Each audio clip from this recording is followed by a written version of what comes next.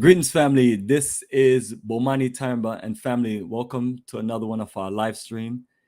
And tonight, our topic is Bomani vision of Pan-Africanism is to build African nationhood and Black cooperative economics. And the main reason for this title, family, is there's a lot of confusion and negativity going on out there about Pan-Africanism. Now, if people want to have their opinion on how they feel about certain things, that's literally absolutely fine.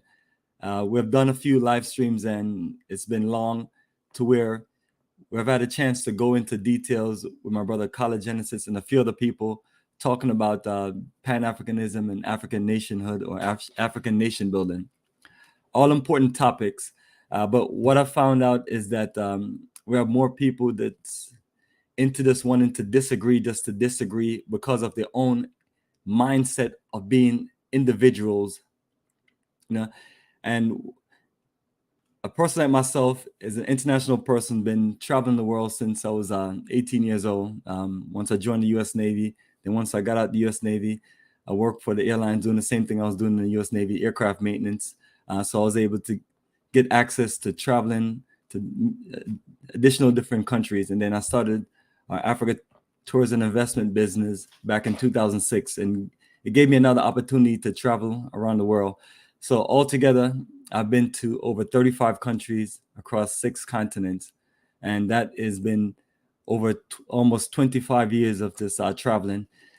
And if you go back to the last 18 years, I was literally this in Africa, making my way around 10 different countries, and I've put about 7 of those 10 countries on my tour schedule to literally connect our brothers and sisters from the African diaspora to the African continent. Building real Pan-Africanism by not just being in America and just staying in America and talking. Every few months, I pack up to where I'm hitting different countries. So let me just go through the 10 countries I've been to in Africa based on my experience. So let's start with West Africa. You have Ghana, Togo, Benin, Senegal, and Gambia. That's 5 countries. South Africa, country number 6. And these are not exactly in order. And then we have East Africa, so Ethiopia, Tanzania, Kenya, 3 more countries, so that's 9. And then Egypt in North Africa, that's 10 countries. Now I'm going to put up a flyer and it's going to show us going to Liberia in July of 2023. Then also the new addition to that is also Rwanda for March 2024. So everything that we're looking to do is in the world of this Pan-Africanism, connecting our people. In order for us to make this thing happen, we have to be the explorers, using our resources that we have here in the Americas and make our way to the African continent and build relationships with our own brothers and sisters. Is it easy? Is it simple? Absolutely not. If it was, I'll be rich and I'll just have a whole lot of this, a bigger enterprise. But nevertheless, it's one of those situations that you're dealing with to where we have to figure these things out. And figuring it out is not me just saying, oh, I'm from Nigeria, I'm from Sierra Leone, I'm from Jamaica, and then that's all that's about. I mean, that's why Marcus Garvey is the greatest Pan-Africanist that's ever lived. Whether people want to say he failed or succeed, all of that is irrelevant. What he put in place inspired generations. You're talking about 100 years ago. You're talking about the UNIA under Marcus Garvey was in the 1920s. Now we're in the world of the 2020s or the 21st century. And it's up to us to just organize what we need to organize and figure it out. And that's what we're doing. But the issue that we have is we have individuals who just focus on their small little tribes or their small little country or their individual little prize. America is an incredible game plan where you have Black people from every single part of the planet. Now, so that gives us a nice setup in America to where we can connect and literally just expand out. But the issue that we have is that, back again, it's just individualism, and individualism telling me that Pan-Africanism doesn't exist or Pan-Africanism is dead. That's foolishness. Anyone who believes Pan-Africanism is a failure or dead or nothing is literally don't have the mindset to understand that you will have no future if you don't figure things out, if you don't create something to where we can consolidate our resources. So what I push all the time for the last 18 years is, straight up Pan-Africanism, and building our connection in Africa, and not just talking about it like most of these people on YouTube running their mouth, don't have any experience in Africa, don't have any experience in building anything. We have an incredible tourism business, and we also have an incredible investment business called Black Star Pan-African Community. And these are the works of Pan-Africanism, and these are the works of actually getting up and making moves, going back and forth. So I don't want anyone to confuse me with some of these other clowns out there talking about Pan-Africanism, because the main thing is the ideology, the science of Pan-Africanism is a vision to organize us to where we can have more of a consolidated efforts to compete with the rest of the world. And I have something that I put together here. Pan-Africanism is a must in order for Black people around the globe to compete with the Arabs, Asians, and the Europeans. And these are the realistic situation that you're dealing with. If we don't do these things, we're going to see what I've been able to see these things traveling around Africa. And when I see things going on where I see Arabs, Asians, and Europeans literally taking advantage of opportunities that Black people in the African diaspora, Black people in the Americas, which is all the way from North America, Central America, the Caribbean islands, and South America. That's what we consider the Americans. And the Americas is the popular location of where many of our ancestors were stolen and brought to all of these countries, whether you want to use the word stolen, sold into slavery, or whatever. That's our situation. And we as a people have been able to build beautiful countries, Brazil, Jamaica, Trinidad, and so on. And then we've been able to build a beautiful energy here in America.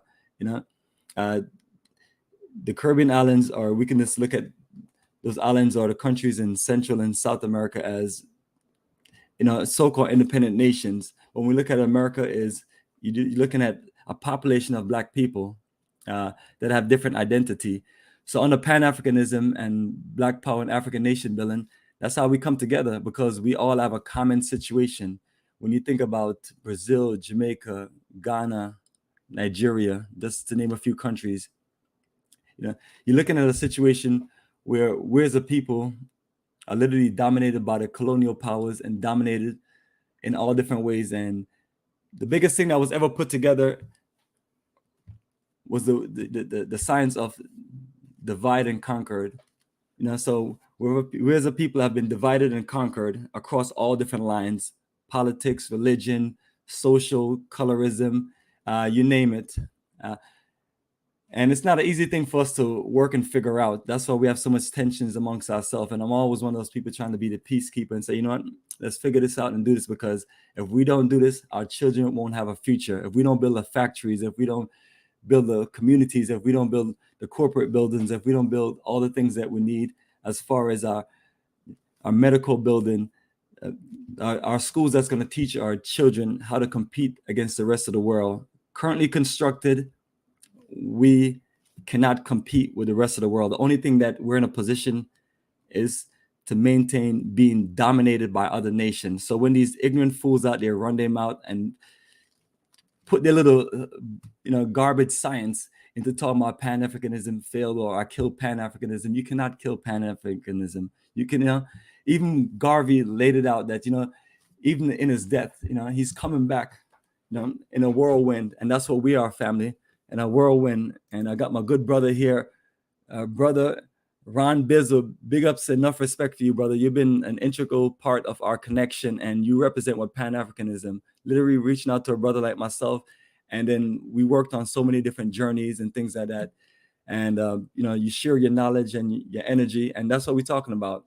And we don't have to all believe in everything, and we don't have to all have the same situation, So this is one of my good brothers who, you don't talk about it. He's about that life, he's traveling back and forth. He has his family in America, and he also has his family in Africa.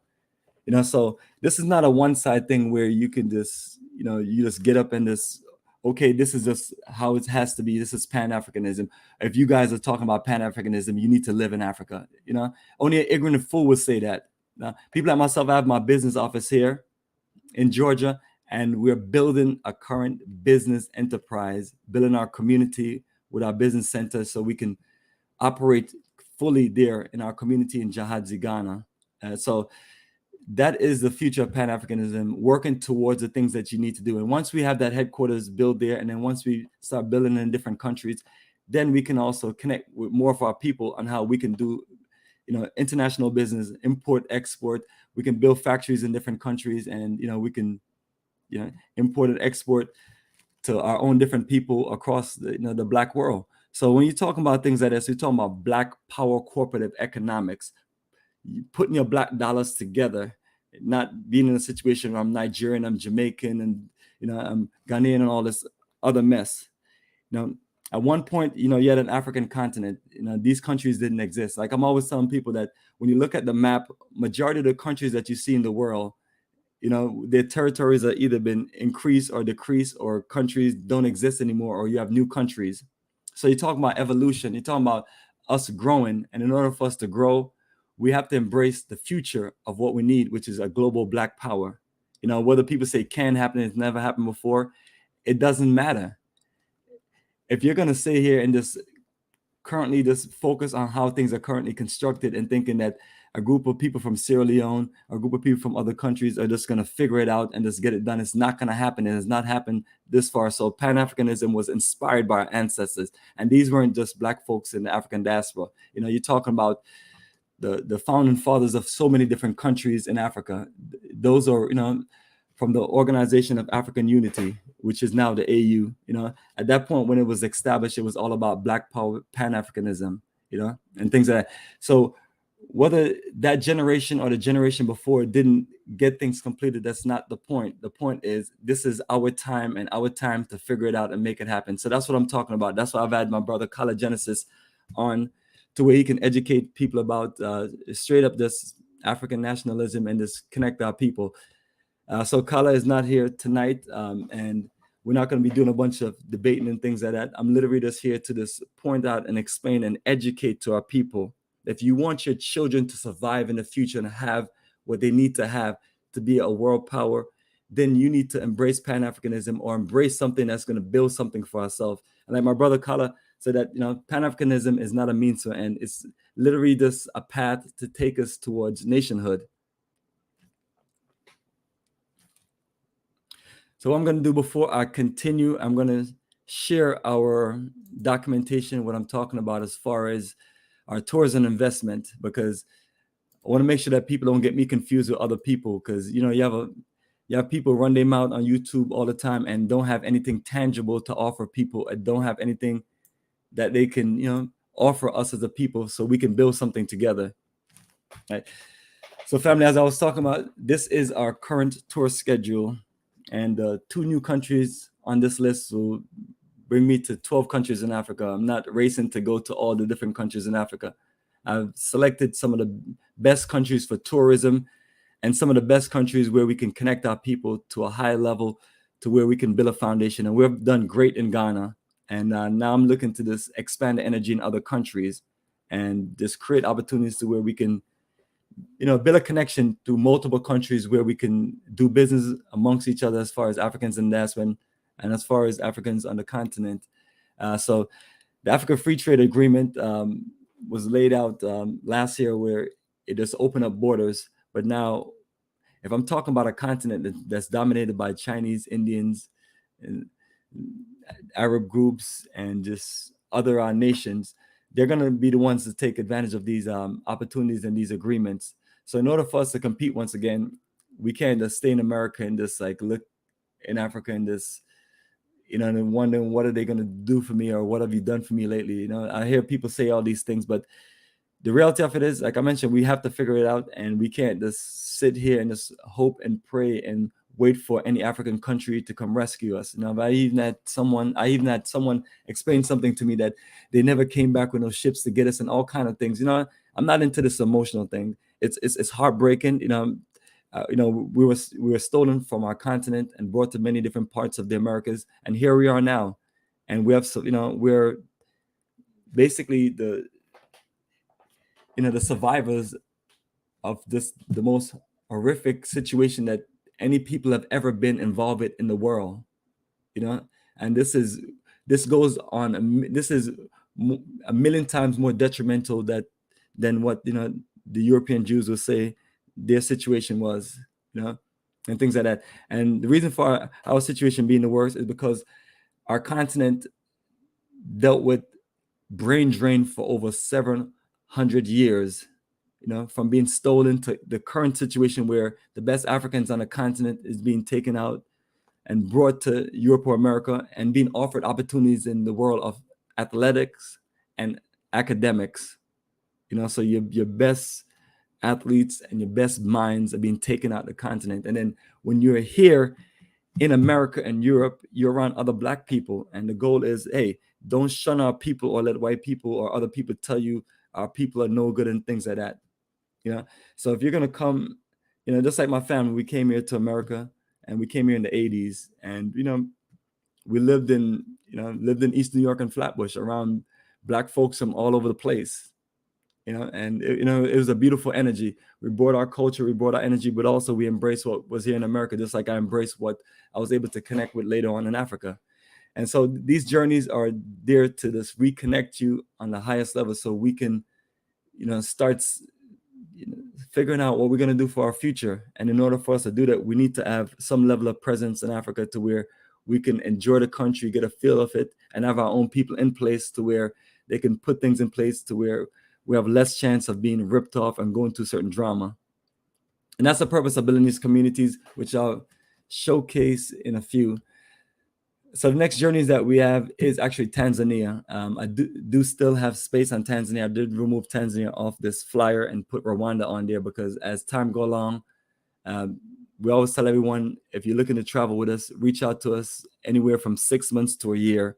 That way you can put your money down, get things in place. We get tickets ahead of time, book all the reservations ahead of time.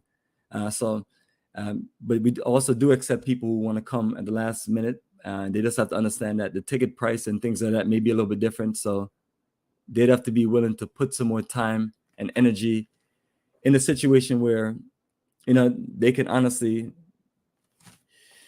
build something for themselves and, make it to where you're accomplishing your goals in Africa, and you have a game plan on what you're going to be doing. And that's a good foundation. It's a good start. So the next journey after Tanzania is Ghana, December 24th to January 5th. So that's usually our biggest group. Unfortunately, we're going to switch over to South Africa in 2023. And then this Ghana will be a sole journey only for May, which we can stay back because it's the summer and we can just get some business done. Now, after Ghana, we have Senegal and Gambia. And that journey, we're doing some rotation. So Senegal and Gambia, I've been pushing that for a while. We've had one successful journey in 2021, and we're looking to redo it again. But the following year in 2024, we're going to switch over to Rwanda. So we're just going to be rotating and switching over schedules and keep on working to perfect it, to just offer our people in African diaspora the best connection to Africa. And then these journeys are not limited to people in African diaspora. If you're Nigerian or you're Ghanaian here, or you're from another country and you want to travel, it's all the same. It's for our people around the globe, no matter where you're from. If you're open to this touring your African continent, whether you're from that country or not, we're open to taking you on the journey of a lifetime. So Liberia, right there, July 20th to the 30th. Looking forward to it. Looking forward to building the documentation, and all the countries we start off the same. We build a nice itinerary and we get out there, and whether we've been to the country or not, the goal is just to document, build relationships, and just create a future energy to where we can just keep on doing these journeys and then expand into business and investment. So it's not a means to end. It's literally just a path and a journey to get to African nationhood. Tanzania again, November 16th to the 27th, and this will be our fourth Tanzania journey, as it has worked out great for November. And in South Africa, December 24th to January 4th, and then we Rwanda, March 29th to April 9th, 2024, and then we'll continue with the regular schedule. Ghana again in May, Liberia in July, Tanzania in November, and then we'll work it out, probably do South Africa again. But these are literally 7 countries, family, 7 countries. And this is 1, 2, 3, 4, 5, 6, 7 schedules. And you add Tanzania, that's coming up, that would be schedule number 8. So that is what we're doing to share and connect with you. All my information is right there, our website. All you have to do is just click on the link. And once you click on the link,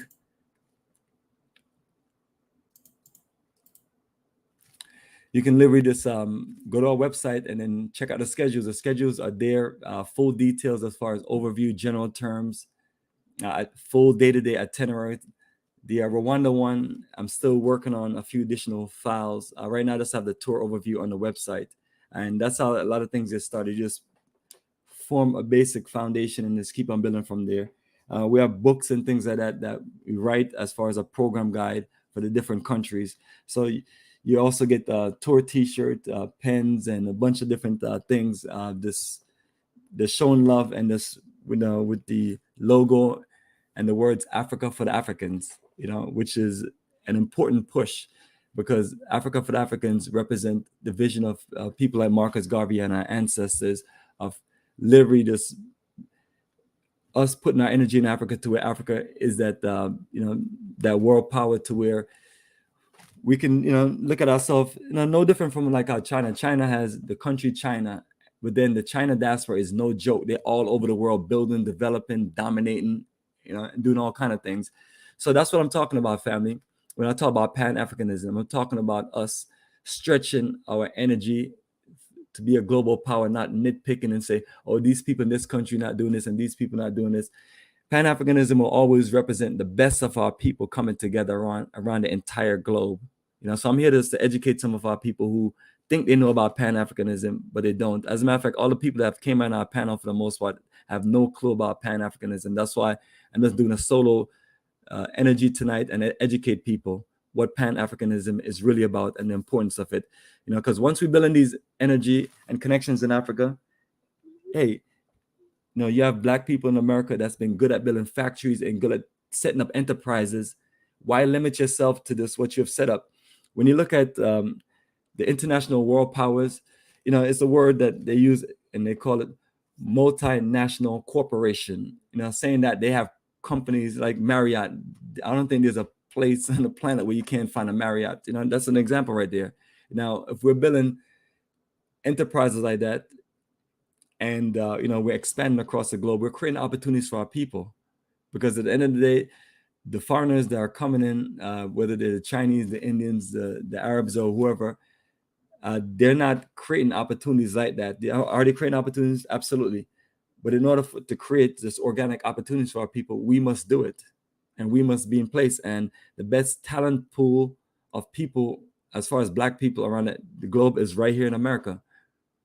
And that's because I also mentioned about that brain drain, that and America and the European countries, they know what they're doing. They know if they take out the best people out of the continent, and they know if they shake us down for our resources by giving us it for pennies on a dollar, and setting us up by saying, now you guys got the natural resources, but we have all of the machines and we have all the factories to produce it. So we can't give you 50% on it. We have to give you 10 or 15% because, and these are the tricks that these people are doing. So if it's not for Pan-Africanism, how do we tackle these things? How do we compete as a global power? All right, so let me switch to the next slide that we have, and this will also add into what we talk about as far as Pan-Africanism. All right, so now in our world of Pan-Africanism, what we have right here is our Black Star Pan-African community. Now, my office is here in Georgia, and this office is a futuristic office. And when you're thinking about, like, one of my favorite countries to talk about is Egypt. Egypt building a new capital, and they're building new cities in the desert. Now, am I supposed to stay in America and then operate as how we've been operating? No, we've been operating as how we've been operating, to build a future to where we can expand into. So I always tell people when they ask me about how to start a business, I always tell them to use all your resources, use your home, your car, use your computers, use everything that you have put your money into, and make it operate in your business. And that's what people like myself have done, and done the smart way, to where you're not accumulating a bunch of just expenses. So now we can literally just focus on investing and expanding our operation. So that's the Black Star Pan-African community. And this is next month will be the 3rd year since we've been working that program, and we've accomplished a lot in our insight. Other people may say, well, you guys didn't accomplish a lot because you guys didn't go out there and get $50 million of loans and things like that, and then have other people invest and build your communities to where you end up not owning your own community because everybody put all the resources and invest in it. This is not the situation we're dealing with. All the business that we build are independent, and it's 100% our business, and it's all private business. So, we can do what we need to do to run operation.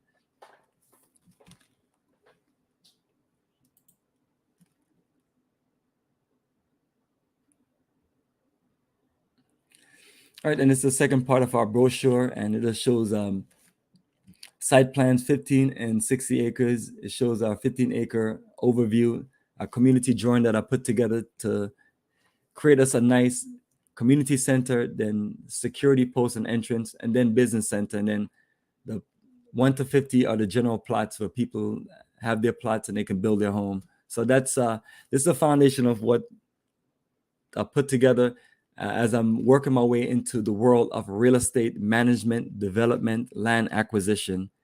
Yeah, because land is the base of independence. With all this land that we have, by the time we finish building a whole operation, it's something incredible for the African diaspora to say, what, I'm going to Ghana, or if I'm in Ghana and I run into issues and problems, I have a community there called Black Star Community, and they're going to look out for me, and they're going to work with me. Because if you're from America and you're in a country like Ghana and things go bad for you, you're limited. The American embassy may be one of your few options, So, and that's embarrassing. You have to go to the American embassy and say, yo, things are falling apart for me and I got to get out of here. I've been shaking out for all my money and things like that. And for the most part, they may help you, may not help you. But I've known a few people that have came back from the different African countries because they've literally got themselves in a situation where they couldn't maintain, because I'm not going to say they made bad decision, but when you're doing these kind of things, as far as repatriation, it's a group effort. It's strength in numbers effort. And when you see myself moving throughout Africa, you see myself and you see it's a whole crew of us, whether it's our tour group or the people on our staff and crew that's working with us. And that's how we've been able to be successful. And no matter what all of the wicked stuff and the haters talking about our land and talking about our tourism business and everything, it's all jealousy, because none of them has been able to build anything to stand the test of time. This is 18 straight years of what we've been building, on the Africa Tourism Investment. And we've taken over 500 people and influenced much more people to travel, live, and do business in Africa. And as I mentioned, family, it's just a foundation. We're starting and we're figuring it out. But if we let these naysayers and these ignorant fools distract us about Pan-Africanism because either they have some kind of color issue or they have some kind of emotional issue or whatever, for me personally, that's irrelevant. I'm only looking to connect with the best of our people around the entire globe so we can do this and lead our people into the future and compete with the world. And if you're not down with that, you're wasting our time. Don't have conversations with me. Don't come on here and try to debate me, because, I'm not even into debating. I'm into educating people, because when you're smart and you're sharp and you put the work in like myself, you don't sit around and debate people who have less accomplishments than you and people who don't have the heart to go out there like you, but a little bit debating is fun in times, only if we learn from it. But what I notice is people want to be on some, I'm going to roast this person type stuff. Now speak your truth and build what you're building and put your point of view in perspective and tell us how your ideology is going to do something for Black people. And for the most part, everyone that came on and I've talked, their ideology is not going to do anything for Black people. Their ideology is just an individual ideology that has never worked in America and have never built anything. And also, brother Ron Biz, if you like to come on, brother, you're more than welcome to come on so we can talk about these things and share some light with our people, because you and I are all about educating people. So, brother Ron Biz, I'm gonna copy, the show link, and this brother just join in, and any coons or any sambos or any just ignorant fools who want to come on, I'm just not going to let you come on because I don't have time for that tonight. Just be a good student and, listen to the class and learn something, because it seemed like all people want to do is just divide us more. I'm not into dividing us more, when my family came here from Jamaica, it was a simple thing. You have to find people where we can build something with, and that's why I'm all about Pan-Africanism, Black Power, and African nation building, because our energy in Jamaica is not going to do it. It's just realistic, and that's the reason why Marcus Garvey, left Jamaica and came to New York City, and build an incredible movement. Where he was able to get other people from the Caribbean islands that moved to America, and he also was able to get people from America that understand that vision. Straight up. And so, family, let me just go through some of these comments, if anybody have anything important to share. And again, family, this is our topic: Bomani vision of Pan-Africanism to build African nationhood and Black cooperative economics.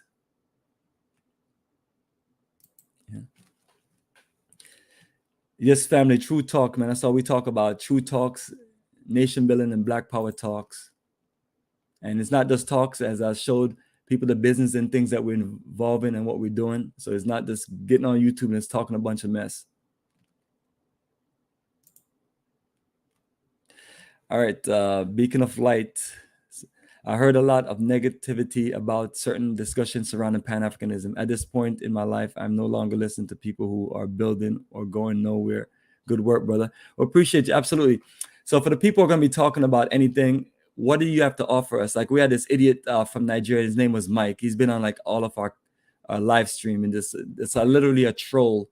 And he's one of those ungrateful people who came to America and literally just feel like you need to have a beef with the people in America. There's no need for you to have a beef with anybody. You come to someone else's country, let's try to build something together. If you want to come to America and judge how Black folks in America are doing and what they're doing, why don't you look back at the countries where you come from? Then Nigeria has been one of the most disappointed countries. Let's be realistic about it. There's no disrespect or trying to put down people in Nigeria and things like that. You're talking about a country that supposed to have been an economic world power a long time ago, a country that's supposed to lead us into the future in Africa, but that's not what you see, and the mindset is not going to build anything when you have everyone all about their tribes and their ethnic group and things like that. I'm from Jamaica. I can't think about what ethnic groups and tribes that we have other than we just call ourselves Jamaican nationals, and the same thing for the people in different parts of the Caribbean. It's a realistic situation we have to work with and deal with. So that's the advantage of being in the African diaspora. You don't have to be into tribalism. You can embrace the whole African continent, and that's what I feel. That Pan-Africanism is about, embracing the whole continent. Yes, we understand that. Natmizi was mentioning something about the people in Africa. They're not Africans. They are the different tribal group and the different ethnic group and so on. That is a good point, but that's not what we're talking about. What we're talking about is evolution. We're trying to go from us being individuals to us building some level of connections. So even when we just look at the African continent and the African diaspora, that's us consolidating our energy right there in two different areas. And then now when we put our energy together and we build Pan-Africanism, now that's the situation where we can move forward with now. So that's what it is, family. It is that way of the future that we're building. Let me see some of these comments.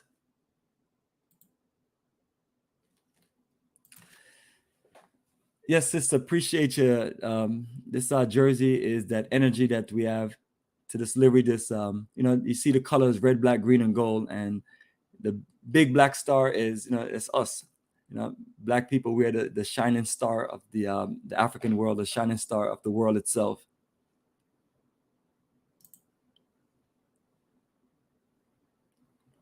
All right, my sister said, we have so many good things to look forward to. I'm listening to negative people who are too busy fighting and waiting on someone to break them up. Yes, it's a little like when like sometimes we have these conversations, it's just like childish conversations and name calling and things like that. You know, we all get into a little bit of that, but at the same time too, our focus has to be about building and consolidating our resources. So, it's a trip when you just have people on your show and all they're talking about is literally dividing our people more and more and more, and not showing how that's going to help to build anything.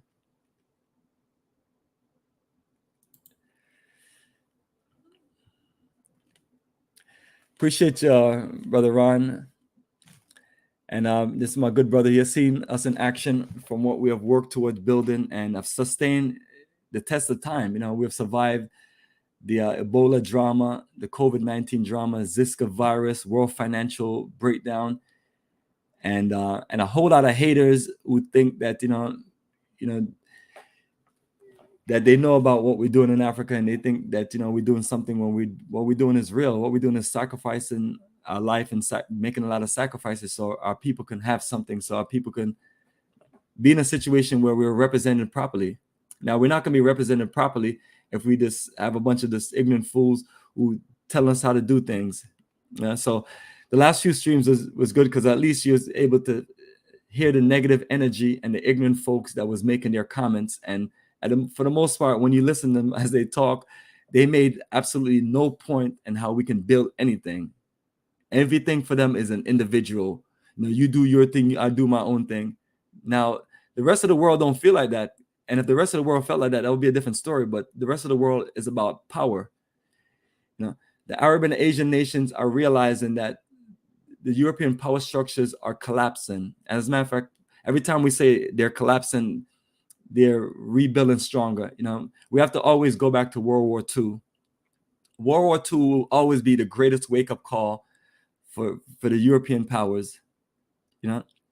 After Hitler was kicking their ass, literally just moving around through countries, taking over countries in 2-3 days.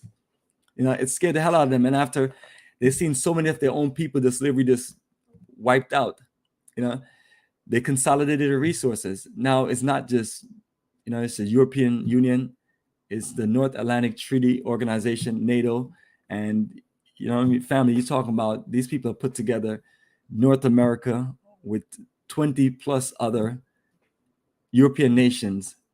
And if you have a beef with them, with one of them, they're consolidating their power and say, hey, you got to deal with all of us and things like that. So it's like one of those things when people tell me about China. China is limited. China makes certain moves. You have warships, aircraft carriers surrounding China from 20 to 30 different countries. So these people have, so no matter what we keep on saying about their power collapsing, we can't live off that. We can't keep on debating about that. We have to put things together on our own and put things in place for ourselves. So if it's not Pan-Africanism, what is it? Because none of the people on our panel the last few days have been able to offer any solution. They're all about trying to talk louder than the next person, and my point is better than your point, and I'm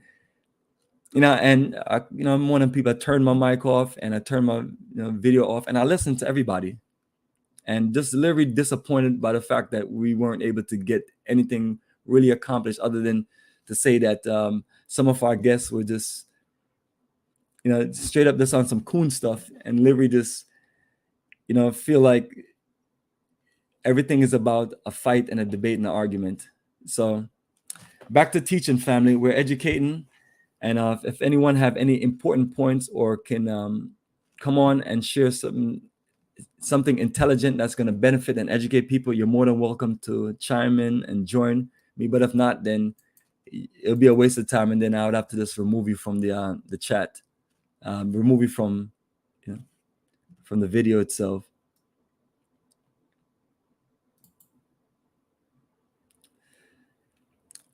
Yes, family, you're welcome. And as far as being part of our ventures, you can always check out our website, africafortheafricans.org, and you can always reach out to me. I'm around throughout the daytime doing business, and always open or always looking to talk to any of us who are about that life and about that nation building energy.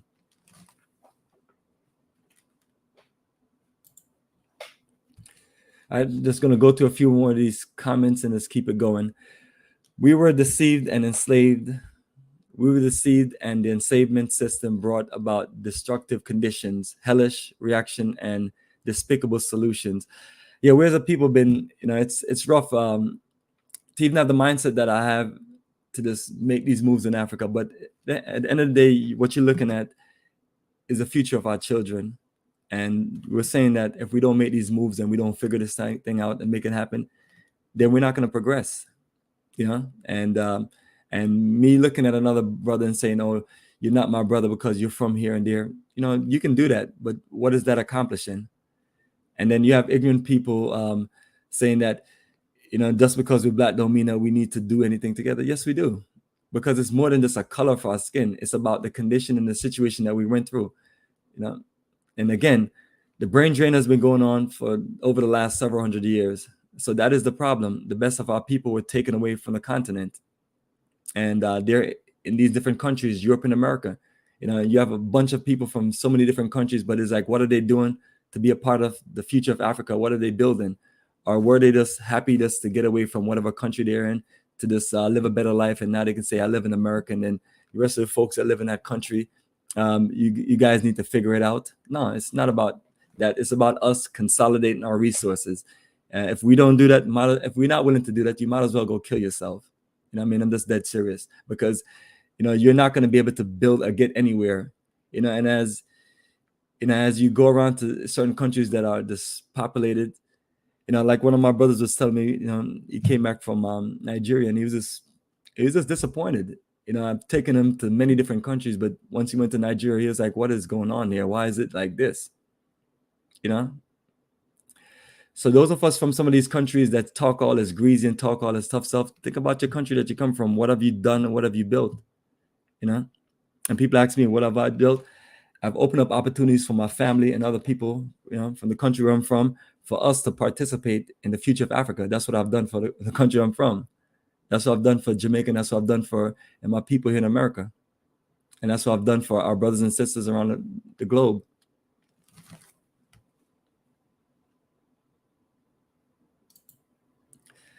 Yes, sister, absolutely, man. Well, we're dropping the science of nation building and how we're going to do this together.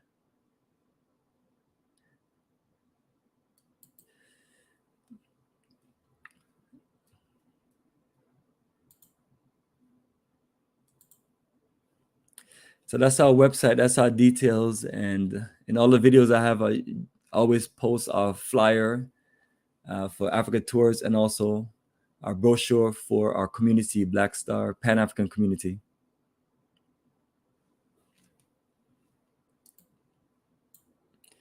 And that's the channel link. And for those who are looking to connect with us in the community, that's the link right there. All of it, these links connect to our website, africafortheafricans.org. And from there, you just go to the main menu and you can just navigate and go to the details.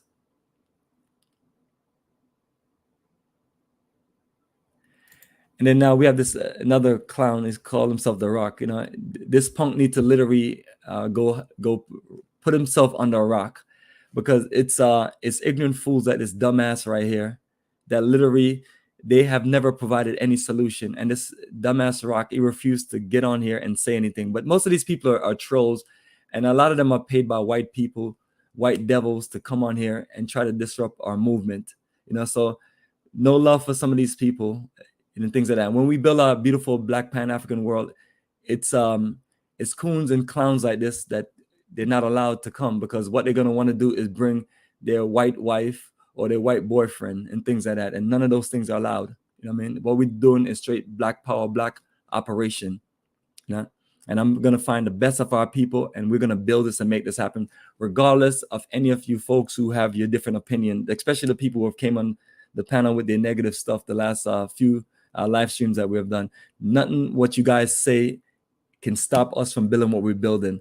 I've been doing my Africa tours and investment for a long time, straight Pan-African work. None of y'all have been able to stop that. I've been able to do our community, and as much haters and jealous people, jealous that the fact that we've been able to figure out how to get land and make moves and make a deal with a chief that has our back. and they just upset because they weren't able to do it, and they're upset because they see a young brother, this building boss moves. I've been a boss since I was in my 20s, and I built my operation from the ground up, and I put all the work in. Nothing was handed or given to me. I made my way to all those African countries, built all these itineraries and schedule. Most of the stuff that's been done here and created is literally created by these, by this, brain power mind here and these hands right here, all technical skills. And a lot of people who want to get into some of these business, you're going to have to learn the world of technology administration and business administration in order for you to build anything. Now, if you're somebody like The Rock that just posts a bunch of stupid stuff and don't have anything important to say, people like this, your days are coming. Your days are coming to where clowns like yourself won't even be able to make any comments on any of these streams, because as soon as you make a comment, you get shot by a lightning bolt or something like that. But these ignorant fools like The Rock, all these people do is just they motivate people like us to get out there and do the work. So that's what we drop in, family. Pure fire.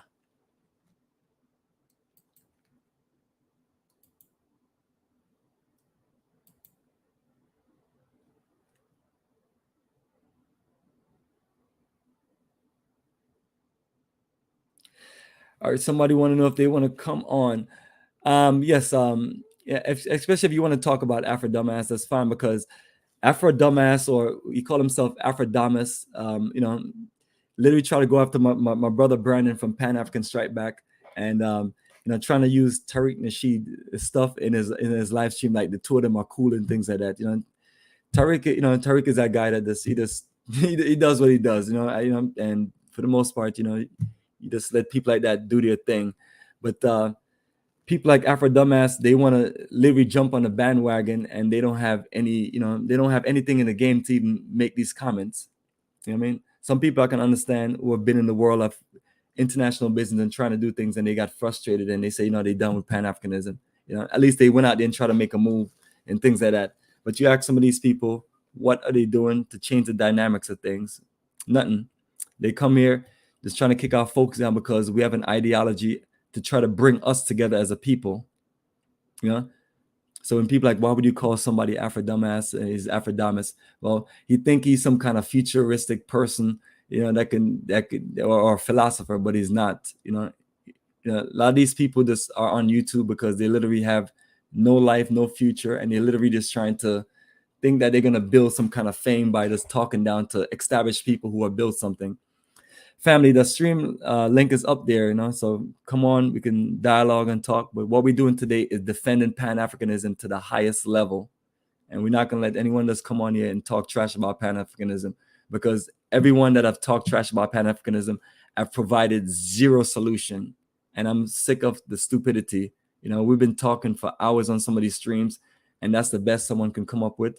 It's just saying Pan-Africanism is dead because they killed it. You can't kill Pan-Africanism. Because what I'm doing is Pan-Africanism. Show me how you're going to kill what I'm doing. I have people from America living and doing business in different countries. This operation here in Georgia is an administrative operation, for repatriation. So it's a whole lot goes on here. When people are looking for someone to do business with or help them or connect them in Africa, or looking for consultation, they're very limited. I have 18 straight years experience across 10 countries in Africa.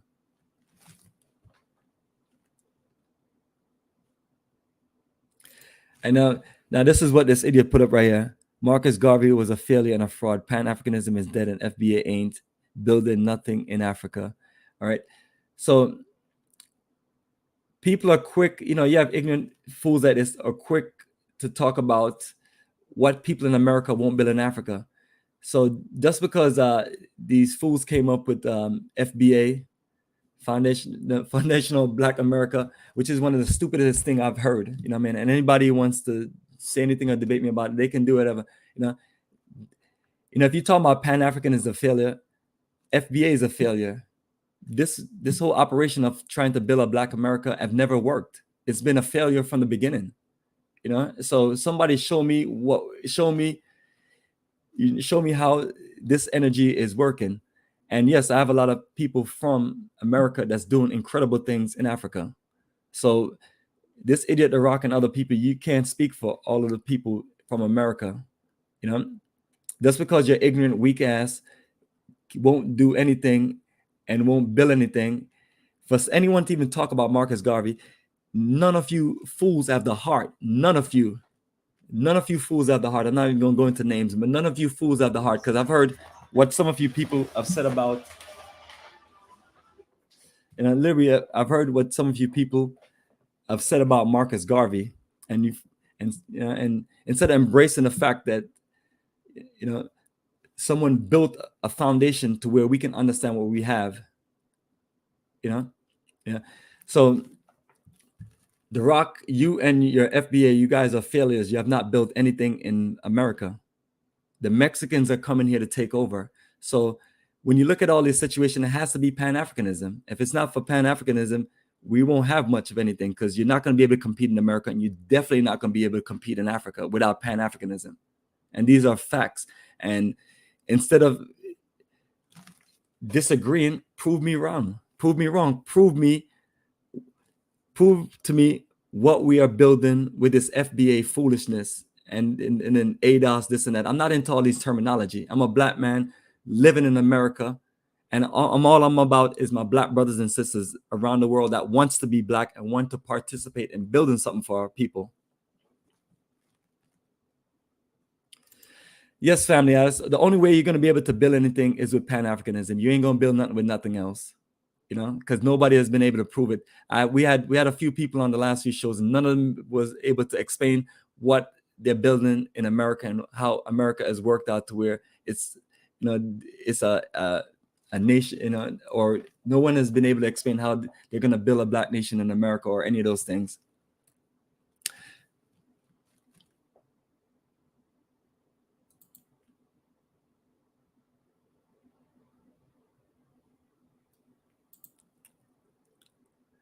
Yeah, not Measy always dissing Pan-Africanism, but at the same time too, he never provides any solution other than saying the things that he say. But at the same time too, it's like when people like himself say Pan-Africanism is dead, or they kill Pan-Africanism, like I mentioned, to people like myself, and it's a whole world of us, that I have a whole bunch of people in the different countries in Africa doing things.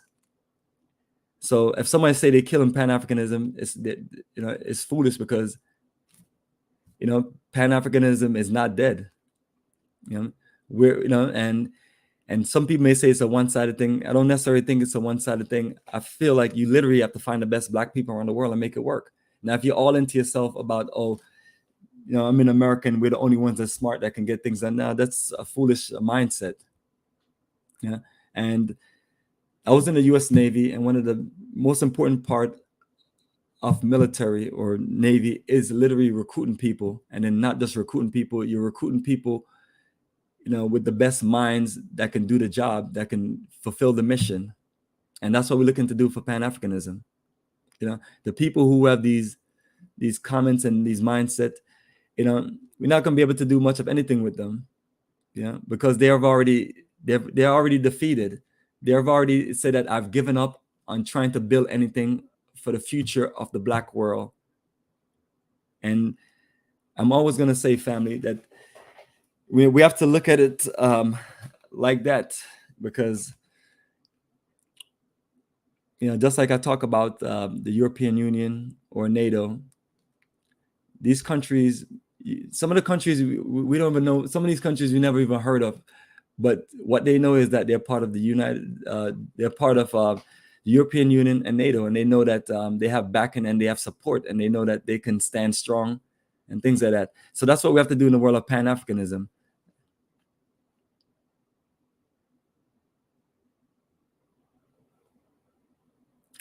All right, seeing if we have any.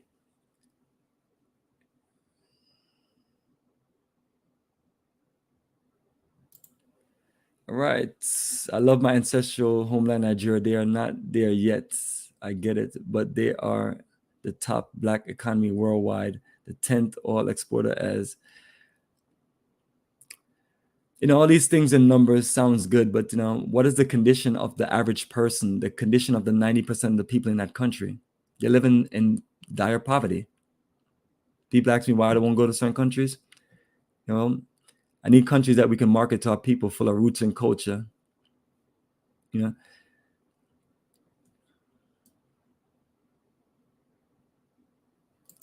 if you need one of these jerseys, you can go to Ghana and you can get them from the gift store or gift shop, and you can also get them from the arts and cultural places in Kumasi and Accra.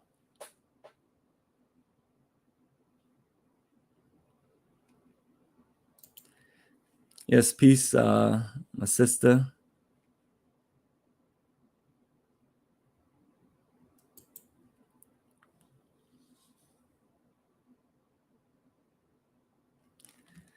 All right, family, just going through some of these comments. I'm going to open things up to where if you want to get on and have a good dialogue, we can talk about things.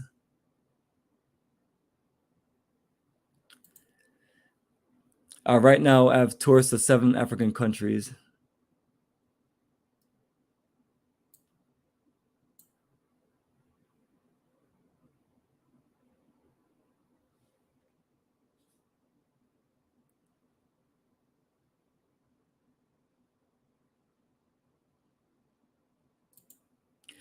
Much love, much love.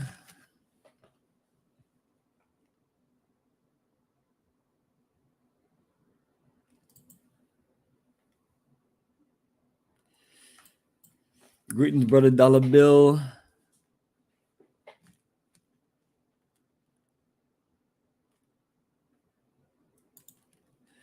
Yeah, that person right here said it right.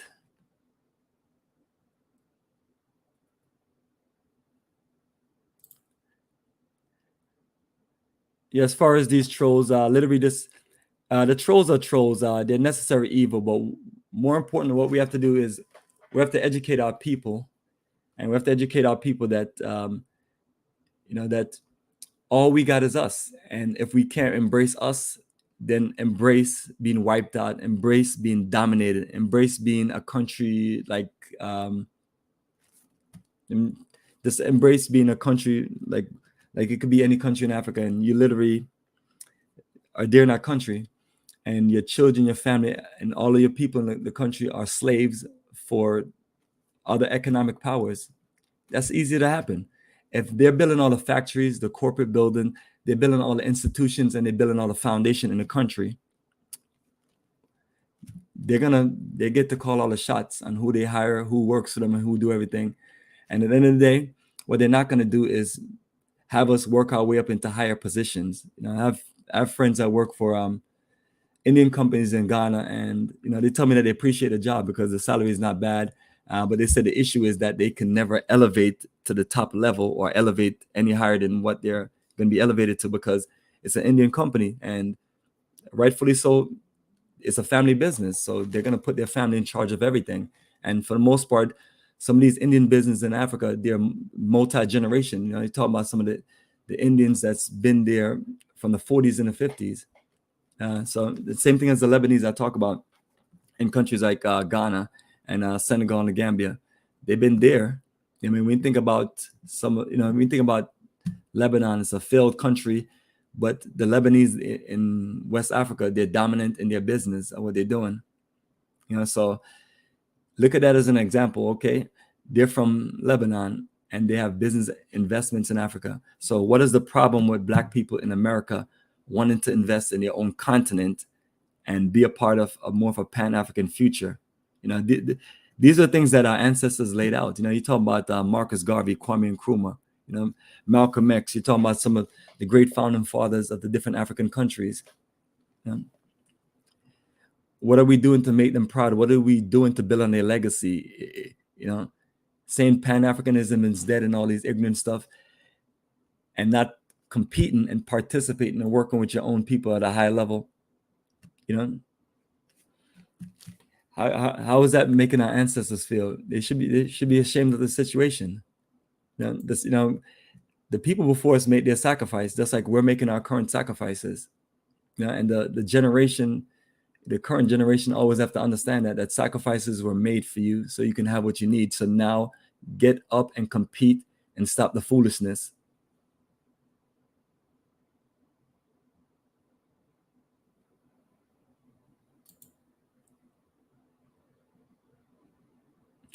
And this person said, if it was popping like that, we wouldn't need to defend it. What I'm doing is, it's a lot of stupid people out there, and they're out there flooding the internet with this negative comments about Pan-Africanism and have nothing to explain to it, because first of all, they don't even know what the fuck Pan-Africanism is, straight up. It's us consolidating our resources and working together as a Black Pan-African family, or Black people across the globe. You can break it down in many different definitions. But that's what it is. But if we have people who don't want to work together with their own people, then that's where the problem comes in.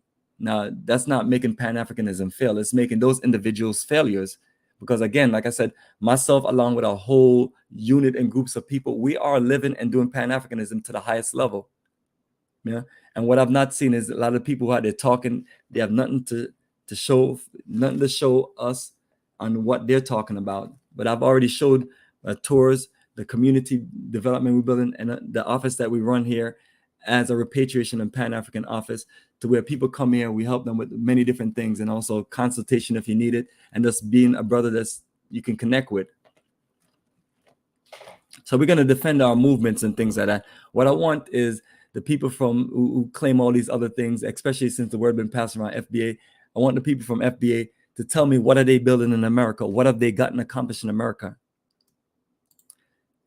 And then when you look at the reality of it is, in our own individual countries and world, we have accomplished little to nothing.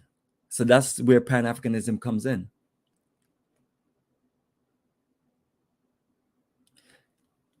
Yeah, most of these people who have these ideologies, there's no need for me to get into conversations or debates with them. And the same thing with my brother Kala. He gave his time to talk and debate with people, but people are disrespectful and rude, and and we're not doing that anymore. Not means I appreciate you coming on, brother, but we're not gonna do this tonight. Not gonna do this tonight.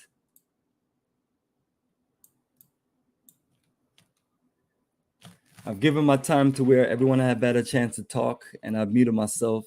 So now what I'm doing is just going through what we're going through.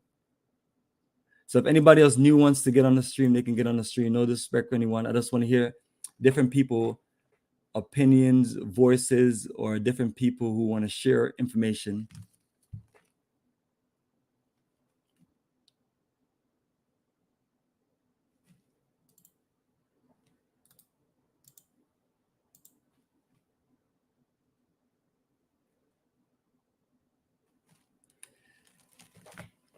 All right, so family, let's go through these comments, see if we have anything we want to share. Here we go. So family, I just honestly, I'm looking to connect with some new people to share their opinion. If you have shared your opinion and you have shared what you have shared, appreciate you sharing, and just want to hear from some new people.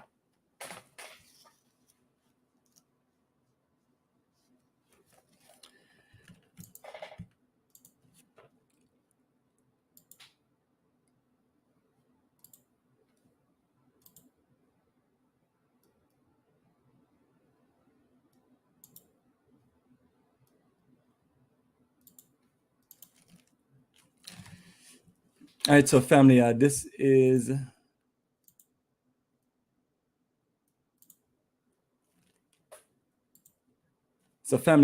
my YouTube energy, and these are some of the last videos that we have done: 4 hours, 10 hours, 6 hours, and a lot of people have made a lot of comments in these videos. So what I'm doing today is my follow-up to just reevaluate the whole situation and things like that. And also, if anyone just want to look back at anything, all my videos are there. I have over 3,000 videos, and those videos represent me traveling to all the countries I've traveled to in Africa, and it represent us having conference call, presentation, us doing business investment conference, us networking, us talking to different brothers and sisters, and us sharing information to the highest level. So this is the work of Pan-Africanism, and this is the work of what we can do as a people. Now, once again, family, those who choose to stay in America, choose to stay wherever you are, all good. The only thing I'm telling you to do, family, is put more work into Black cooperative economics, finding other Black people that you can work with. I'm not all into, if you want to work with white folks and Asian or whatever, that's all fine. We're in a business world, so we do business with people around the world. But the main and most important thing is for us to expand our energy and do more business with Black people, especially more business from the African diaspora to the African continent. Because if this is gonna be a game changer situation, that means we literally have to be willing to take it to another level. And if not, then once again, family, tell me what we are building in America if it's just gonna be just about America. That's why Tariq Nasheed and these fools from the FBA, they're pushing. That's why they have not accomplished anything and they have not built anything, because they want to break up a union that our ancestors was explaining to us. Now Kwame Nkrumah put that energy. Kwame Nkrumah represent Pan-Africanism. Now Kwame Nkrumah was never only about Ghana. So my teachers, I've learned from my teachers, Kwame Nkrumah, Marcus Garvey, Malcolm X. So, and my goal with the brothers and sisters that we have today is to continue that work and that legacy. All of these things are not going to be done in one shot. So this generation have to embrace what we need to embrace and build. The fact that we have so much naysayers and negative energy, and so when people talk about Pan-Africanism is failing and not working, it's failing and not working. Well, I don't see it failing and not working. The ones who say it is failing and not working because you refuse to be a part of anything that's going to put us together, because your only concentration is on your tribe, your ethnic group, or the country you come from. That's not enough to compete in this world today. So this is my last journey to Ghana. And lots of videos. I have over 150 videos. It shows you all aspects of us just there in Ghana. I'm there with my Ghanaian brothers, just like if you see me in Tanzania, I'm there with my other folks, and then I'm there with my people from the Americas. And we're having a good time. We're connecting. We're breaking barriers. We're removing situations to where now we can travel together, connect together. Now we can have important dialogues and learn about the countries, not just being in America and just talking about Africa. So it takes a lot of heart and balls and courage to do what we do. So when ignorant fools out there talking negative about Pan-Africanism, it's what it is. They feel Pan-African is a failure because they're failures. Because if you're not thinking about the future and you're just stuck on, with Pan-Africanism, this and then back in the Garvey days and back in this days and things like that, if you're just stuck on that, I wouldn't know what I know if those movements didn't happen. I wouldn't be able to jump in and participate and say, hey, we have a lot to offer this movement. Now I got these incredible playlists of all the different countries that we've been to over recently: Tanzania, Ghana, Senegal, and the Gambia.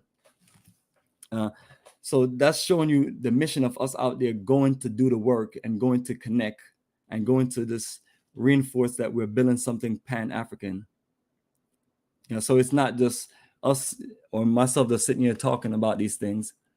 Now then we come up on the Black Star Pan-African community. These are the last set of videos that I shot in Ghana in May and June. And it shows our office houses going up, and we have people there living at the office and working there. But at the same time too, it's not a situation where all of this is just going to be done perfect. Do we have struggles with how the culture of how things work in countries like Ghana? Absolutely. And are we trying to learn the culture of how business work and putting the best of the people in the country in place so we can get this community built? Absolutely. Is it still consistent challenges? Absolutely. But the fact of it is, we have built the foundation and we're working towards it. There are some more multiple playlists. Take you back to some of our older journeys in Ghana before this COVID era, from 2017 to 2019, which I'll consider the glory years of some of the best years. These are the years that we had the biggest journeys and biggest trips. Most of them were in the 30s and the 40s. It's been difficult getting those size groups in this era. The best I've been able to do is what we have in December with it's 24 of us. And we're going to keep on growing and building.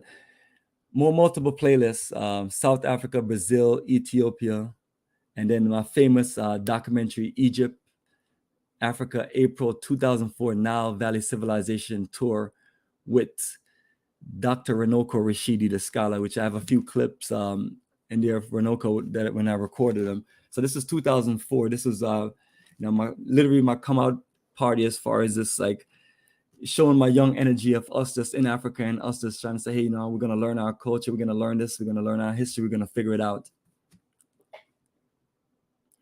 Africa Tour is an investment and conference calls. So most of the interviews, conference calls, things like that, I have them all on this list. Got some more multiple playlists. And then my favorite is this Black Pan-African Consciousness versus Black Devils and Race Traders. So I'm even looking at some of the people that are against Pan-Africanism and definitely against Black unity, because let's look at it as that. It's not even about Pan-Africanism. They're against any kind of Black unity. So we label those people Black Devils and Race Traders because they don't want us to build anything together. They just want to be around and then this live off the situation that's going on and don't build anything for the future. It's like our ancestors died so we can have what we have. What are we going to do to change and build something for the future? All right. So let me put this back up. And once again, family, I'm trying to get new people who have not been on yet and share their point of view. That's where I'm at now. I've heard a lot from a lot of people. And as you can see, Kala is not on here also. I just need to be on this stream to talk, connect with some new people, and clear a lot of stuff up, because a lot of things are not clear to some of the people watching. They're wondering, like, why are these people making all these negative comments? So I just gotta.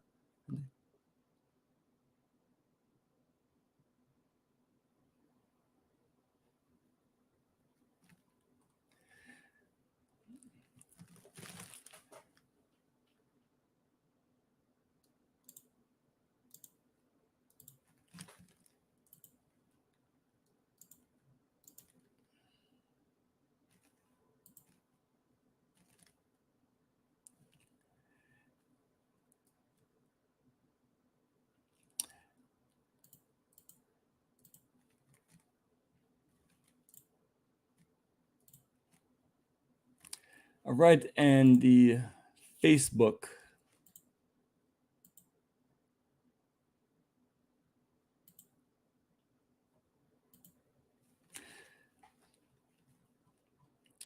So the Facebook page got a whole lot of photos on here. So what you have to do is click on photos, and then you'll see a whole lot of photos of so many different countries that we've traveled to in photo galleries. I still got a lot of photos that I still need to upload this month from our previous journeys this summer.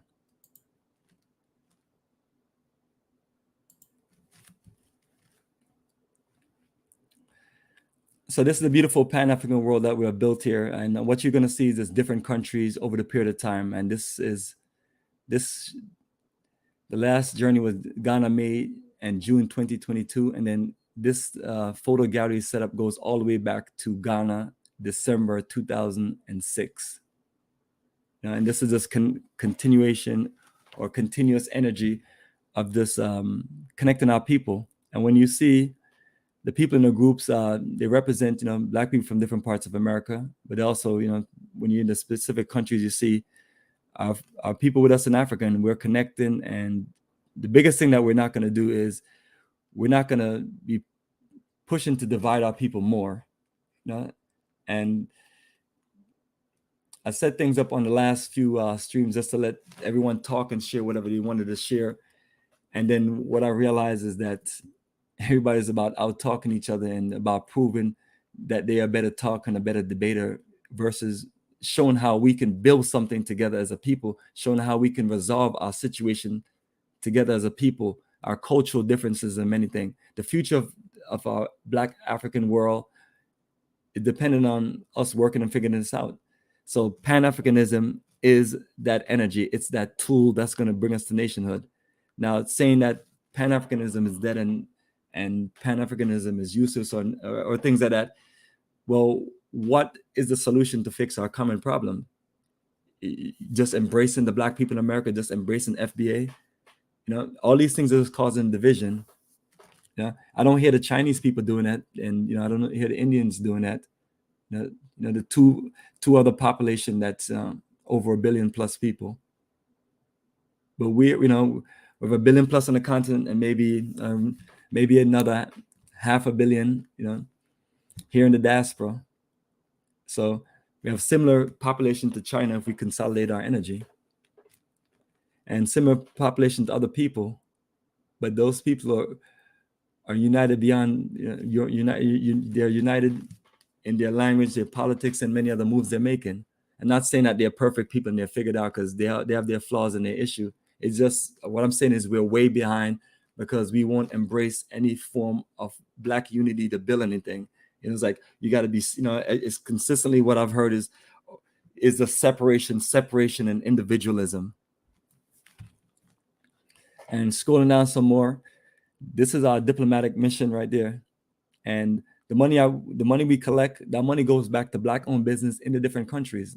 Like we was in Senegal and the Gambia, Black-owned hotels, places we eat, hiring staff and crews of people, spreading and showing our love. And honestly, that's what I feel about, our people in the Americas, especially our people here in North America itself. We have the energy and we're open. At one point, there was this big Black African consciousness that got a lot of us open to Africa. I remember when I was living in New York in the 90s, even some of the rappers was pushing in that direction, rocking some of the clothing, the style, and just showing Africa love. Even when the craziness was going on in South Africa with apartheid, Black folks in America was making their move. So once again, family, all we got is us, and we just got to keep it rolling, keep it strong, and strolling down. And that's 2019, fam. That's how many get, especially from like 2017 to now. We've done more journeys than probably the first 10 years that we did, because we started doing multiple journeys. In some cases, 4 journeys. Like I have 5 next year. Yeah. So this is our Africa for the Africans energy, an incredible diplomatic mission and connection to reconnect Africans in the diaspora to the African continent for straight up nation building, straight up investing and being a part of the future.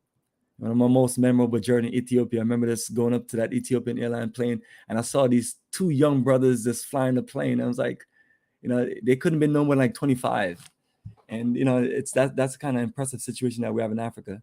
We have so many different countries, but the issue is that everything is just an individual game. But that was the purpose of Pan-Africanism. So maybe that's why people saying it failed, because we never really built that connection in Africa. Our ancestors talked about it and put some things in place, but we as a people didn't pick up the ball and carry the mantle. We dropped it and judged things and criticized things and said, hey, Garvey did this didn't work out with Malcolm, this happened.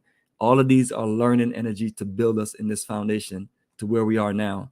And if people can't understand that, then our ancestors died in vain. And then you're just an ungrateful person living in this modern day 21st century where you have opportunities now because our people fought and died for those opportunities. And just like anyone from another country coming to America, show love and appreciate what the people who came before you did, so you can come from another country and come here and have an opportunity. So I don't really need to call names or anything. All the individuals that was on the panels with us the last few days, they know what they said and everything. And I'm just here to just clear those things up, because I'm the one that's out here building real Pan-African nation building, and been doing it for a consistent while. And I'm on YouTube consistently. We're doing videos, we're doing tours, we're doing presentations, we have live conference calls. All of this is consistent. And that's the difference between myself and the field.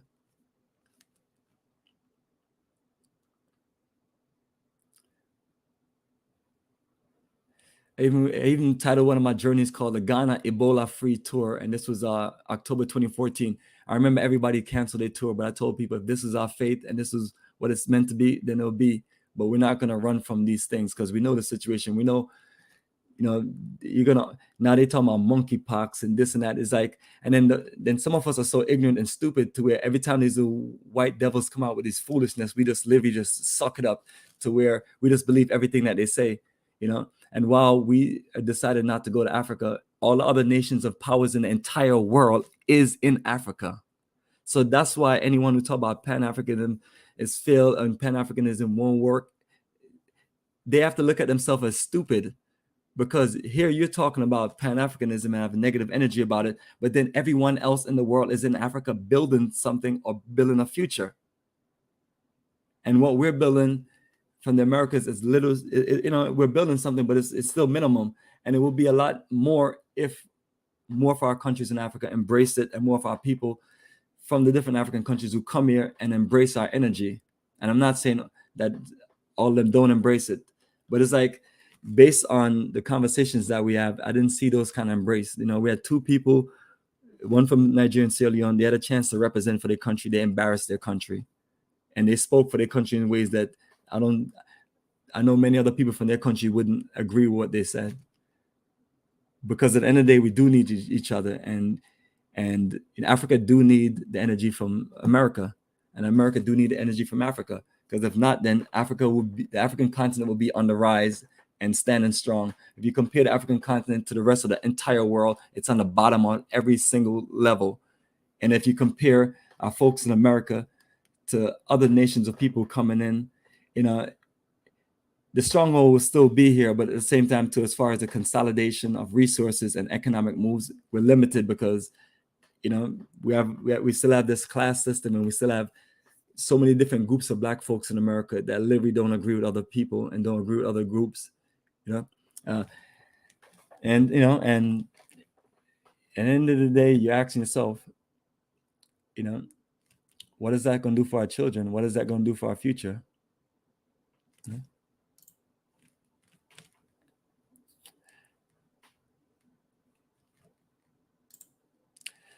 All right, so family, been on for 1 hour and 20 minutes. I'm going to post the link for anyone who wants to join the chat that have not joined the chat before.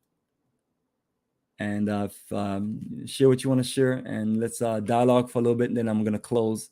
But those are my points that I'm making to everyone, and anyone that's listening want to take it personal or feel like I said something to them. Nothing personal for me.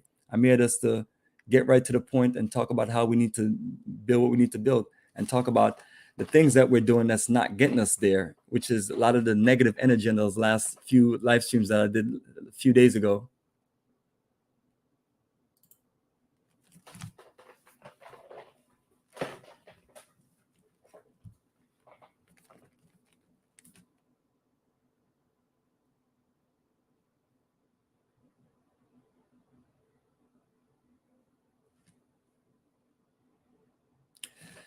All right, just reading through some of these comments.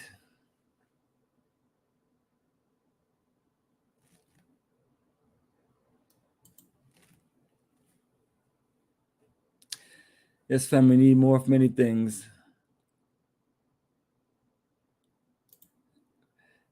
Beautiful. That's the ideology. We should feel that way, that we're a Black African people and we're Pan-African.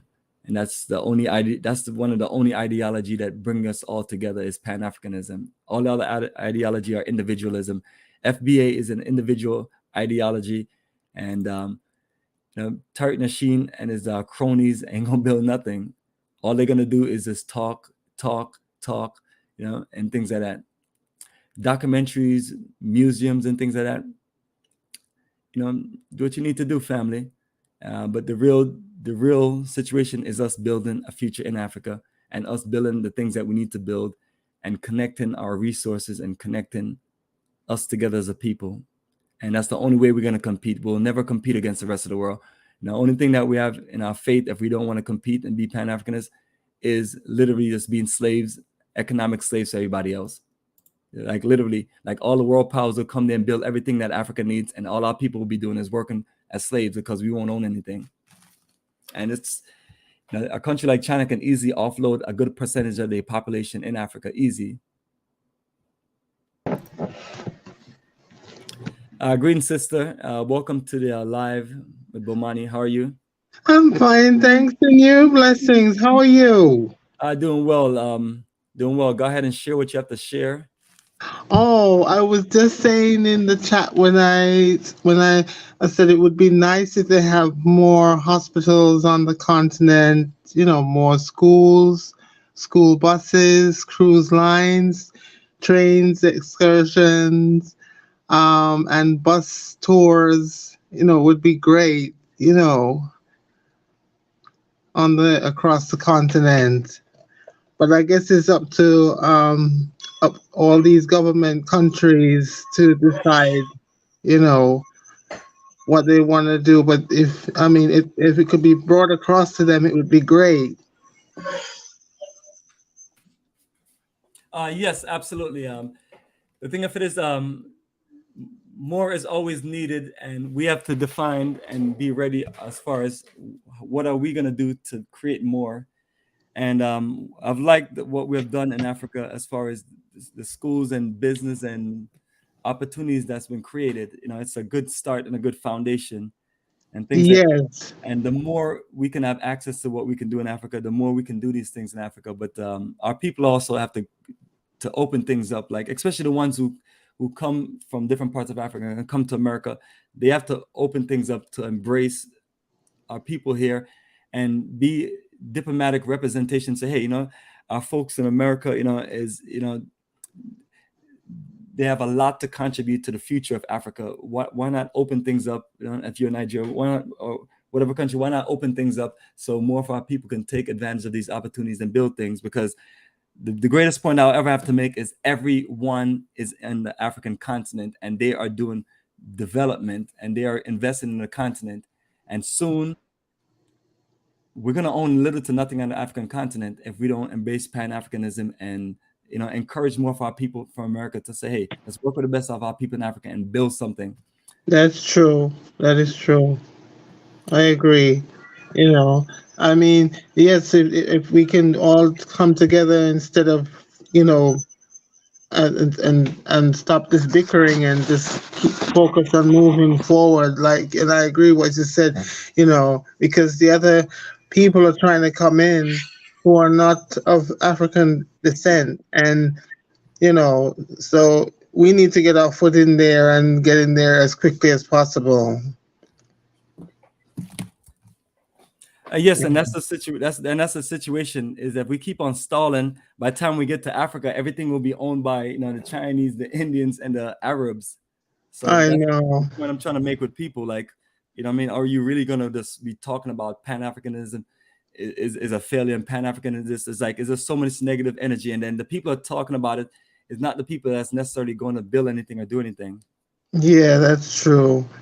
Is there any way that they can get any funding from from outside of? I mean, when I say funding from outside, could we bring any funds across onto the continent and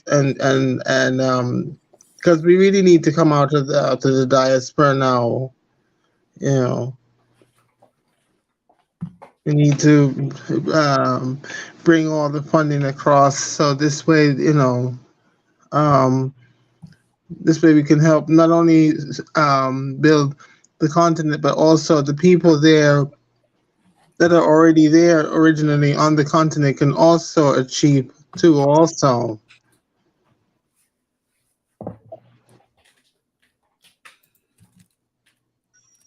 Yeah, and that's the ideology is like all of us doing a little bit more so we can connect more with our people and not Yeah. being thinking about us and just, you know, it's not the simplest easiest thing to do because we, you know, we're here living our life in America and we have our issues and things that we have to deal with, and people like myself Hmm. tell people that it takes a whole lot just to do, you know, to make your way in this, you're in Africa for so long and things like that, and it's just Yeah. not just doing it for this fun or because the countries are nice to go into. It's because you're really looking to build relationships with us. Yeah. Some of the people who come that travel with us, they're from different parts of America. So even them themselves get a chance to connect with their own people in America to where we can Mhm. raise something together.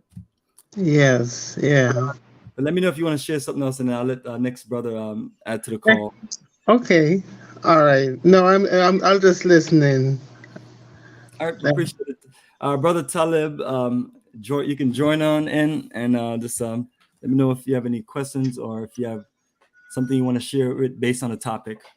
Yeah. Peace and blessings. Keep up the lessons. Yeah, just wanted to bring in a little bit of my understanding, my position with Pan Africanism. As myself, you know, I don't profess Pan Africanism. I used to go through educational programs in college that dealt with black you know, black understanding of the past consciousness of of our people, anything that had to do with Africa. And, you know, I learned through the times, even when I studied Pan-Africanism, what it meant, that it was something that was from the past that was needed. This is just my position, and there's no disrespect to anybody, but just I want to bring like another understanding of our approach to what we are trying to achieve as a people, to uplift our people and to get ourselves out of what we're in and all the pitfalls that we have made over time. Even when those forefathers that established Pan-Africanism, they had pitfalls like Marcus Garvey, and so forth. And when they came upon him and he took a stance against him, as these imperialist people have done through the times over and over again, anytime we raised up or tried to have sort of like a freedom fighter type of movement against their imperialism or their conquering of us, of our people, and holding us down and suppressing and oppressing us. I always, you know, since I've learned and studied, knew that this is something naturally, this is something not even from the fact of any group or any label that we might give, but that is something natural of human, you know, nature to have their human rights upheld. You know what I mean? So from my position, and I see what's been going on even in the times when the forefathers met their conflict, met the people who tried to bring their demise and even their movement. It came to a point where it was might have been rekindled by someone else in Africa or someone in Caribbean or someone from a different other group and brought Pan-Africanism ideology back. So, but I'm saying, do we know that the forefathers who started this, and even with, like you mentioned earlier about Malcolm X, and I'm a Muslim myself, but I know his history. I can't say for sure unless you can, you know, bring some proof and evidences of him saying that he was a Pan-African. But to any extent, it doesn't matter. He promoted the same kind of understanding of that ideology of unity and upliftment of the people economically, all of these things. So I'm like, as far as us labeling ourselves that today in 2022 in these times, is it a need? Do we need to? And or can we just organize as people? Because some of these groups, they use these labels or use these grouping labels of and with ideologies. They may have ideologies. FBA has their ideology. ADOS has their ideology. Black power groups like, you know, the Black Panthers had their ideology. So, but they sometimes they want with each other and sometimes they clash. The Nation of Islam has their ideology.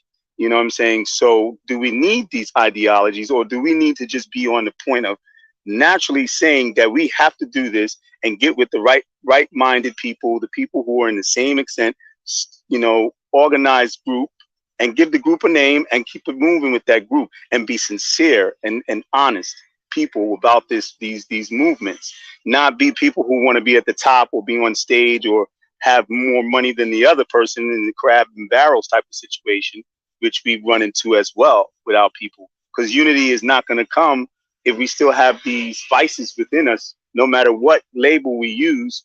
You understand what I'm saying? But that we just have to go forth with on a serious level and say, whether I'm this or that, it doesn't matter. I have to do it. And I don't have to be this name. I don't have to be under this, you know, ideology. I can just be of this organization and put my energy in, because everybody has different understandings in their life and how they want to apply things too. You know, you have people with different religions, you have people with different backgrounds as being African descendant or African diasporas that we have incorporated in our lives, and sometimes they clash. Sometimes we don't get together too well on it. So how are we going to come together? So if it's like, okay, you got money, I got money, and we bring a business together and we are going to be honest and we're going to be on contract and everything is done right and legitimately, no scamming, no playing no games, then we go forth and get it done. And then we start spreading it out to other people to let them know.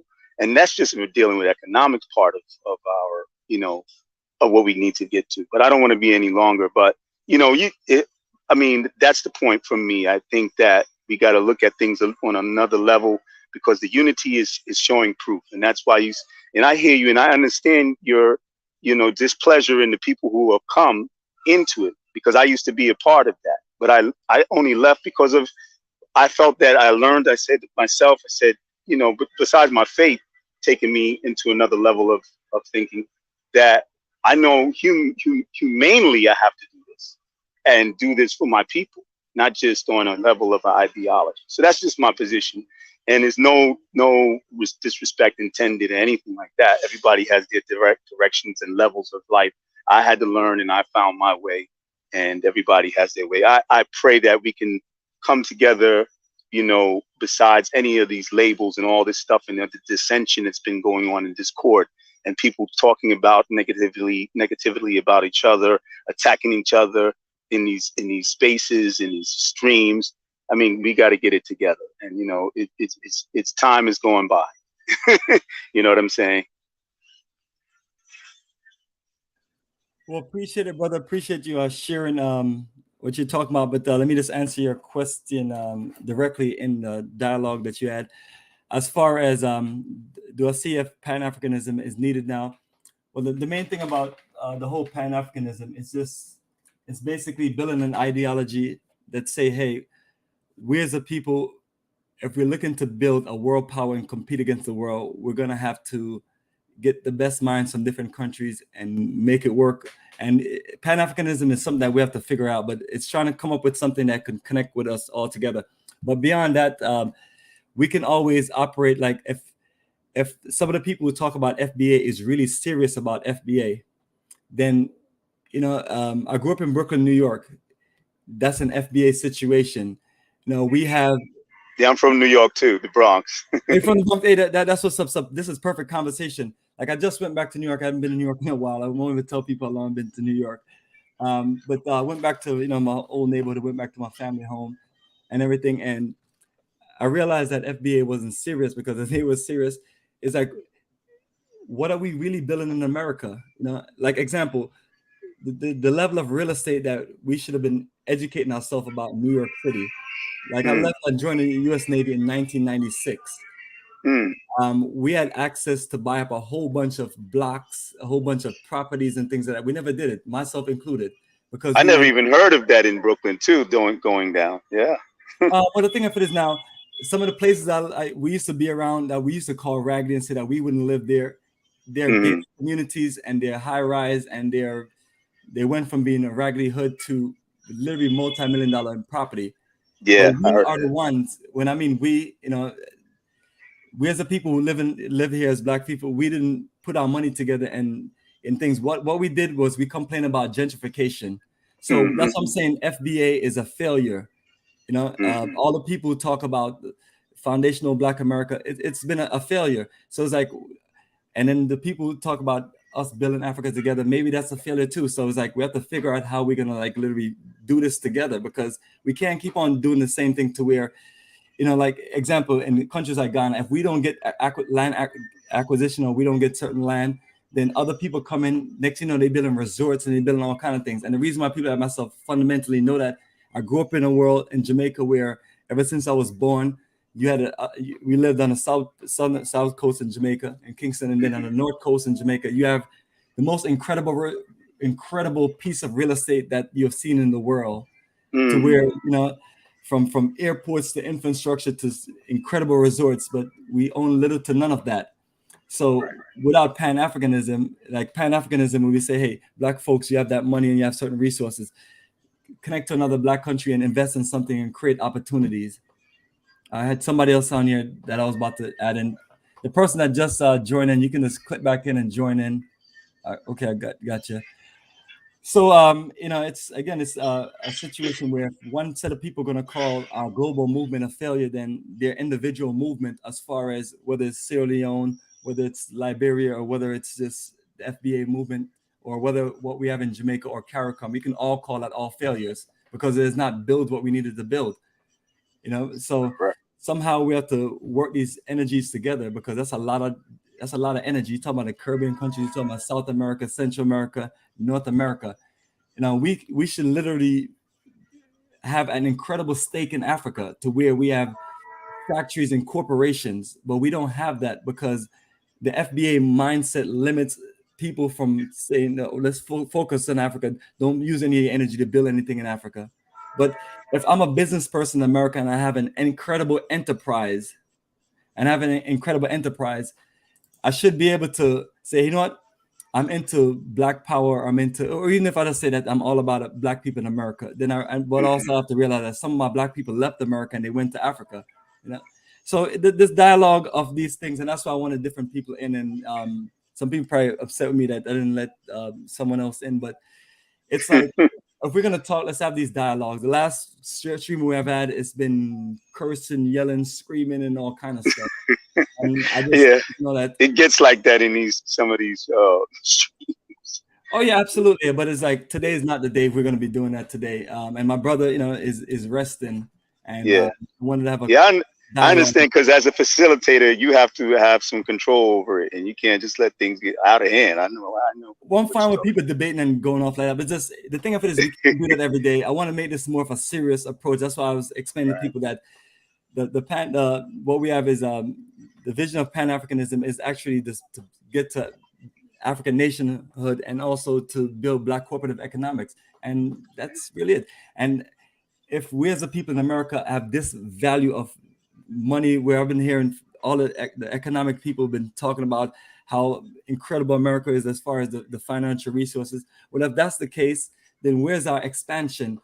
China is an economic power. India is an economic power. They push their expansion around the world. China is just, they ain't even playing around no more. If you need, whether you have the money or not, if you try and get something developed, eventually it'll take your country, because if you don't have the money to pay for their loans or their development, they will take your country. But the fact is they're going out and they're just making moves. Where is the strong energy of FBA building something in America or building something anywhere? It doesn't exist. You know, so I'm sorry. Could I give a quick example? I'm not going to hold too much because I'm going to allow the other people to go. An example that I'm talking about is like it's an organization called Freedom Nation that I'm involved in. You have what you call citizens, which is basically like a member. And the person who started was a Muslim brother that I know pretty well, and he's all about Black and upliftment of Black people and African diasporans, and the same what we all trying to do pretty much. But the difference is he did not give an ideology to what's going to carry them through. He has allowed people to have their own way in their own direction of how they're doing it, what they're going to do in their own upliftment of on an economical basis, more like land ownership and building businesses and helping the people to build businesses and learning about new technologies and stuff like this for the future. So because this is what we're going into a digital future. We're going into new technologies, AI and all these things, and we have to catch up with that as a people, which is going on in Africa. And I'm learning more African countries are incorporating that. That's good, but also the economical build of agriculture, or what have you. And like, so these things, the European has been doing this, and they've been doing this on their own because they know how to organize. Not to say that we don't, but we have too much things in the way. And the point I'm saying is that he's dealing with like-minded people. There's a system, there's a screening system that they use to make sure these like-minded people are able to go into this seriously and sincerely, and that they're going to be working and they're going to be building, and they're not going to be, detainments and people who are going to cause problems and conflict and go up against each other and so forth like this. So they screen that, they have that screening process, and he tries to keep in contact with the people. They're now building a committee, and within that committee is a committee for organizing and things that have to do with the land ownership, like in Georgia. The first project they started is in Georgia. And now they have a project in Kazakhstan because it's a Muslim country, but there's a connection on business there. And it's the reason why they started it there. And these are not just Muslims. They're non-Muslims. They're people who are Pan-Africanists. They're people who are, different, followings. So they're getting involved as an organization. And that's what I was saying earlier. And going forth. But the point that I'm also want to bring and finish up is that, when I grew up, and you probably might know of the past in New York and or anywhere in the country with the crack epidemic. Oh, yes. You were seeing how so many people were falling. People were falling from whether they was dealing the drugs or they was using the drugs, especially the using of the drugs, crack addicts and so forth. And I looked at it and you know, as I was remembering, and even now to remember that these are people that we were not able to help, you know, even if we wanted to help them, even if I wanted, I had the understanding I have now to help my people. I couldn't help them because they were in such a downtrodden situation that it would have took a lot more to pull them out. First, you got to bring them into rehab. The ones that are on the drugs, the ones that are selling the drugs, you got to bring them and say, no, this is not a life that you need to use or do. And so it's so much work, but they're not like-minded people. And we have to sometimes understand that. So you got to go forward without them sometimes. You got to go forward without our people. As you said, we have each other. All we have. And this is what it's got to be. You all you have, and keep forward. You can't wait for these people who are going to be holding us back, and we trying to carry them on.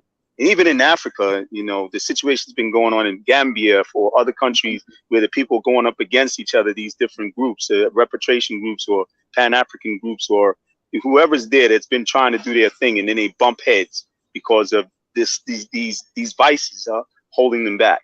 Whether it's the vice of the crab in a barrel situation, that somebody wants to be at the top, and one person goes at the top, they want to pull them down back into the barrel.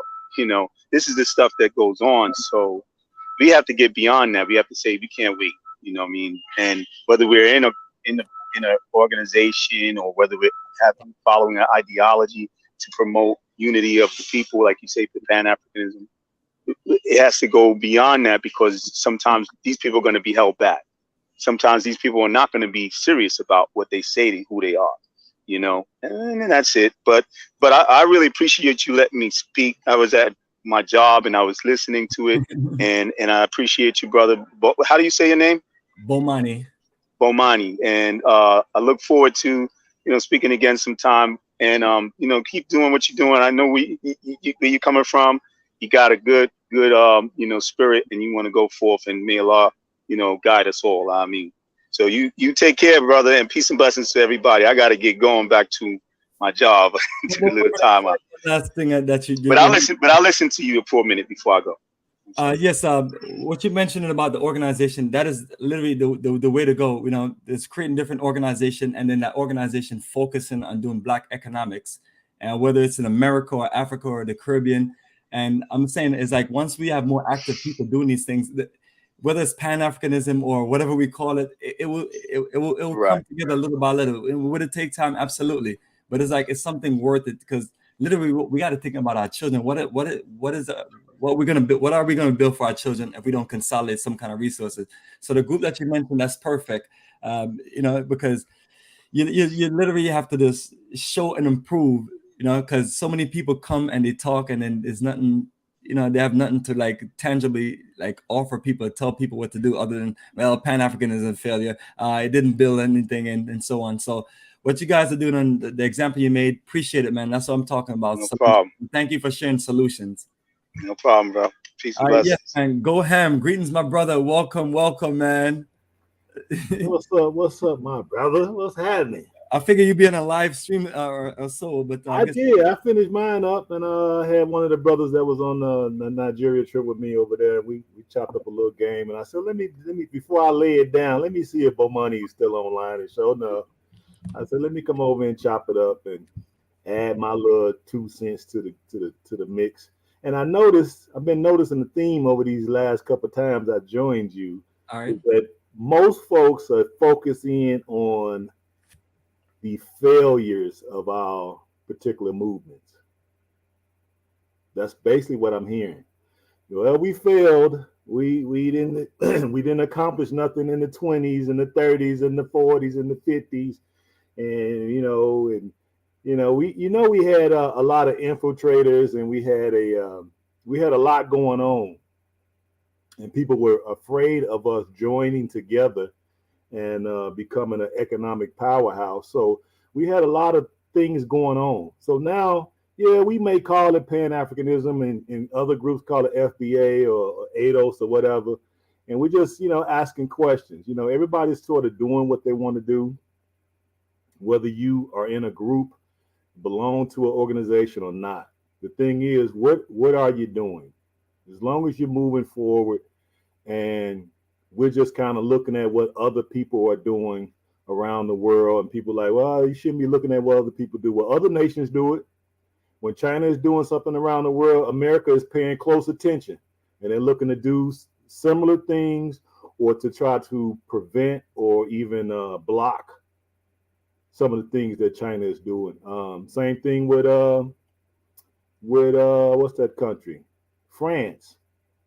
When France is doing things on the continent, right? You got America. Wait a minute, France is doing this, France is doing that, and here come America to try to do things. I mean, this is just what nation states do.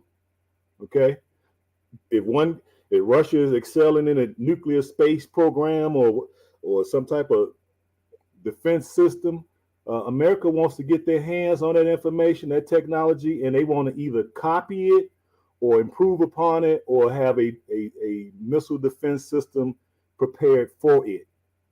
So this is being done on a global scale. It's just that when we talk about it, now all of a sudden it's a problem. We're copying other folks and why we try to be like the Chinese and why we try to be like the Asians and this and that. And that's not even the case. Okay? What it is, you see something that's working. Whether they're doing it because of China or they're doing it as individuals. We cannot sit up here and deny that the Chinese is pretty much in every nation on the planet. And every nation that they go to, they develop an economic hub. Now they bicker and they fight and they argue amongst each other, but you don't really hear it much. And if they are doing it, we don't speak Mandarin, so we really wouldn't know, but we can just look at the progress of what we see.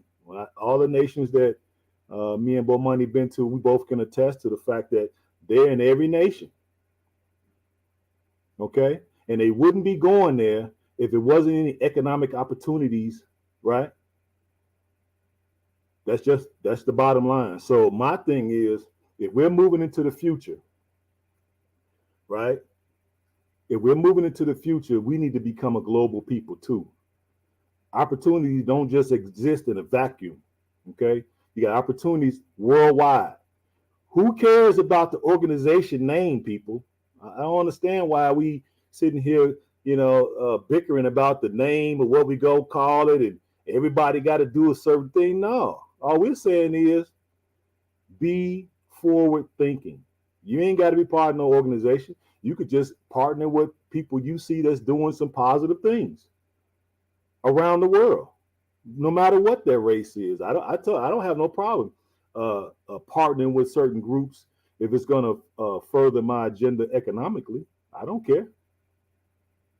What do I care for? Okay. We need to be a global player. We need to be able to leave our children a legacy in teaching them global trade. All right.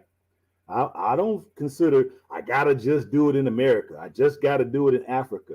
We might want to go to Asia. We might want to go down to South America. We got plenty of people in South America. We might want to do some things with Germany. We got a decent sized African American population in Germany. So let's meet up with a few of those brothers, which we have, and take advantage of some of the technologies that the Germans tend to crank out every year. Let's go down to Brazil. Let's go to Colombia. Let's go to all these places and look at the economic opportunities that we can afford. Either where we go in the restaurant business, or we go into farming, if we go into technology, because that's really the next milestone is the Internet of Things. I don't hear us talking about that. What organization control the Internet of Things? This is the next thing that's going to drop, the next shoe that's going to drop on the whole world. And here we bickering about the name of what we're going to be and what we're going to call it. And everybody got to do this. No, and they finna drop the Internet of Things on us and go digital. Are you prepared for that? And all these countries are getting on board with it.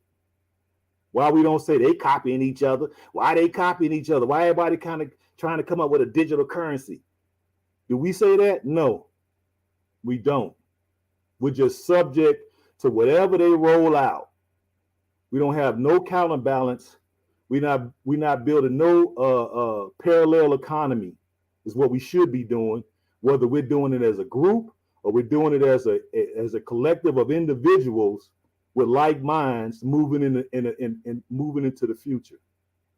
So I'm more about solutions and all that bickering back and forth. I don't care if you FBA, I don't care if you're indigenous, I don't care if you're from the continent, if you're from South America.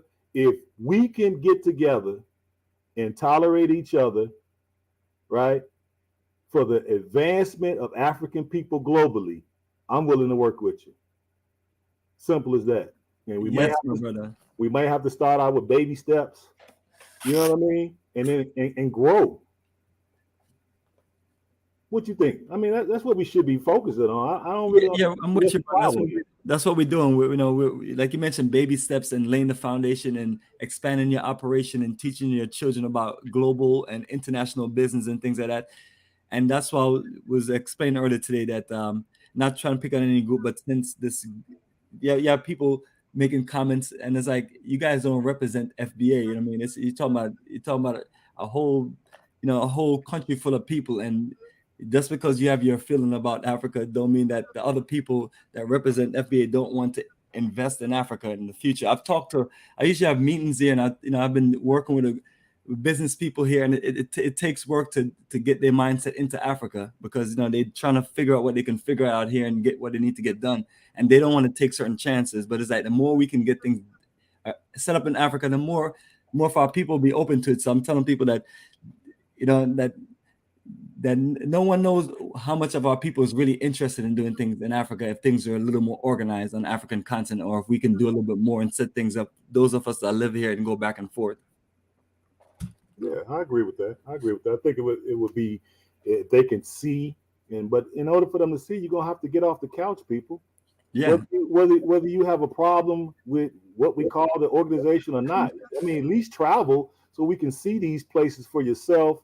Go to the Holocaust dungeons, go to the art exhibits, go to the different history museums that we have there, where they talk about the slavery process. We wasn't all sold, contrary to everybody's opinion. Some of us were captured, okay?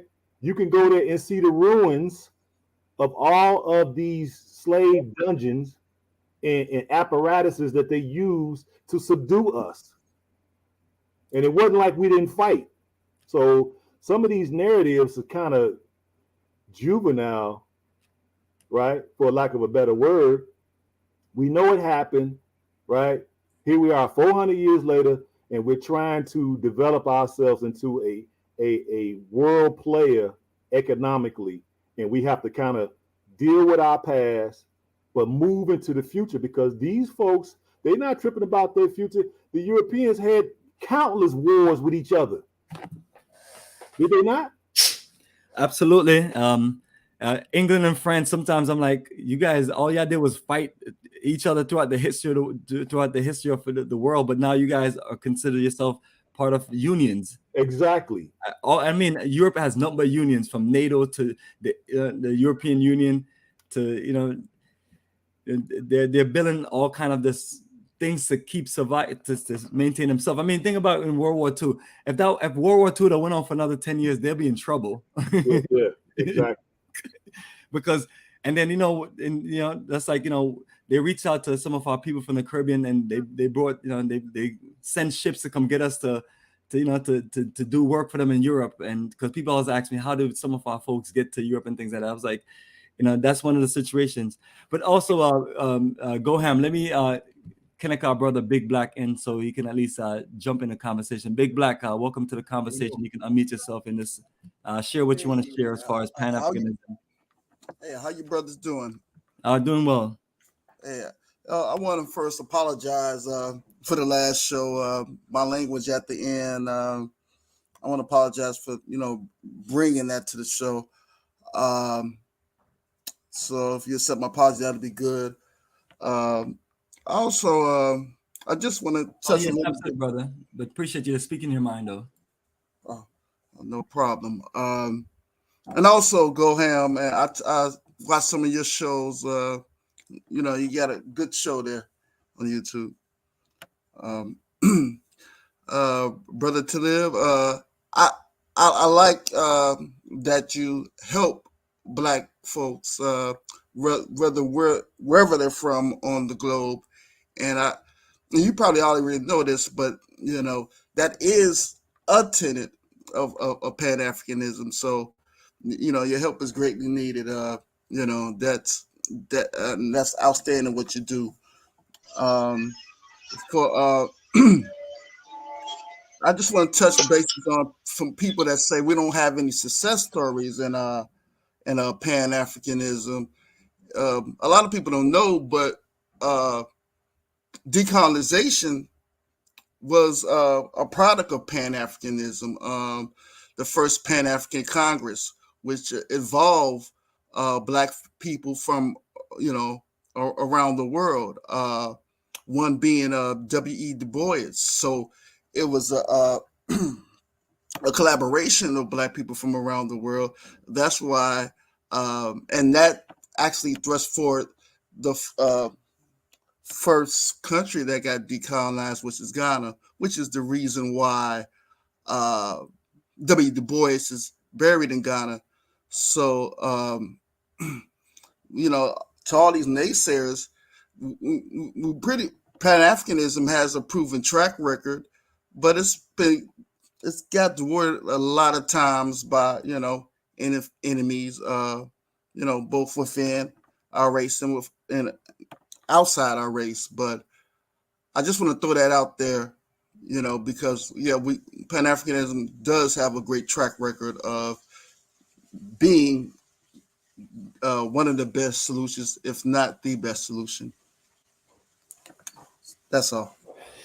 I appreciate your brother adding to the call, and yeah, we're just looking to this find solutions and let people know that forget about all these names and things. You know, at the end of the day, we just need to do Black economics. So you call it what you want to call it, but let's do some action-oriented things that's going to change the dynamics of our future and our children. And that's why I'm always saying that I'm open to this connecting with Black people wherever you are in the world, as long as you're about us doing something together and our children, because you just get tired of going to Black countries and you just see the poverty, whether it's in the Caribbean islands or whether it's in Africa, and the poverty is just ridiculous, and we're just trying to figure things out, and that's what we've came up with so far, you know, and we have learned a lot from the people that came before us. So I know you brothers want to share some more. Go ahead and share. Let's see who else wants to join, because I'm trying to get people to add to the dialogue. That way we can educate our people more about these situations and let people know that it's not about fighting and debating and things like that. And that's why some people that, you know, didn't add to the stream, it's nothing personal, but it's like, you know, we've been doing a whole bunch of streams the last week or so, and today is the first time we've been able to really have decent conversations without a bunch of things, bunch of negative energy. Yeah, I agree with you, man. Because I was kind of. You talking about last night, right? Yeah, I'm surprised because I'm thinking to myself, like, you know, we've had these discussions, and it reminded me. I put a comment in the chat that it reminded me of the conscious community back in the day. Like, I think we didn't kind of move past that. This is not that type of stream. I mean, most of us kind of know each other. We've been to the continent. We have businesses. We didn't marry folks on the continent. Some of us have children on the continent. Some of, you know, I mean, we in the mix of building. We got folks that's built already. We're connecting with folks who've been over there. I mean, it's thousands of so-called Black American, African American, Foundation Black American, Adolf, whatever you want to call it, in Africa, been there for over 30 years. So I don't really understand what we're really talking about. And they're quiet, they're older folks, they've been there, they got there in probably their 40s or so, or late 30s, and they've been there. So I understand why we consider this to be some type of new movement when we have thousands of people living there already. Well, it's a failure movement. That's what they've been trying to debate with us about. That's because these people are not on the internet. They're not really internet savvy like that. They don't really have these big, platforms. They don't have YouTube, most of them. They don't have Instagram. They may have Facebook, but that's kind of a thing for older generations, where everybody that's a little younger, Gen Z and millennials and Gen Z, they pretty much, into the new apps and this type of thing. Where the older folks, they not into that. They were just into getting it done, quietly getting it done, right? And because of that, we think, because they don't have a presence on social media, we think ain't nothing happening. I'm like, wait a minute now. I've been there and met people. We've been in people's houses. We see what people have built with our own eyes. And I'm like, how are we just dismissing all of this? So, I don't get it. At a point, I don't get it with that. But at the same time, we still got to push forward. We know the truth. If you've never been there, you need to come. No matter what you call yourself, no matter what group you belong to, if you're indigenous, I don't understand what's all the fighting about. We're not trying to suppress nobody. We're not trying to monopolize nobody's talking points. None of that. We're looking at, okay, what can we do financially? That's the area where we really need to start dominating. All that, you know more history than I do. Okay, fine. You the historian of the group. How about that? You the historian of the group. You the minister of the group. You this of the group. And when I say group, I mean just people from the diaspora. Okay, in general. But what we really need to dominate is economics. They're tightening the belt. We need to be figuring out parallel economies, right? Whether you're doing business in America, which will help you. If you're doing business in South America, which will help you. If you're doing business in Africa, which will help you. I say, let's focus on a parallel economy outside of the Albinoid devil economy. Use the economy, use the apparatuses and the economic instruments that's there to our advantage, and take our money and invest it wherever we choose, no matter what you call yourself and no matter what group you belong to. That's my philosophy, and that's pretty much what I'm want to be a part of. And anybody that wants to be a part of that, then hey, we can talk and we can work together. But we first got to start by at least visiting the nations and seeing what's there, meeting people who's been there for 30 years and see what they have built with their own sweat, right? And then from there, we can figure out, okay, what else does the continent need? Everything is on the table. Pretty much every industry you could think of is available. And we have a direct connect because of lineage, whether we were bought, sold, stolen, whatever y'all want to say. That's the truth. I yield. Yes, my brother, appreciate you adding some valuable information and sharing so we can educate our people. So family, classes in session, and also we have someone that's just joined, Pro Woman J. Greetings, sister. Welcome to the call. Just introduce yourself and share what you want to share.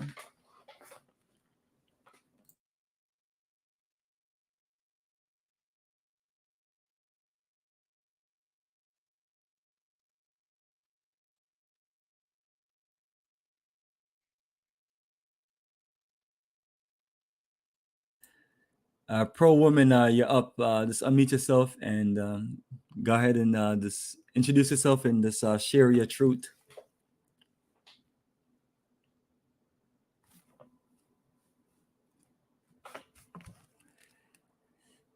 All right, Pro Woman J, are you there? Looks like she's trying to fix her connection, because I seen her mute and then unmute. So it looks like she's trying to fix her connection. All right, so family, if you're going to join us, be ready to speak and talk. And all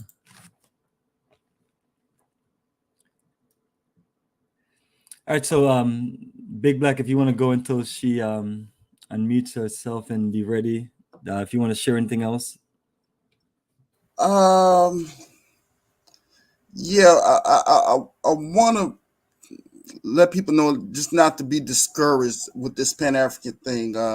It's going to be a lot of people that want to distract us, deter us. And that's because more of us, meaning Black people worldwide, are getting on the internet and interacting. There's been more interaction between Black people worldwide through the internet, than ever before. So we're getting on the internet, working out our differences, and the people, the powers, I should say, rather, that don't want the rise of, Black people to rise Can globally. you hear me now? Yes. Okay, I'll let you go ahead and talk, and then I'll speak. Sorry about that. Oh, no problem. The people, the powers that don't want us to rise economically, their best bet is to try to thwart Pan-Africanism, because those powers know that if we get together, two minds are better than one. We're going to have more ideas. There are going to be more ways of doing things, more thoughts, more education, socially, economically, things are going to get better for African people worldwide. So just don't be discouraged. That's it. Well, excellent, brother. Excellent. Appreciate you sharing. And Pro Woman Jay, go ahead and introduce yourself and share. Hello, can you hear me? Yes, loud and clear. Okay, let me just say greetings to the panel and to everyone. I come in the spirit of peace, love, and Black power. My nerves have been worked. I have not been on these streams for several months now. I had to really just step away from YouTube. So I'm coming back. I got a notification that Meezy posted the exchange he had with Kala the other day on his channel, and that came up, and I listened to that. And I said, okay, let me stick my head back in. So I guess, Bomani, you have been bought into this because you're just the most beautiful soul. And so I'm hearing you say about all the negativity that's been coming your way on your channel. I'm surprised because I don't think anybody has anything bad to say about Bomani. As long as Bomani's been around, you really can't find anybody to have anything bad to say about him. He's just the most beautiful soul. So I'm surprised about that. Let me see if I can maybe try to be a little bit of a voice of reason, because both sides have strong points and weak points, but both sides kind of diverge into nonsense in a certain way. Let me just say this, and then I'll be brief, and I'll get off. Anything that takes Black people away from what we need to do right now, where we are with what we have, I have to challenge that, not for the sake of trying to tear anybody down, but for the sake of trying to get us to the best thinking. As I say, when we got off the ships, we didn't know we'd come up with something like the Underground Railroad and all of its intricacies. But we woke up every morning with our minds set on freedom, like that song says. And then we came up with things like the Underground Railroad and putting codes and quilts and songs and how we styled our hair. So it's really important that we get to sound thinking. Now, I've been to Africa. Let me just say that. Been to Ghana, Togo, and Benin. And more importantly, I've been through something with somebody in Africa, in that I put a young man through school and I changed the trajectory of his life. He's now working as an agricultural worker in Ghana. So I see a different Africa, a different Ghana through his eyes and his experience than what I see people showing on YouTube. Maybe even Bomani's channel a little bit, because I've seen him in East Legon and all that sort of thing. And that is not what's happening in Africa, East Legon and Accra. It's very, very different, about an hour outside of Accra and East Legon. Very, very different. So my questions is this, and my statement is this. My question is, when you all go back to Africa and you talk about doing things there, as we should be doing, when they ask you guys, what are you doing in America? What do you guys say? Because I know they're going to ask you that question. They ask that question when you're in Africa. They ask you, what are you doing in America? what have you done in America? What are you doing? That sort of thing. So I'm just curious about what you all say there, number one.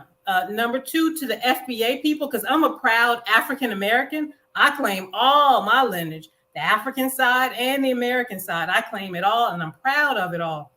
So to the FBA people who say, see, therefore, I agree that we do need a political distinction.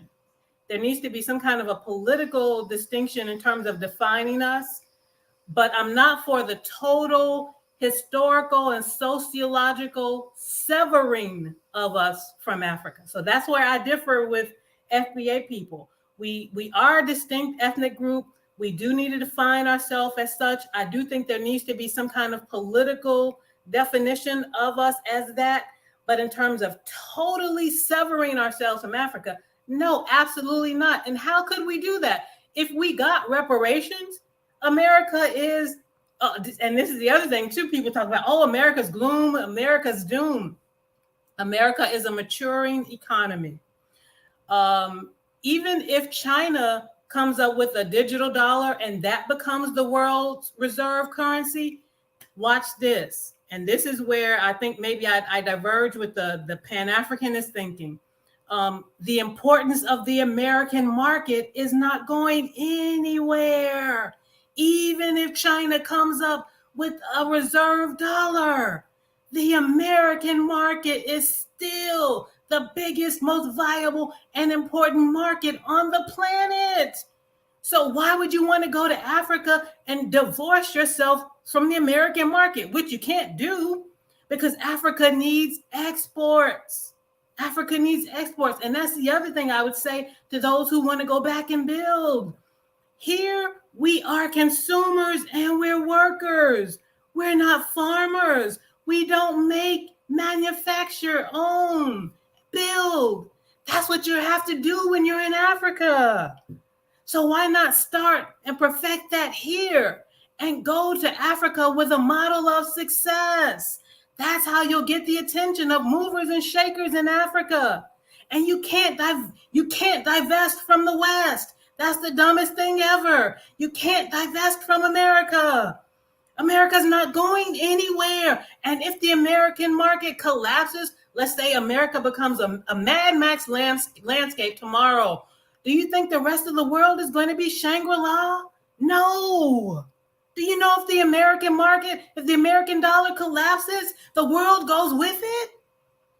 So that's why I say we just got to get to a better thinking. Both sides have good points and bad points and weak points, and both sides have a flaw in their thinking. And I just wanted to put that out there and say that it is possible to be both FBA and Pan-Africanist, if that's what you want to call it, because a lot of the people on YouTube are really not Pan-Africanists.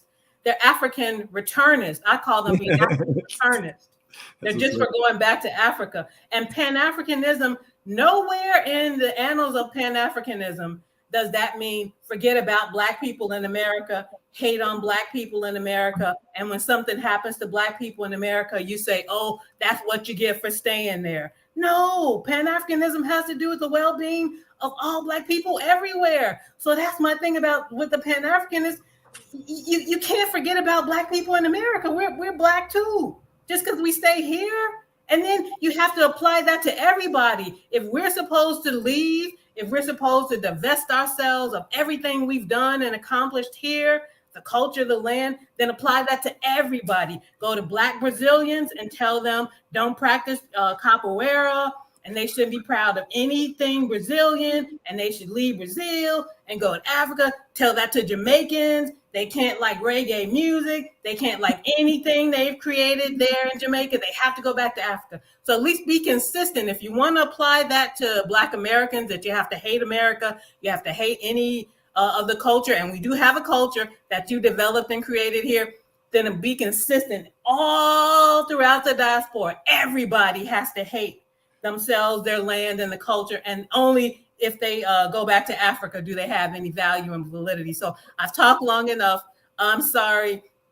I just wanted to get in here and just try to add something. There is a way to be reasonable about this, And I think both sides maybe get a little bit far astray from that. There is a middle ground, and there's a way to be productive and do about this. Black people, we've been through a lot. We got a lot going against us now, but after all we've been through and survived, I like our odds. So I'm always betting on Black. And I'll shut up now. Thank you all so much for listening. Thanks for having me. I appreciate this, sister. Thank you for your input. And that's what I'm basically telling people. Like tonight, we just want people to give some good, positive input, because the last few shows, I'm fine with the situation because we were into some debating and things like that. But I realized that, we also have to do something like we're doing tonight, where we just add great value and getting back into class mode and teach. Can I make one last brief comment? Absolutely, sister. Share away. Real briefly. One thing I want everybody, FBA, Pan-Africanist, African term, wherever you stand on that, I think we can agree that we have been shut out economically. We've been shut out of wealth. And so one thing that I think we need to begin to do, I call it, if you want to repatriate, first you must prepatriate. And if you're for reparations, you need to engage in reparations preparation. So reparations preparations and prepatriation. So, and all that means, and this is something that can benefit Black people wherever we are, set a goal to have $500,000 to $1 million in credit and insurance in the next 5 years. And then groups of 5 or 10 people with those kinds of resources work together to do whatever you're going to do, wherever you're going to do it. Then we can start to be our own bank, because we've been shut out of wealth. We're not going to get international development funds. The American Agency for International Development, I'm sure, has not contacted Bomani, and I'm sure they won't be going to. And so here, they're throwing out a lot of little stuff since the George Floyd incident. They've been giving a lot of things for Black businesses, but it's kind of crumbs, $10,000. By the way, I got probably about $15,000. And then I didn't get something because the U.S. government, they ran out of money. So I was supposed to get another $15,000, but they just like, oops, we ran out of money, so we can't process your application. So that's something that we can start to do. Really be serious about building your credit, Black people. Really be serious about doing that, and then start working in small groups. So you all go over there. From what I saw on Bomani's channel, I think you all had to go through a lot to come up with maybe $60,000 or $70,000 to get your land. And then I was like, see, that's what I'm talking about. It can't be that hard anymore, Bomani. We got to start. If everybody sets that goal right now, wherever you stand, prepatriate, reparations, preparations, get serious about building your skills and your resources so you can be an asset to your people, whatever side of the fence you stand on. A lot of people not doing that. They doing too much of the romanticizing, the fantasizing, too much time finger pointing, talking about the other person. Focus on what they're doing. That's the thing about Brandon. Brandon has the land, bought the land in Kenya, got a group of people, get their money together. He should be talking about that. Forget about Tariq. He's not going to change Tariq's mind or the people who listen to Tariq. Talk about what he's doing. Yeah, Tariq is special. Yeah, he's his own thing. And this is my last comment. Africa needs us at our best. Our people need us at our best, not bitter, butthurt, or broken. So if you want to go back to Africa, think of returning to Africa with resources and capabilities. So return triumphant. Don't run from failure in America. Now, too many people are running. Y'all might get mad at me, but I think too many people are running. I'm hearing people on YouTube saying, "Oh, I was suicidal 5 years ago." And that's the other thing too. We got to get out of that thinking that we have to go to Africa at our brokenness, be broken down and butthurt. Oh, I'm miserable, and that's the only way I can get what Africa has to offer me is if I go there miserable and broken. No. You want to go home triumphant, like you want your mother to be proud of you when you go home. That's how you want to go. Return triumphant. Don't run from failure. So I can go on and on and on, but I can't believe you, Bomani. You're the most beautiful soul in the world. So I can't believe anybody been coming on at you sideways with nonsense. So that's just what I wanted to say. We are an awesome people wherever we are, wherever we're from. It's a miracle that we're even still here, and that's for a reason. Let's get to work. It's too much work to do. We don't have time for all of this fighting. Go ahead and do what you're going to do. Focus on what you're doing and the results you're getting. And then that will speak for itself. And you don't have to be arguing and going back and forth with anybody because you got the results right there to speak. And that will cut down on a lot. So I love you all. I love my Black people. We're going to do this. We're going to win. And let's make our ancestors proud. They went through too much. We have too much to draw from them, and they left a lot of instructions too that we just need to heed. And let's get this done, Black folks. Let's get this done. Absolutely, my sister. Appreciate you. And yes, not too much people come at me because they don't have nothing that they can really stand on. Because at the end of the day, I'm out here working nonstop, you know, taking care of my family, running business, back and forth to so many countries. The only person that really was trying to challenge me, and I ran him off YouTube, is that weak punk, unapologetic Negropean. Oh, that guy. Yeah, I mean, we did so many videos of him, you know, because it's all about educating people. Like these black devils, they're gonna come out and test us. Now, you know, I'm one of them people. Like, you know, is like you want to challenge the big fish, the big, you know, giant of an incredible movement. Bring it on, and we'll crush it. We'll crush you, because at the end of the day, it has to be based on the works. You know, Yes. so it's like, okay, you can, you know, people can out-talk me and they can out-debate me and things like that, but you can't outwork me and things like that. And that's the issue that people have. Is frustrate them. Like, how can this guy just get up every minute he's in this country, then I turn around he's in this country, and I was like, yeah, it's gonna not stop, because I still got a bunch of videos I got to upload of all my, you know, my previous trips, even when I was in New York and dropping science and things like that. You know, it's like, some of us have to step out there and do this, you know. So when people ask me a question, why not Jamaica, I'm like, well, if I focus on, you know, is like I'm trying to set an example. That's why people, when I was on with the Nigerian brother and the brother from Sierra Leone, I was the only person that wasn't talking about where I'm from, because I realized that, you know, I don't need to participate in that, you know. And that's what I respect about Marcus Garvey. It was never Jamaica, as much as Marcus Garvey and all of us love Jamaica. It's one of the most incredible countries in the world. And but what we understood from our great teacher Marcus Garvey is that we have to go above and beyond from our small island and not give up our continent that we're taken from, stolen from, or sold from, you know. So yeah, so, you know, I love these dialogues that we're getting into, and things that as long as we have a chance to teach people. And I appreciate that no one is on here using profanity in this, you know, going at us, because it was incredible experience on those last last live. I did enjoy it, because sometimes you need that animosity energy to be able to go back and teach people, which is what we're doing today. But Brother Talib or Goham, anyone want to chime in on what Sister Pro Woman Jay said, which was very fundamental? Please share and talk. Yes, brother. Peace and blessings again. I'm sorry. I was trying to charge my phone because it was on the low. I really appreciate. I want to just give a shout out to first Big Black. Thank you for his compliment and everything. I try to do what I can, when I speak. Give, like you said, teach and help and inspire. And also the sister that just spoke. I think his name is Pro Woman.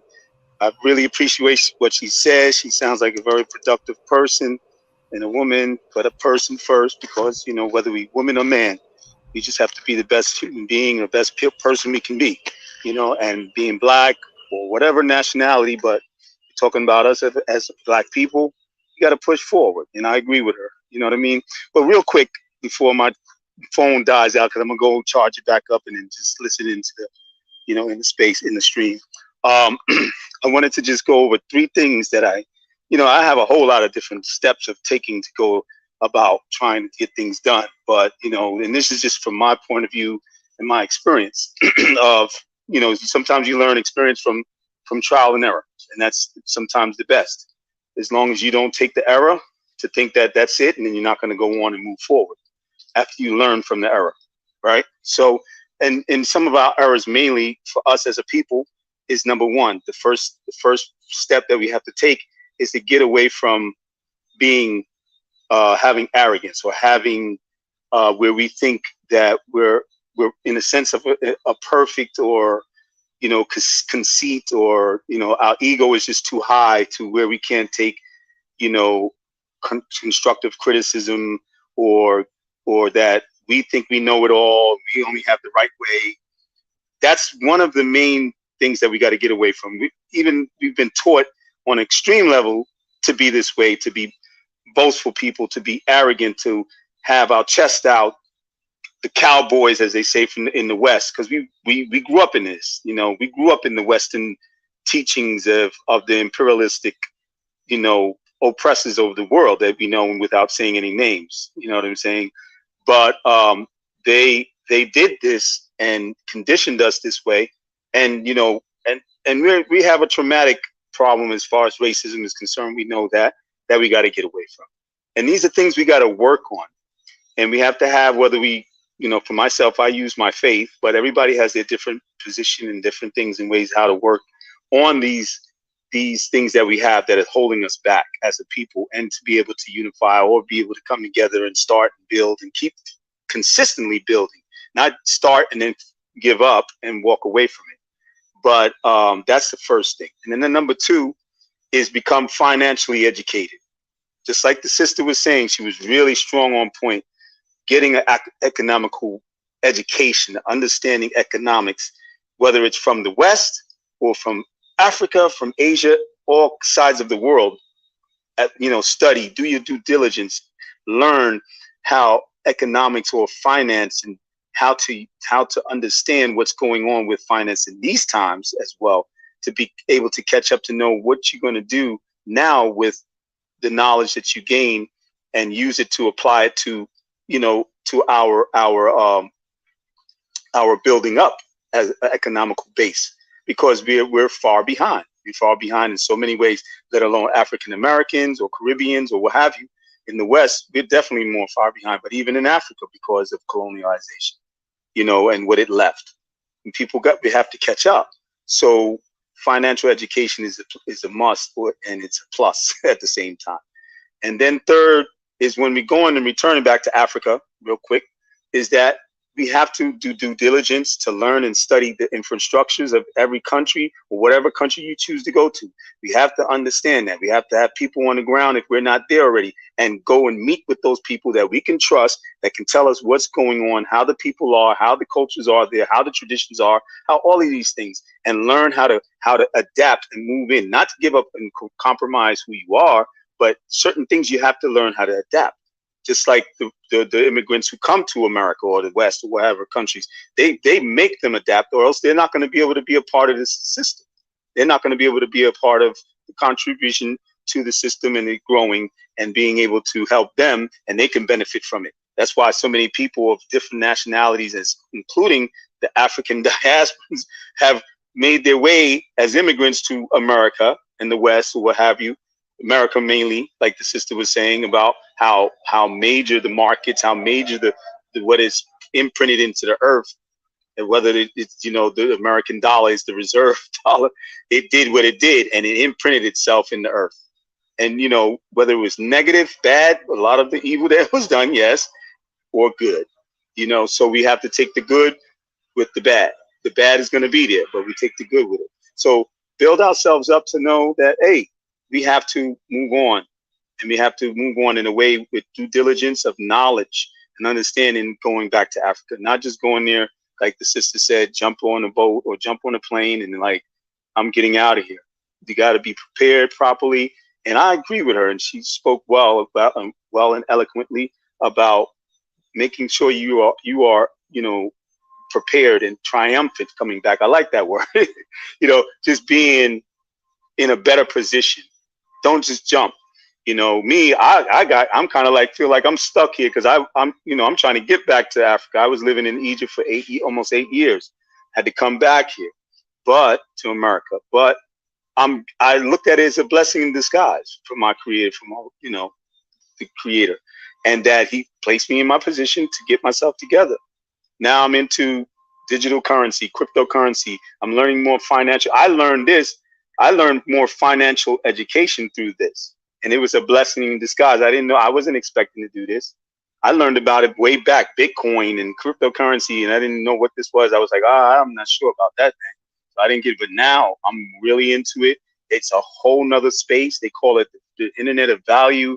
And I've learned why. You know, you got technology, you got business, you got infrastructure, banking systems with digital currency. You know, so it's a whole new. And I heard one of the brothers mention, I think it was Go Ham, and mentioned that digital currency or digital anything things are going to be in the future. You know what I'm saying? So we got to catch up, and the best way is to learn and know what's there in Africa for us, and to start off businesses also to know what you're going to start off in that country or where you're going to be and what's available. So that's it pretty much. You know, I hope that I've benefited anybody what I said, you know, and anything I've made errors on, that's for myself, because I'm not perfect, you know. But I appreciate you allowing me to speak again. So I'll pass it on to the next person. I got to go and charge my phone.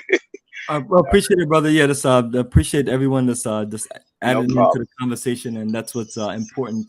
That way we can educate our people, and our people can have something to process. So, family, Go Ham, you still up, or you're done for the night? Or yeah, I'm just listening in, just taking in what the sister said and what the brother said, and you know, we pretty much all talking and saying the same things. You know what I mean? Because we don't plan to go there and be down on our luck. I mean, most of the folks that kind of go on these trips with us, Bomani, most of us are pretty productive Black folks. Really serious. It's not like the worst of us are going to Africa. It's the best of us. Yeah, that's why what I hear when people are saying this, I'm kind of quiet, because I'm like, well, we're the best. We're the cream of the crop right here.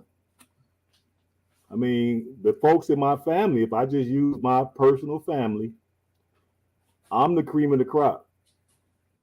Period.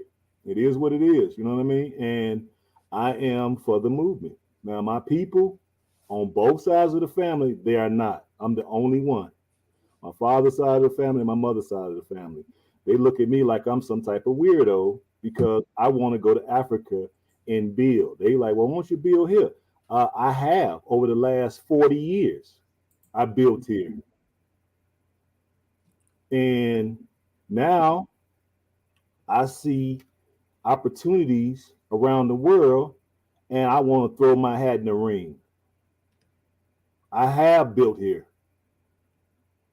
Okay, now it's time to take it to the big pond. You know, we can look at America as a small lake. Let's take it to the ocean now and see how we do. That's where I'm at with it. And a lot of us are like that. Most of the folks I done met on all the 10 times I've been to Africa, I've only met the cream of the crop. So we have a lot of good people that's wanting to go back and maintain their base of operation here. And I don't think none of us are planning on discontinuing our businesses here. I know I don't. You know what I mean? Can I ask, like, so when they ask you all, and when they ask you, well, what are you doing in America? They don't ask us that. I've never. Yeah, I can answer that question for you directly, because you did have that question. When we went to meet the community for our land in Jahaji, Ghana, my consultant and our tour guide literally explained to us that once we come to a community and we're from somewhere else, we have to tell them why we're here for. So what we explained to them, I was forced to get up there and explain to a whole community of people why we want to be a part of their community. And we told them it's simple, that we literally just looking to exercise our options and reconnect into our ancestral land and build a future with our own people and not limit ourselves and build it, build that connection in America. Just like, when we're here, we're working with different organizations, and when we're there in Africa, we're working with our people. So I'm telling people, if you can't walk and chew gum at the same time too, that's fine. Then stick to one thing, but don't not the hustle of the rest of us doing certain things. But when they are asking what we're here for, we just tell them basically that we're here to just be a part of the future of Africa. We're here to return from us as a people that were stolen or sold into slavery, and we're here to literally work together to figure out a situation where how we as a people can work together to compete against the world, or compete against everyone else that's coming into different parts of Africa and taking it over. And so that's what we talk about. And we explain that our historical struggles in America and things like that. And people are like, okay, because it's not like the education system in Africa teaches our people in Africa about us as a people. I mean, I've not yet been able to get anyone from the African continent to come in here on the show and literally say, hey, my school teaches us about Africans in America. My school teaches us about Africans in Jamaica. One thing I can say about here, even if we don't get that information in school, we have organizations like Universal Negro Improvement Association and other groups that's based on this literally just educating our people as far as how we can, as far as our history and our culture and things like that. But that's one of the biggest things in Africa. We have to tell why we're coming, because people think that some of us are coming. People really don't know where we're coming, so we have to explain ourselves. And that's why we do these shows, and that's why we do the certain movements, like with tourism business. And one of the ultimate things you let people know that we're reallocating our Black dollars in Africa to do business with Black people in Africa. And so that's why I put in the title today about Black cooperative economics. So if anyone, and that was for the purpose of if anyone wanted to really just debate with me about Pan-Africanism, I was going to say, well, forget about Pan-Africanism. What about Black cooperative economics? Do you feel like we should do business with Black-owned business and Black-owned firms and Black people from different parts of the world? That's right. So that's the purpose of that. But yes, as far as us coming, is this us coming to figure it out and be a part of the future. And the figure out part is important because, a lot of things that we're going to have to do in Africa is figure things out, and things like that. And yeah, like I said, when we got off the ship, we didn't know we was going to come up with the Underground Railroad. So what are we going to come up with? We may not have it all figured out, but with the right thinking, the answers will come. Yep. Yes, perfect. And it's something that we have to work at it. We have to keep on working at it. Yeah, and like I said, there's been people that's there. I mean, I when I go, I'm partial to Sierra Leone, even though I've been to several countries, and they already know why we're there. They invited us. It's just that we just didn't get the memo. So now that we got the memo, and a lot of us are going there, they're given citizenship based on DNA, and they know why we're there. That we're there to transform the country. That's why we're there. So people have already went ahead of me. Some people got 10-year head start on me. And I didn't know this. I'm just really learning about Sierra Leone to that capacity because me and Bomani been doing our thing in Ghana for the longest. And then the Sierra Leone thing popped up, and I didn't even know I was eligible for it. Just to show you that we've been on the continent several times, and I didn't even know I qualified. Then when I did realize I qualified, and then actually went and found out that the president has gave us an open invitation. If you share DNA with any of the tribes here, you're welcome to come back and settle and help be part of development in this country. They know why we're there. So when I go around the country, people know why I'm there. Now, is everybody gonna like it? Probably not, but majority of the people do, and they helpful. They want to help me with the language. They want to help me with geography. They want to help me with what they need. Because I just asked, like, if we came over here in a nice amount of folks and we just want to pick one particular project or a couple different projects, what would you suggest? And, of course, they give me 10, 15 different ideas. But, I mean, just get in whatever your expertise is and do the best you can.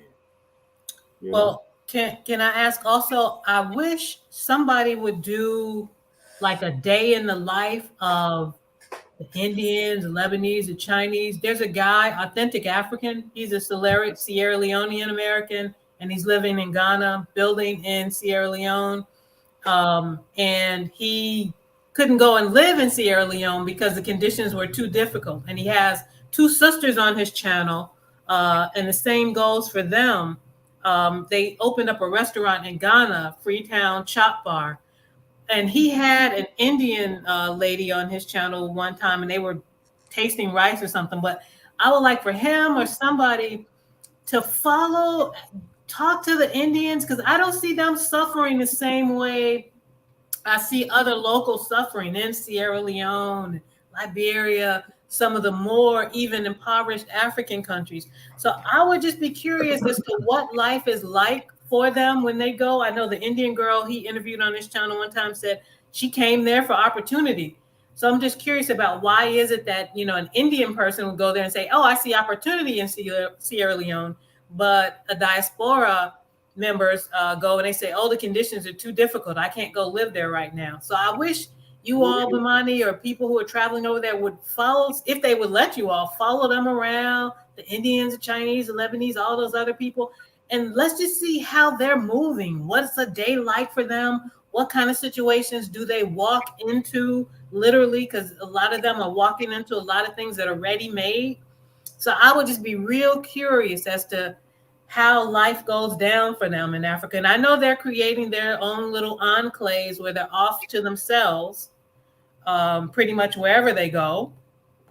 But I'm just real curious. I want somebody to do that, because I think, unfortunately, now maybe we're giving another incorrect picture of Africa, because it's not all of what Imaya shows on his channel.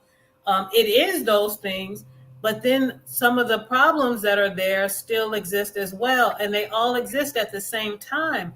And even if stories could be done on what Africans are doing about their problems, I mean, like they know they have problems and they're doing things about them. I tell people, for all of our problems that Black people have, there are Black people out here trying to do something about them. So I would like to see more of that, instead of just on, you know, oh, here's a business. This person has a business. This person built the biggest resort, the biggest farm. Okay, that's great. But what about these policies? What are African governments doing right? Because African governments are doing quite a few things right, especially in Ghana. Nobody talked about, I didn't see anybody talk about how under President Adu's presidency, education has become free. I didn't really see anybody do a story about that. I didn't see anybody do a story on his one district, one factory to bolster manufacturing in Ghana. I know Ghana best because I put somebody through school in Ghana and I'm in touch with him regularly. So I know a lot about Ghana, more so than Kenya or other places. And then there's a real opportunity to build a joint economy with Sierra Leone and the Gullah people in the South Carolinas. That opportunity is right there on the table. And all it needs is for somebody to just step up and do the work and build that joint economy. Maybe people in some farmers, rice farmers in the Carolinas can go and advise rice farmers in Sierra Leone if they need any help or something like that. So those are just some of the more realistic stories that I would like to see coming out of Africa, rather than just trying to glamorize and romanticize and fantasize about it. I think that does a harmful portrayal of Africa as well. And it gets kind of hard for me to watch when I see all these homes in East Legon, and then I talk to the young man I put through school who's an agriculture extension worker, and people are having very, very hard lives. And it's not, and Wadimaya doesn't really give them a voice or allow them to speak. And so I just wanted to put that out there. Those are some things that I would like to see coming out of stories about coming out of YouTube or whoever else vlogs about Africa. But I don't see that. And I want to, because there's a real opportunity for growth and understanding and real information about the reality and what needs to be done. Yeah, absolutely, sister. And as you mentioned about William, I always appreciate the young brother for what he's doing and transforming himself. But we're limited on that. Like someone was having a conversation with me that he should interview me. I was like, well, my people connected with him, and my vice president and people like that is there in Ghana, and he can always, they're trying to connect with him. But it seemed like like he only wants to deal with someone who's a president or the owner of a company and things. Which I have 3 companies here, but it's like, it's like I don't see that energy of really just talking to the average grassroots people, but not trying to knock this also the thing, but it's just like it's too much glamorization on the biggest hotel, the biggest this person did this.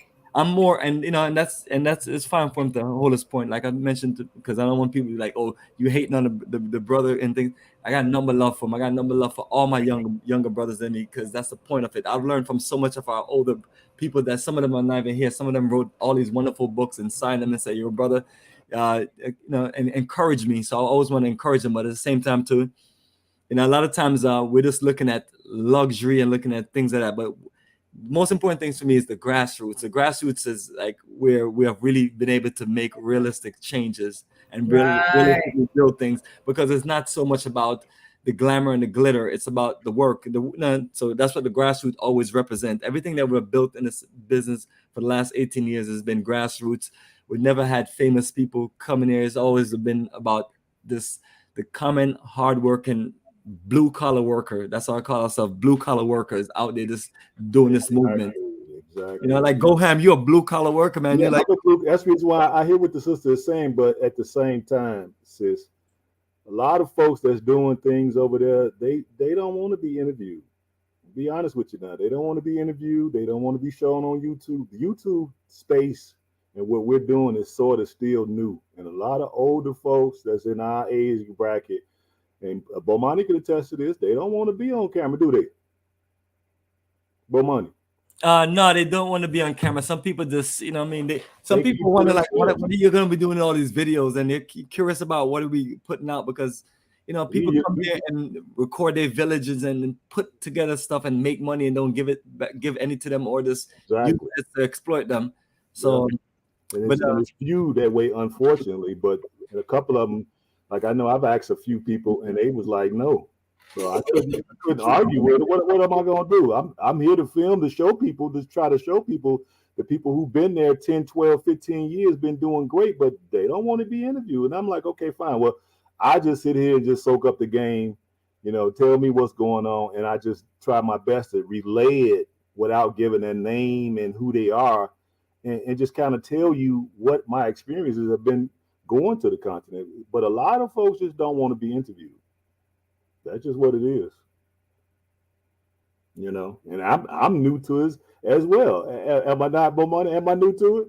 Oh yes, we're new to the world of this literally just I'm new to it. You know what I mean? And I didn't want to really be out here like that, but then a lot of folks kept asking me, and then after seeing Dynus and then seeing you on Dynus, it gave me the confidence and motivation to kind of come out of my bubble and start showing the things that I've done.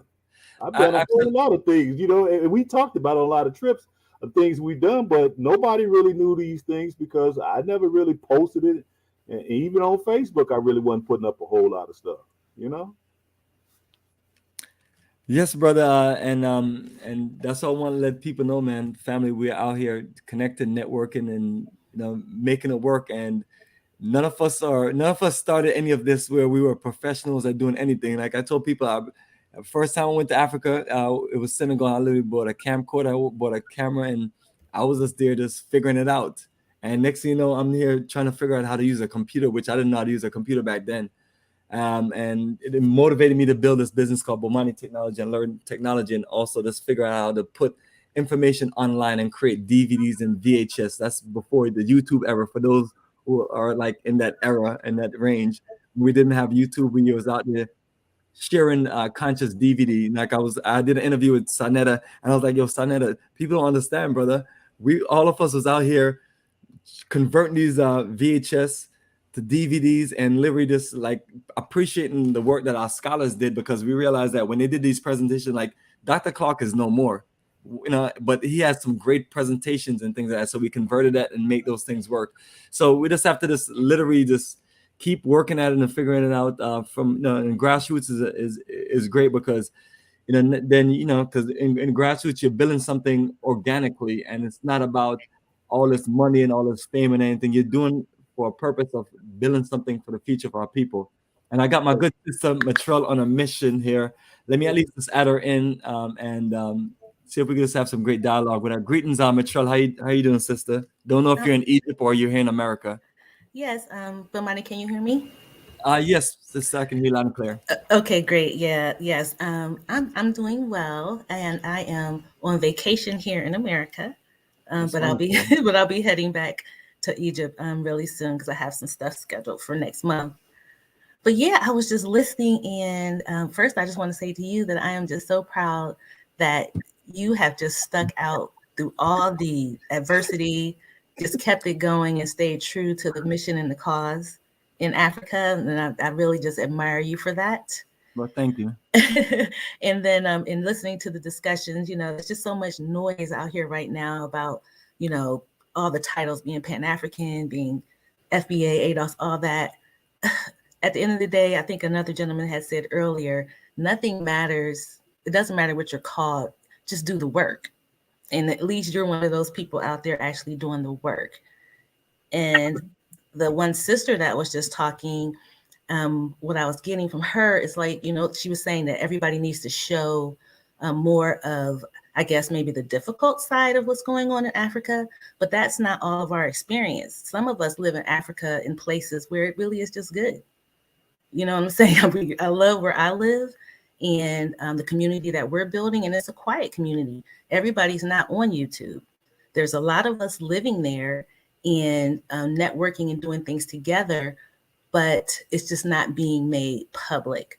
And I think that's on purpose. No one wants the drama that's been coming from other places. You know what I'm saying? So we enjoy what we're doing, and we're trying to put together a community. And Egypt is expensive when it comes to land, but to live there is very affordable. And we're all trying to pool resources to try to get some land and try to get some properties going so that we can bring people in and they can have a place to stay while they get their footing, and then, move them into apartments or move them into homes, as they get the money. So yeah, that's what we're doing. We're living life and enjoying Egypt a lot.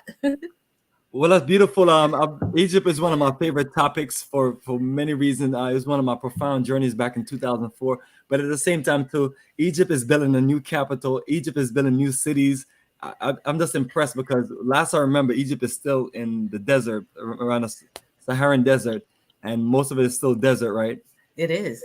And think about it. It's like when we think about Ghana, Nigeria, when we think about Tanzania, these countries are all in tropical zones where they don't have those situations, and that's why Egypt is so impressive. And telling people, and I'm also using that to tell people, like, hey, if our people in Egypt, Morocco, Tunisia, and Algeria can figure things out in the desert, and we have all this plush land in sub-Saharan Africa, what is the problem? Right. And you know what, Bomani, one thing I don't think a lot of people know is Egypt is like one of those, the people in Egypt are like the prime example of communities building. The government does, some things for people, and they do have some great programs in place for their people. But for the most part, it's about families. They're pooling their resources. They're buying land, building these compounds for a group of family members, and then they'll buy the land next to them, build another compound for the next group of family members, and you'll have a whole, group of people on one street that's all family members, but they're all doing it together, and they're doing it, and they're building these things themselves. They're making their own bricks. They're doing what they have to do to make these communities come to life and thrive. And we should take an example, or from that. And like the sister said earlier, maybe that's one of the things I should be filming. Maybe I should go out and show our people what can be done with very little money.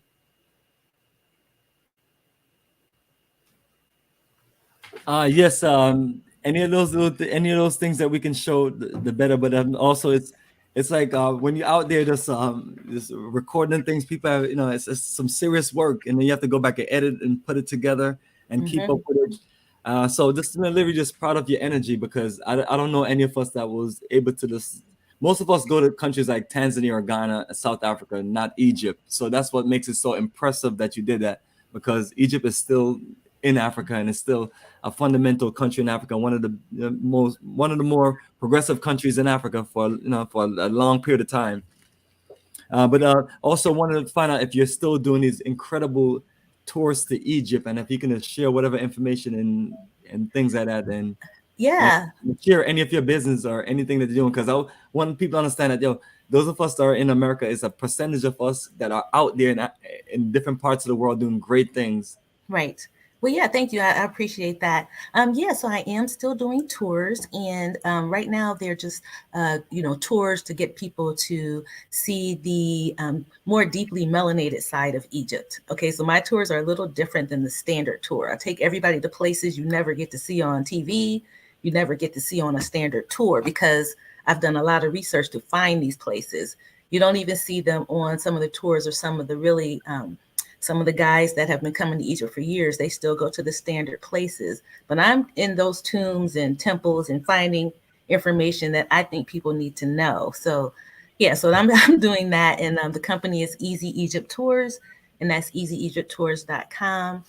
And I'm moving into, though, because so many people are trying to move to Egypt, I've been helping people find apartments and things. So I'm moving into creating a little repatriation arm of the company, just to help people find safe and secure places to live that's within their budget, so they can live the lifestyle that they want. There's a lot of retirees coming to Egypt.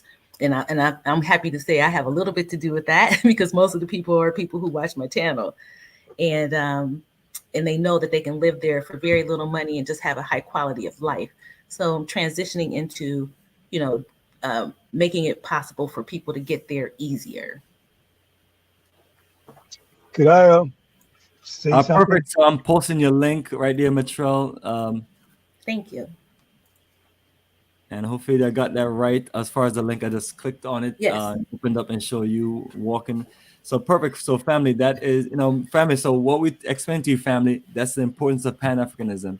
If someone like Matrell wasn't interested in Pan-Africanism, she'll be here, and then we'll miss out on the things that she is able to connect with us in Egypt, because outside of our scholars, we don't really have people that's going to take you to other parts of Egypt and show you different things. Everyone is going to basically do the tourism stuff. So we need grassroots people out there to do these things, and we need also for us as a people to support people, from the African Diaspora that's doing these things.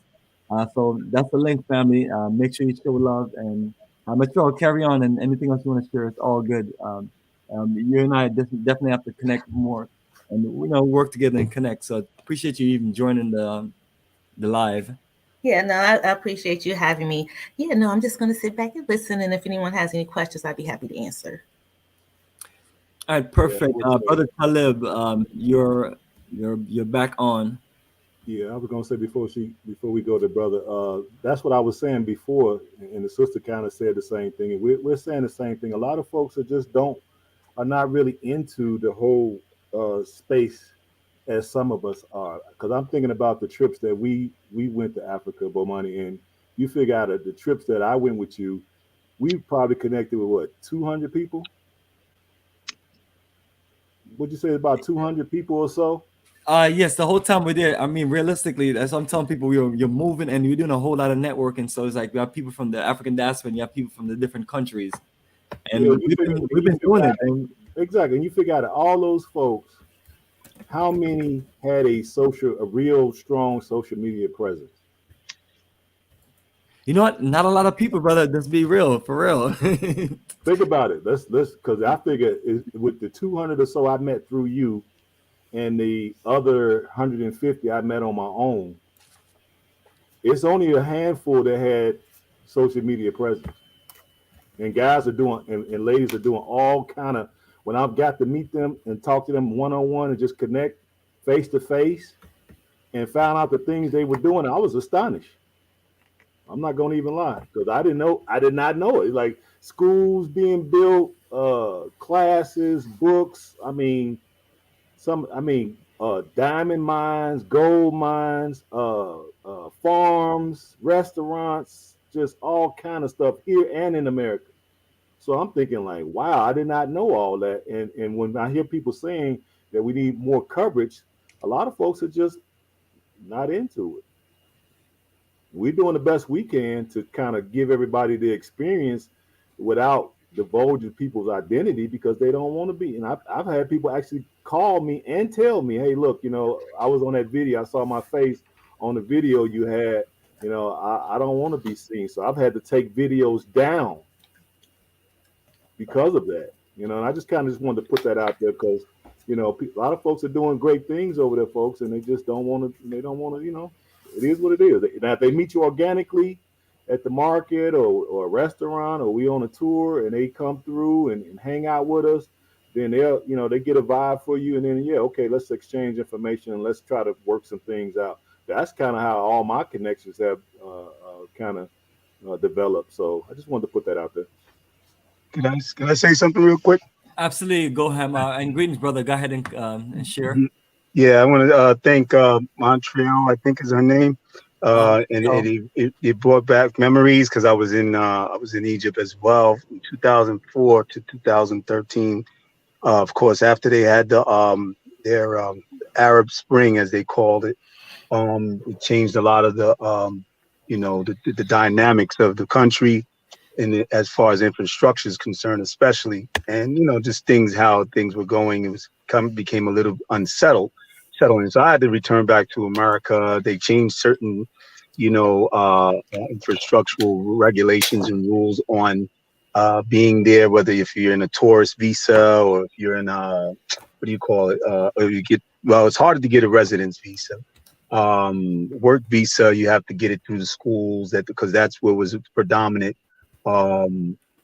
Occupation for most repats or expats, as they back then they were calling us, and they were going, myself included. I worked in the schools that taught ESL, teaching children that were not really good with the English language, the Arab and Egyptian children.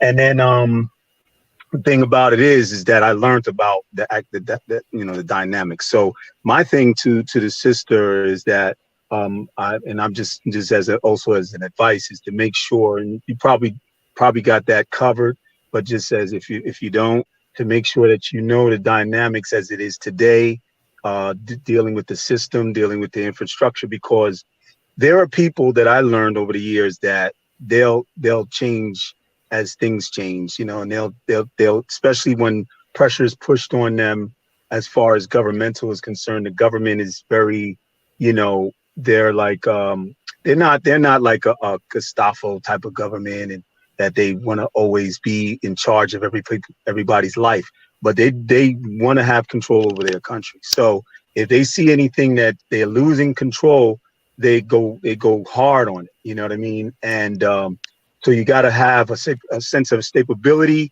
and just know that things can change over anything. So make sure that the stability of your legitimacy of you being there, staying there as a resident, hopefully that y'all receiving residency, status, and it's not just tourists. Because I know when I was going, I could only get a tourist visa because my school that I worked in, they didn't want to give a work visa. You know what I'm saying? Mm-hmm. So when that is established, then you don't worry about anything else because you can do your business, you can do your networking, you can do the things you want to do if you want to stay there for the rest of your life.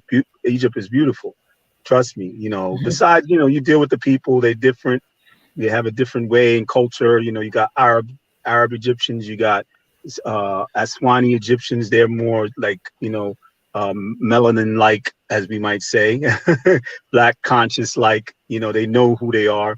The Arab types, and they're more sub-Saharan Arab inclined, from their part. Then you got those who think they're white. You know what I mean?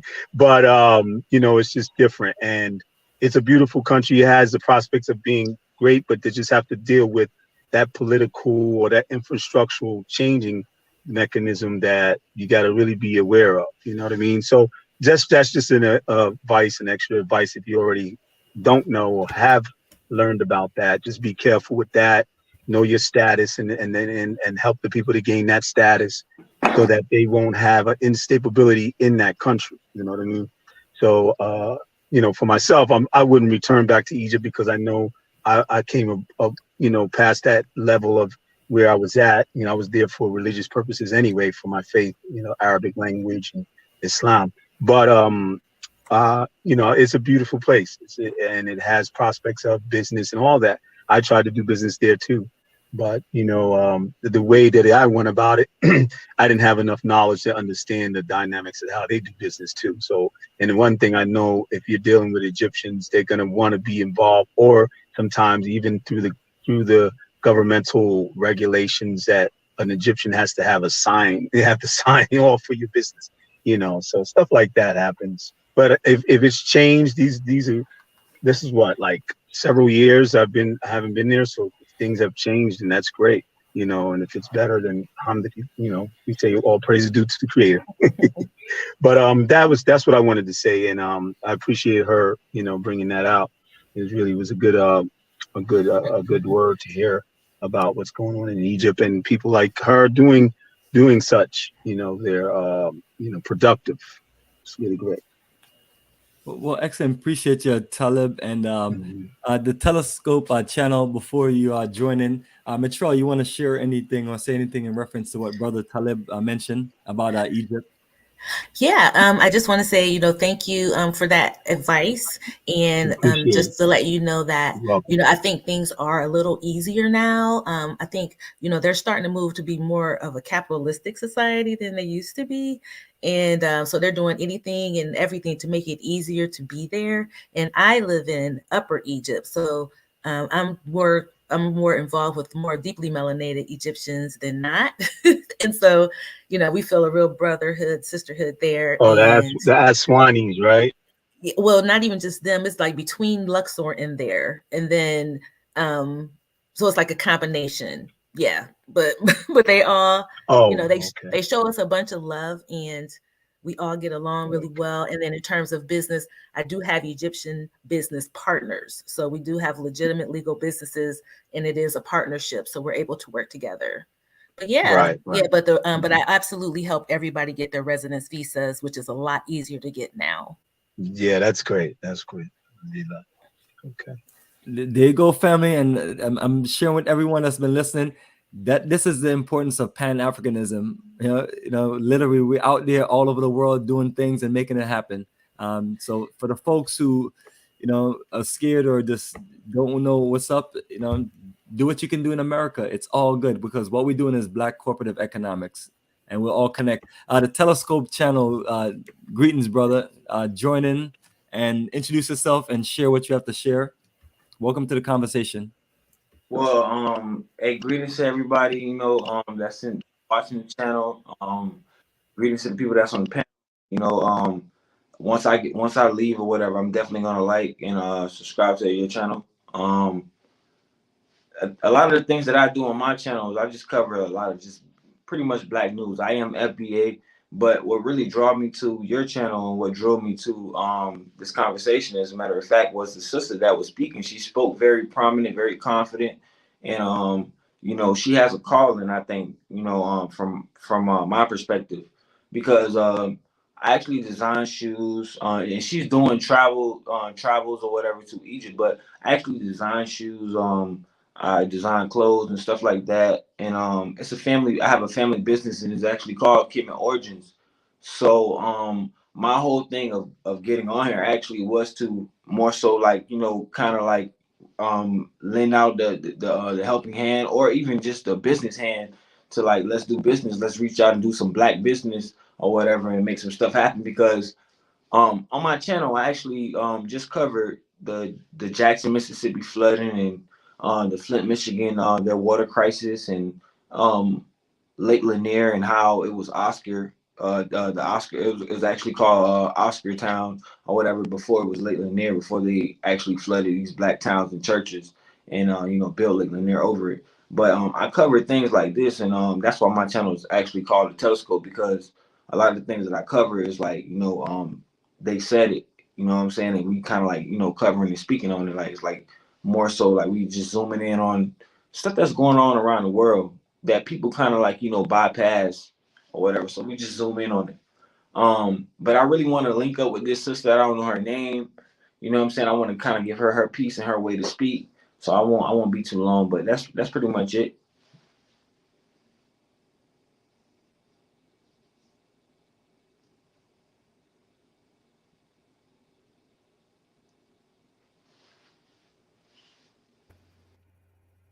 Well, I don't know. More money probably went to the washroom or something. But yeah, Yeah, that's good, brother. continue, brother. I didn't know you finished already. Yeah, okay. Hey, Go ahead.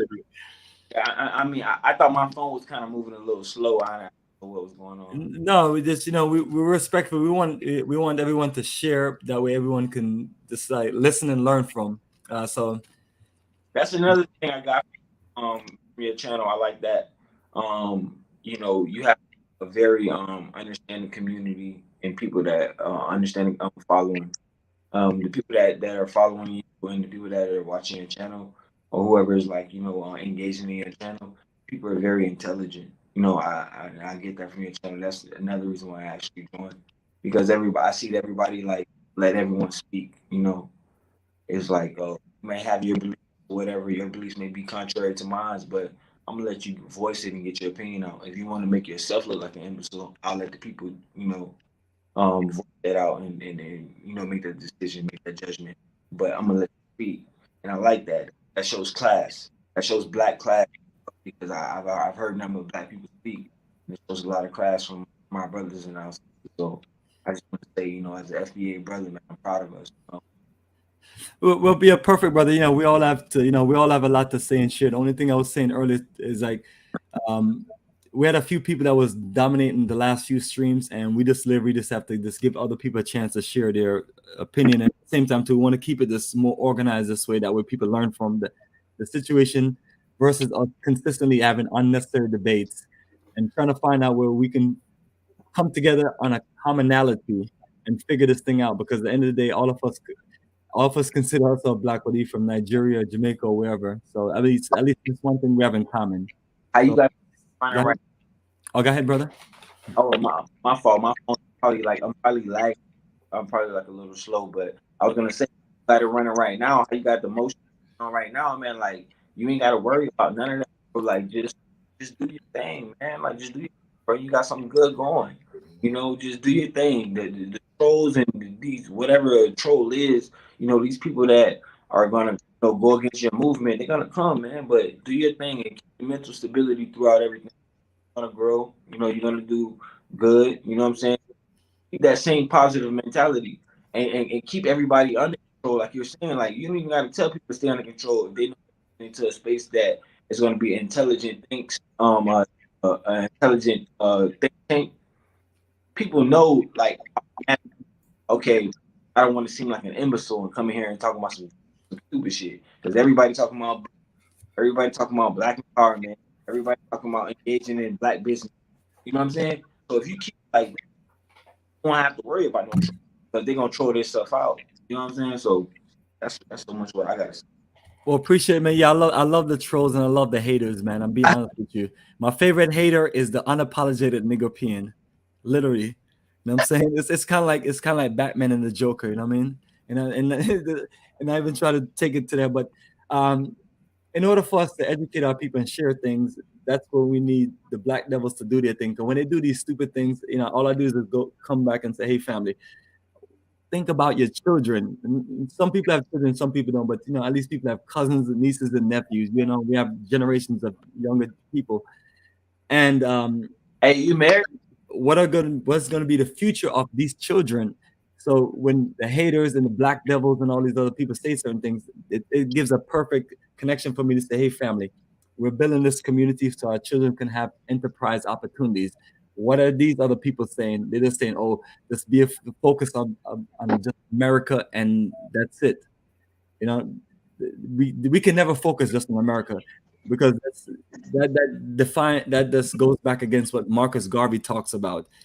Marcus Garvey was one of the greatest philosophers, and he literally explained, in order for us to compete against the rest of the world, or for us to have what we need to have, we have to do the same thing as what everyone else is do. And my favorite example is always going to be China, India, And a lot of the Asian countries, because in the 40s and the 50s, not saying that the Asian countries had the same situation as the African countries, they were occupied and they were under colonialism, but it wasn't the organic colonialism that we were under, to where our people were stolen, and we're in all kind of turmoil in the African continent. But at the same time, too, the Asian countries, like me and Kala, sometimes we get into these conversations. I like talking to Kala, because Kala is one of the few people I can really talk to, because he has a global perspective. If I'm talking about Asia, he'll explain that, that at one point the Japanese were the strongest nation in Asia, and they were just dominating the Koreans and dominating the Chinese. And people like, how you dominate the Chinese? I was like, yes, it's a small island called Japan, was the dominant force. Not saying that they were colonial force, but they were the dominant force, and they were trying to expand into world power. The mistake the Japanese made is when they decided to attack Pearl Harbor and didn't really had planned out to where they was going to shut down the U.S. Navy. But nevertheless, family, this is all what of these countries. Just one last, but all of these countries have literally put themselves together. Like I've been to South Korea, beautiful country, beautiful nation, but South Korea couldn't feed itself at one point. So what I'm saying to our people in Africa is that the rest of the world is evolving regardless of whatever they've been through, and they're literally putting their resources of their people in their country and their diaspora together to figure the problem out. And based on what Marcus Garvey and other great scholars have talked about, we have to do the same thing. And if we're not willing to do the same thing, our children would die and starve and will not have a future, and they'll be slaves to the economic powers of the world. All right, go ahead. Hey, real quick, before I go, because I got to get going. It's getting kind of late, and I'm still at work, but I got to be out of this job. But I wanted to ask if it was okay to mention, because I do have my own channel, and I speak about the same topics, and try to get, especially people, education, financial education. I have two channels, if it's okay to mention them. Yeah, brother, go ahead and share your. Yeah. The one is right after, of my name, Brother Talib, the Brother Talib Show.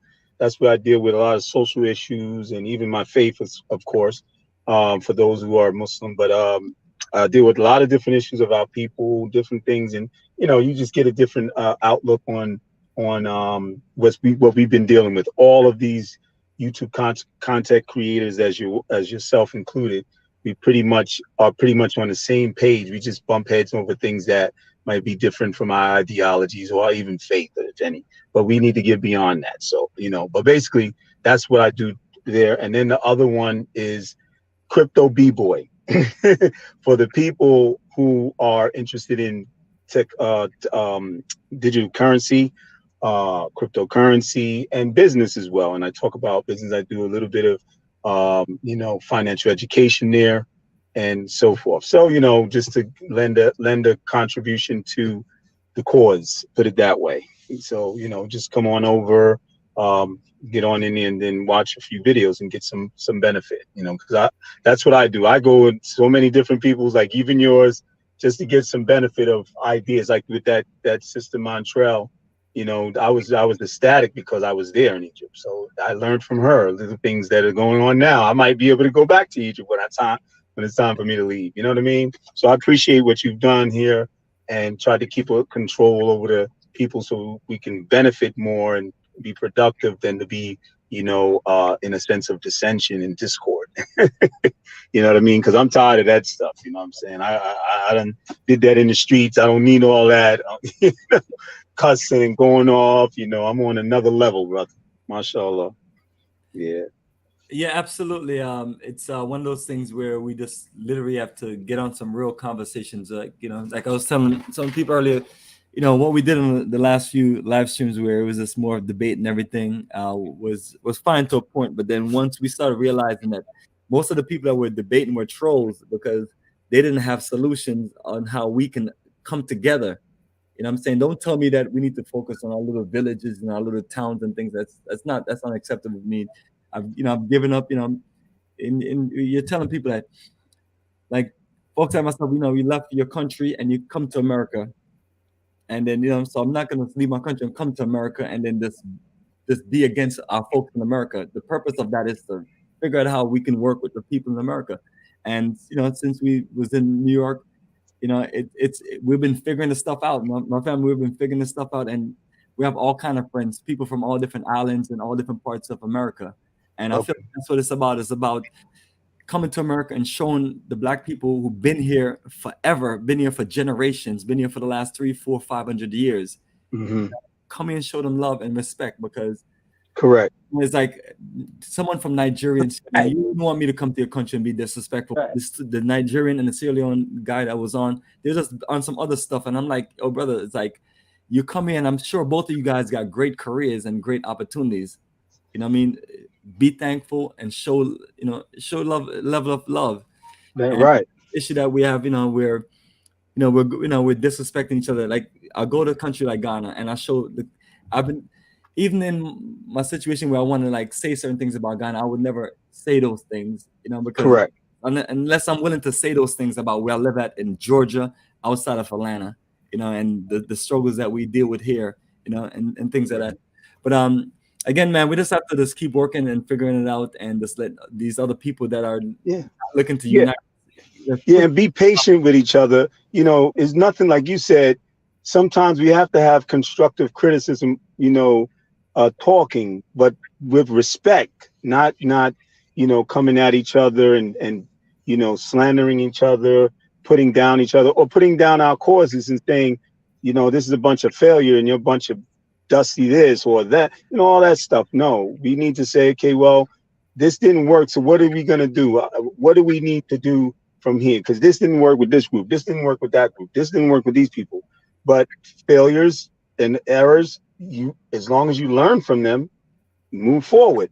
So focus on moving forward. Just like Goham said, there's too much focusing on who failed and this and that. Let's move past that. No, we don't need discord over that. We need to deal with constructive criticism on certain things and say, okay, we can't go to Africa and do this, but we can do this and everybody agree on that. Can everybody agree? Okay, if we can, then what's next? Well, who has got another idea? You know what I'm saying? We can't do certain things, or we can do this and we need to do this. You know what I'm saying? So instead of creating discord, we need to create a constructive build, in when we dialogue with each other, because dialogues are going to at times we're going to disagree. But it doesn't mean that we have to give up on each other and say, that's it, I'm done. I'm done with that. Excuse my expression. We don't need that. We got to get away from that. And even like you said, with the brothers from the continent and sisters from the continent coming to see us in the West, the Caribbean brothers and sisters like yourself and African Americans, and what we have established and worked hard and strong, died on, like Marcus Garvey over there, and established all these different things that have been established, Malcolm, that is from them placing it there and you benefiting from it. Now you coming there, you are able to do these things. You're able to get these benefits. So give your brother and your sister respect that built this, or their ancestors built this, the ones that died before us in this country or in these countries on this side of the world. And now we're African diasporas together now in these countries until we return back to Africa. So we have to unify on that. At least if we can't unify on the other, let's unify on just that. Let's build something and everybody benefit, go back, build something there, build up whatever we can build there and benefit from that. Our children and children's children benefit from it. And that's it. All right, brothers. We'll appreciate it, man. Appreciate the positive input, man. We really appreciate it, and I really feel like our people benefit from this. I got Amani Bey in, and I appreciate you, brother Amani. You've been coming on the live streams. I don't know who you are as a person, and thing. I do see a picture. Hopefully, that's a picture of you yourself. But brother, you're welcome to the call. Share what you want to share. And as you peace and blessings, brothers and sisters. I'm gonna go. Okay, y'all be good. You take care. All right, peace. And Amani, brother, share what you want to share. We're not here to beat anybody down. So go ahead, brother. You mentioned that you had some good things that you like to share, but appreciate you always being on the live stream. Well, I appreciate the opportunity, Bomani. Finally, I upped the nerve to come on the panel. I've been listening and supporting from a distance. And it's all about making contributions that will bring value to, even if it's just one person. If you can just touch one person, to add value to that person's life, and they can pass that on, then I think that we did our job, and that's what it's all about. You know, it starts with our immediate family, our children, and securing their their future and our grandchildren, and then then that will, through that experience of properly managing our own household with our own family, then that experience gives us where we're competent to pass on that experience to others, and that's what it's about. So my thing here is I'm basically helping individuals reclaim ancestral lands in America. And this has been kept away from us for forever, right? So when I'm talking about reclaiming lands, many of our ancestors owned, as many of you know that, they talk about farmers across the South. And remember in the 60s, they would hold up signs stating that they owned over 20 million acres, and that was in the 1960s. And I'm sure many of you have heard of the brothers and sisters down in the Sea Islands, and many of them are losing their lands as we speak. And it's happening all across the South right now.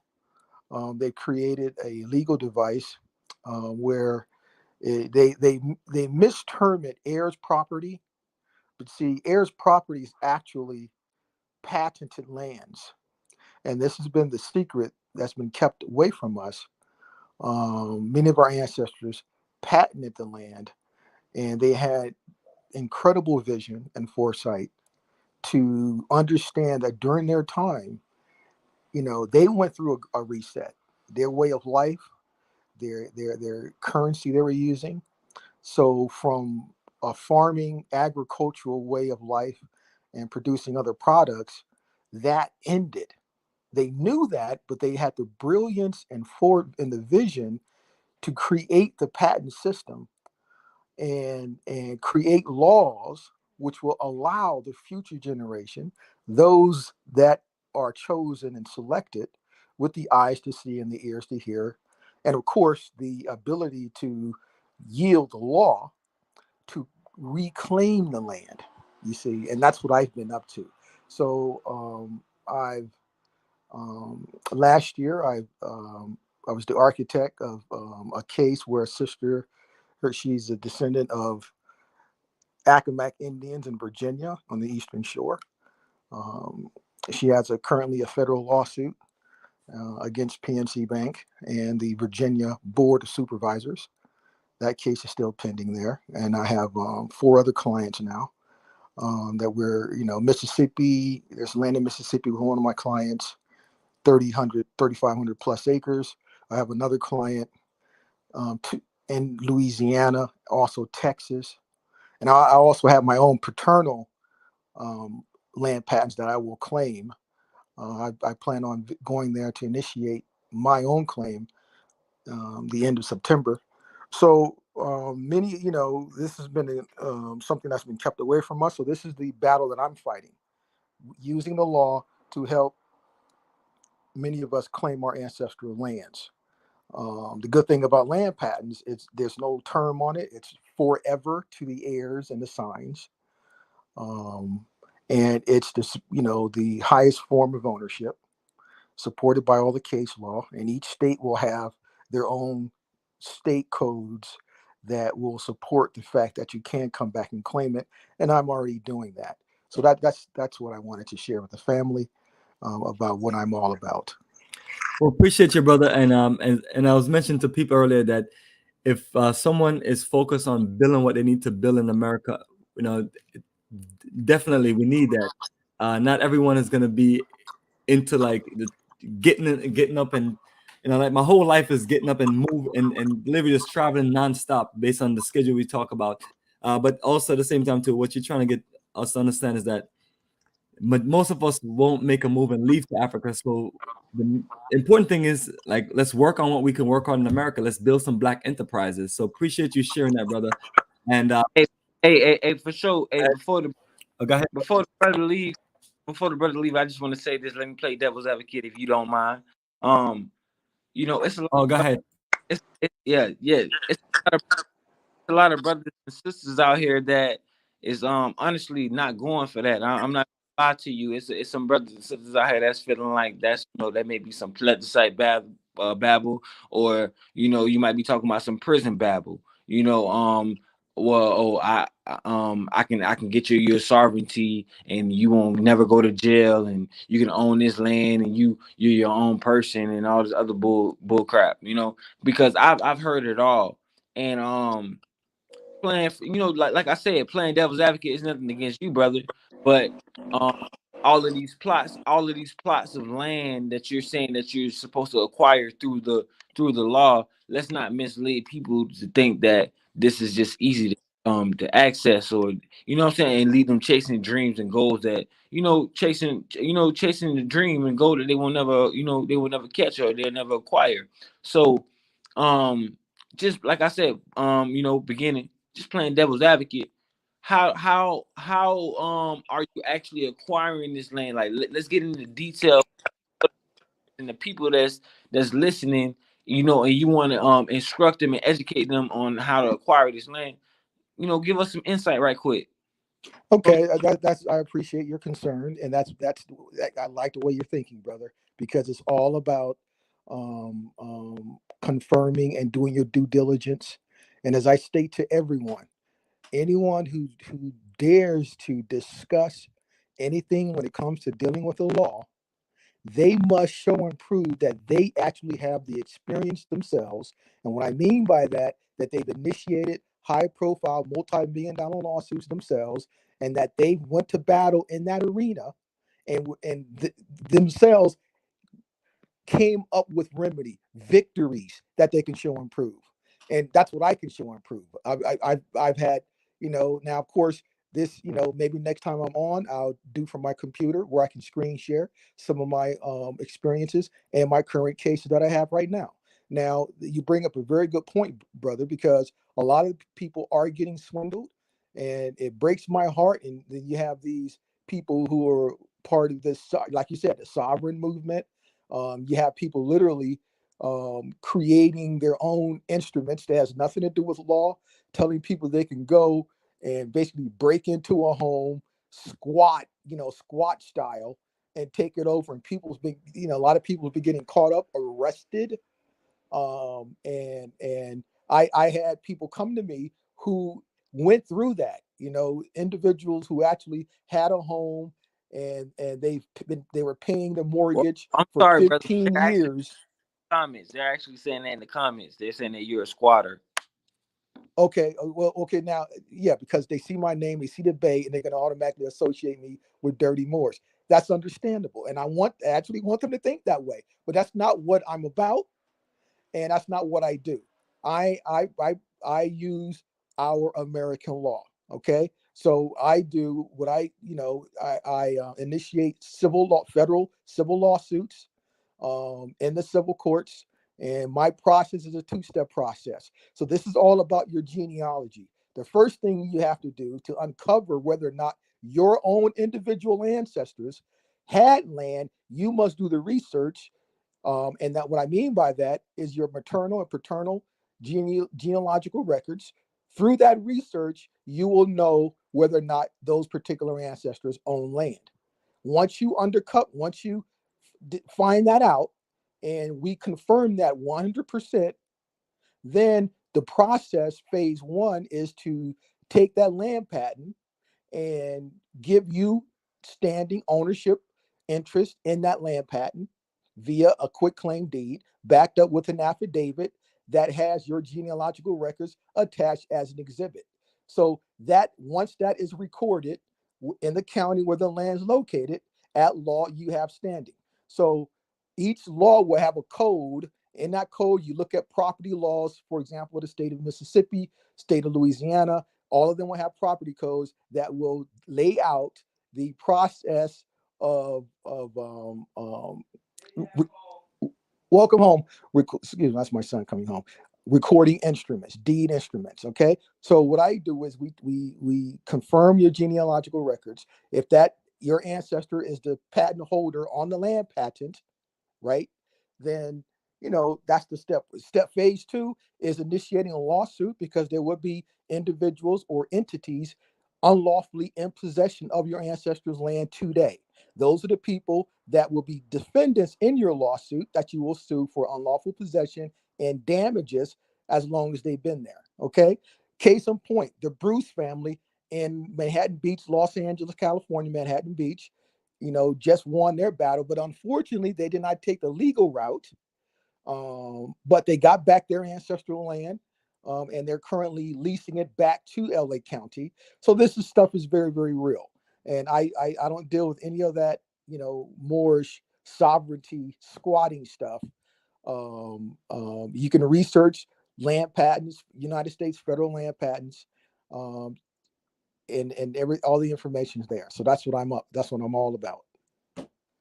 And next time I'm on, I will do it from my computer. I will screen share and walk everybody else through my own personal resume of my legal experience and explain and break down what the land patents are. I will show you real life land patents, my own, a couple of my clients. One of my clients is in the process of negotiating his land for 280 acres in Georgia from an investor. So this is what's happening in the real world here. So this is what I'm about, but that concern is definitely proper to have because that's the way we have to think. People must show and prove. By the way, I live in Japan. I've been here in Japan for over 26 years. I'm originally from Los Angeles. My grandmother's from both my maternal and paternal grandparents are from Shreveport and Bossier, Louisiana. Etc. And I've on my genealogy, I can go back, 13 plus generations on both sides. So that's what I'm all about. That's impressive, brother. So you say you live in Japan. I've been to Japan in 1999. Beautiful country, well developed. Very impressive country, especially the fact I always tell people about Japan. I was like, Japan is islands of rocks, but you talk about some of the greatest engineers that the world have seen outside of the Egyptian engineers that built the pyramids. And that's Japan right there. Always trying to be a world power. But what I want to find out from you, since you've been living in Japan so long, do you have a Japanese wife? Yes. Japanese wife, 3 children. Right. My oldest boy just turned 17. All right. My second middle boy is 14, and my daughter will be 11 October 2nd. So perfect. So how are they adapting to the world of Japan being, I don't know if it's biracial or how they adapting in Japan? Well, brother, what attracted me here, because when I graduated from UCLA, and then in my senior year, I did a study abroad program. And my original plan was to go after UCLA, I was going to go to law school. And I actually, took the LSAT, did the whole process. I got an offer letter from Berkeley, UCLA, and Northwestern. And I was actually going to go to Northwestern. But at that particular time, I was working, in Japan. I originally, when I graduated undergrad, I came out in 97 as an English teacher, and that was the way to get a visa. And then I started working for Japanese companies. And then I started my own executive search headhunting company. And then at that time, I said, okay, well, let me go back and take the LSAT. And that was in 2004. But, I was running my business, and then I decided to stay here. And so what attracted me here is the stress, bro. I mean, when I just discovered that I'm no longer a suspect, I can walk into any establishment. I'm a customer. Right. The police, I don't have to worry about police harassing me, people looking at me, and those little things that we take for granted, that was a huge monkey off my back. And I'm actually, they see an American. That's what they see. So doors were opened up to me here in Japan, and that's what attracted me to the society. So, this whole color game or black doesn't exist here. I'm just an American, right. So and that's powerful there. And so the harassment, You know, I don't have to look over my shoulder at an ATM, get robbed, and none of that. And that's what attracted me here. You know, because I was on that platform. You know, I went with Dr. Ben All right, on his Dr. tour Ben. to Egypt back You in went, to '95. you went to Egypt with Dr. Ben? brother. Back up for a second, because when you mentioned Dr. Ben and going to Egypt, you can't just like go through it real quick. You got to go into details. So you went to Egypt with Dr. Ben? Yes, in 1995. Wow. Yes. Wow. Wow. How was that experience with a great scholar himself? Oh, that was awesome. That was and you know, at the time, you know, because you know, I was working with Renoko Rashidi and Ajwa Kwesi, and that's when they both were actually living Another in two LA. great scholars, man. That's what's up, brother. Right. So I was working with them. I was, matter of fact, driving Renoko to his lectures there in LA, right? And at the time, Ajwa Kwesi used to assist Dr. Ben on his tours, and he broke away to start his own tours. Yes, now, yes. He wanted me to go with him, but I said, no, I have to go with the master teacher, Dr. Ben, next time, right? So, not to interrupt. So look, so you was with Dr. Ben. All right. So look, not your credibility as well, but you say you in Japan and stuff. You say you in Japan right now. Like, I've always wanted to go to Japan. Like, if you can ever get, like, just give you as a look. Like, let's see what Japan look like whenever you get a chance when you done with your story. Oh, you want to see some of the outside around here? Yeah, I want to see like views. Like, okay, hold on a second here. Hold on. I'm turning the camera on here. Ain't no problem. Yeah, let's see some of the views out there. Like, what that shit look like. Wow. Okay, so let me turn it around. You see the outside of my window here? You see that? That ain't New Hampshire.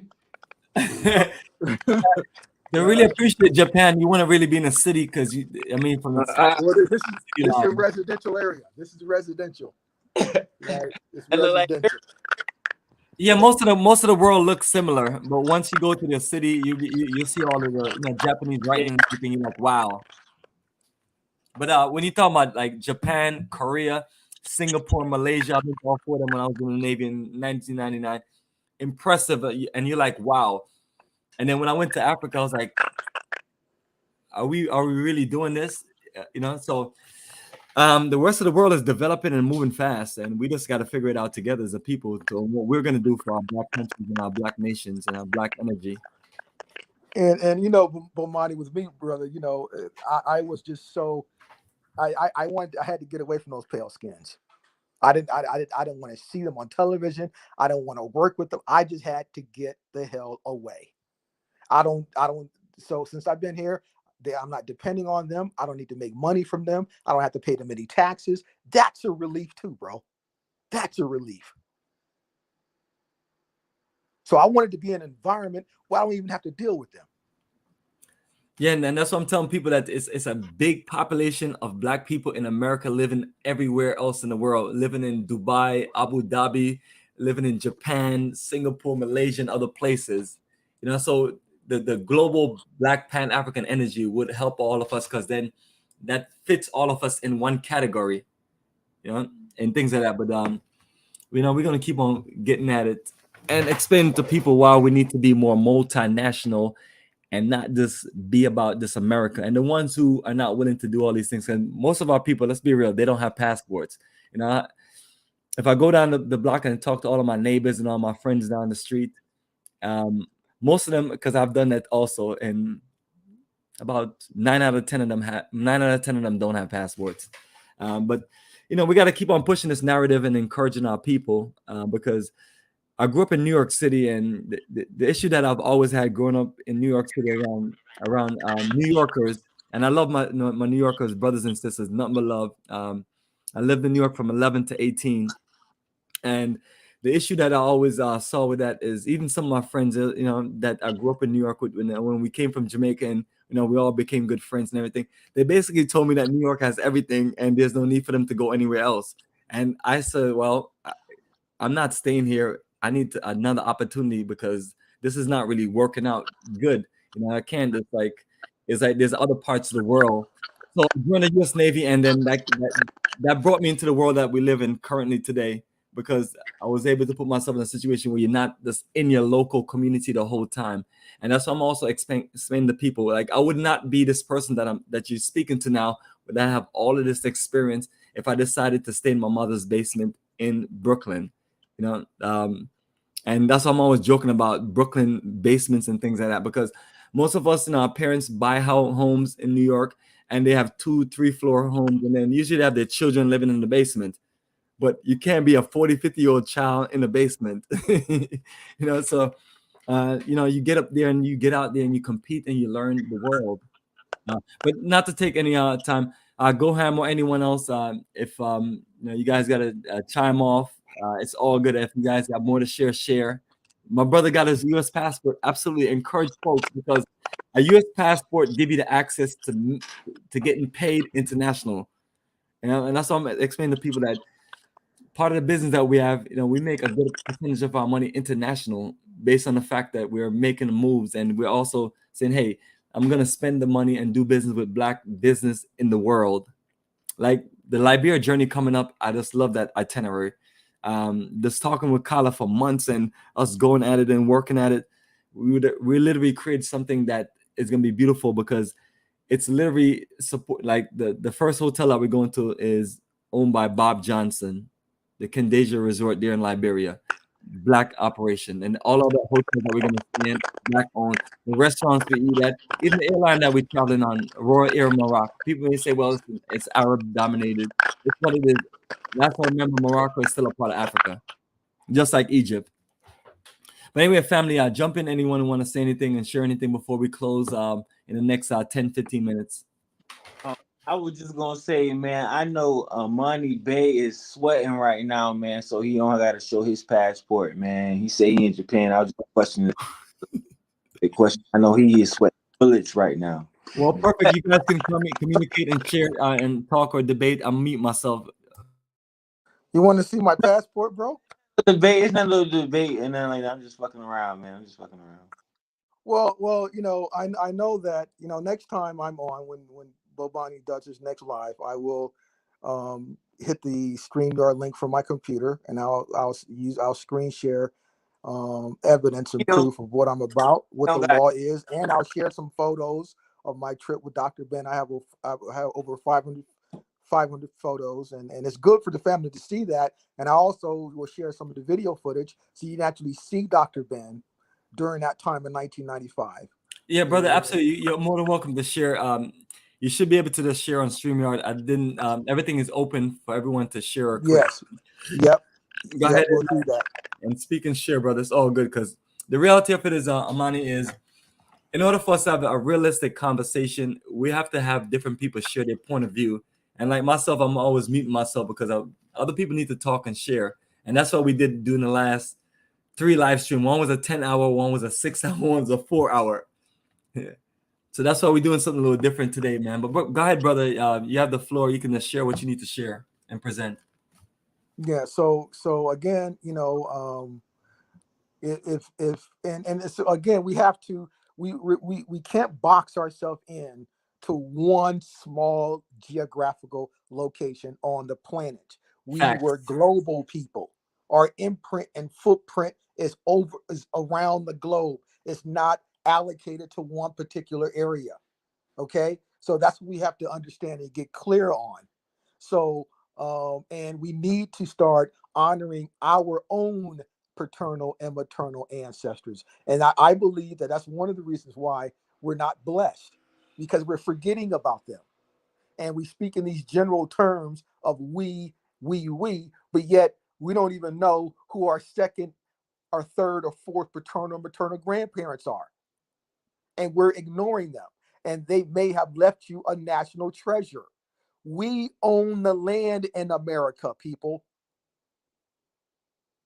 Whether you know it or not, it doesn't matter. So you're either going to go down that rabbit hole, find out who your paternal maternal ancestors were, and confirm that, because failure to do so, we will leave this plane in darkness.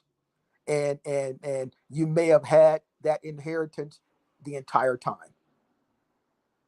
That's what I'm about. That's my mission. others on other missions. And I wish you the best, because it's all about adding value, changing lives for the better. That's all it's about. Well, appreciate it, brother. And you know me, I'm all about us sharing our Pan-African world, and the fact that you live in another country and you're pushing the Black energy. That's valid and very important. So, and then people know that you don't have to limit yourself to just being in America. If you want to stay in America, that's absolutely fine. Got nothing but love for you, but don't just stay in America and just talk crap to the rest of us that's doing things.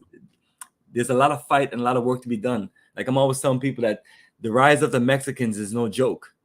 You know what I mean? They're serious people. They're not just some low budget workers anymore. And the rise of the Asians is there. They're not just some nobody, no people anymore. These are sophisticated people who came in, and they were literally connecting with us as Black people in the different communities, but they evolved beyond us. So now that they left us, it's like, what are we gonna do? Well, go ahead, brother. I'm reading the comments there. They don't believe I'm in Japan. Oh my God! What do you? How do I prove that? Yeah, I'm trying to remember some of the places I went to in Japan. I was in the Navy. I was on a Navy base, so I got pictures brother, honestly, that's why when I start telling people about all the countries I've been to, like I tell people, let's come to my office and we have everything from all the passports I've had to all of my Navy books to all of the things that we have done. That's why I do documentation. That's why I even show people. Okay, hold on. I know y'all just show my Japanese ID. Unless you show people, they won't believe you. Because if I just run to the random person and say, "Hey, I've been to 35 countries across 6 continents," they'll be like, "The way you look, nah, you haven't been anywhere." And I'm, so it's that situation. But I was like, "Well, family, this has been my life, and all of it is documented, and there's no one that can refute anything that I've done." I've been so that even when someone come into my office, all of my accomplishments and everything I've done in the modern day life as an adult is just all over this office. All of the pictures, the group pictures, the information, and then everything naturally is also on YouTube and Facebook, just so people can be real. But a lot of times our people just don't have confidence in us and things like that. But this is a new energy. All right, I understand that, and right? That's fine. So hold on, I'm going to show my Japanese ID. 2 forms of it here. Perfect. Just screen share anything you want to share, and then dialogue. You got the floor. Also, full disclosure, family, Bomani Bay, that's just what I use in these kind of settings. But I'm from the House of Grisette. The House of Grisette. That's my family. Andre Grisette. That's my family name. Okay. This is what I use. I don't really, my own family name. I try to keep that, personal. But I'm from the House of Grisette. So here's my ID here. Hold on, let me turn the camera on. But I like how they think. Skeptical. Don't believe anything. I like that. Hold on. Brother, trust me, I've been there, man. This has been someone that's like from Jamaica. Is like people always like doubt you, like, are you, and I think that's a good thing that you get a chance to prove to people who you are. Can you see that, Bomani? I'm gonna make you perfect. You are full screen, so you can put it up a little bit more. But yeah, can you see that? You see the name? You see the Japanese written characters? Right? Grisette, Andre, my middle name, Marcellus. You see that there? That is my Japanese driver's license. Now, this is my Japanese, it's called a gaijin card. We have to keep this whenever we leave the house, right? You see my name there. And you see where it says expiry date 2024, 5/31, right? So that's my gaijin card that I have to keep with me at all times. I have to keep this with me at all times when I go out, okay? And so you want to see the passport? Hold on. I'm going to show both. This is my expired passport. That's the expired one. It's all fully stamped, right? Yeah, show them all them stamps. I'll tell people, like, I got passport with stamps and stamps. Like literally when you're at passport. So you see that? You see all that? That's Haneda. You see all that with the Japanese stamp up in there. You see all that? It's all full here, right? A whole lot of stuff there. Now here's my new one. Here's my new one. That's my new one there. Oh, that's the new one there. There you go, brother. That's it, man, you wouldn't be set. That's Andre Marcellus. I'm 55 years old, December 5th, 1966. I'll be 56 in December. I just got this January 12th, 2022 for 10 years. Okay. So, yeah. I'm currently in Japan. Right now, it is 4:20 p.m.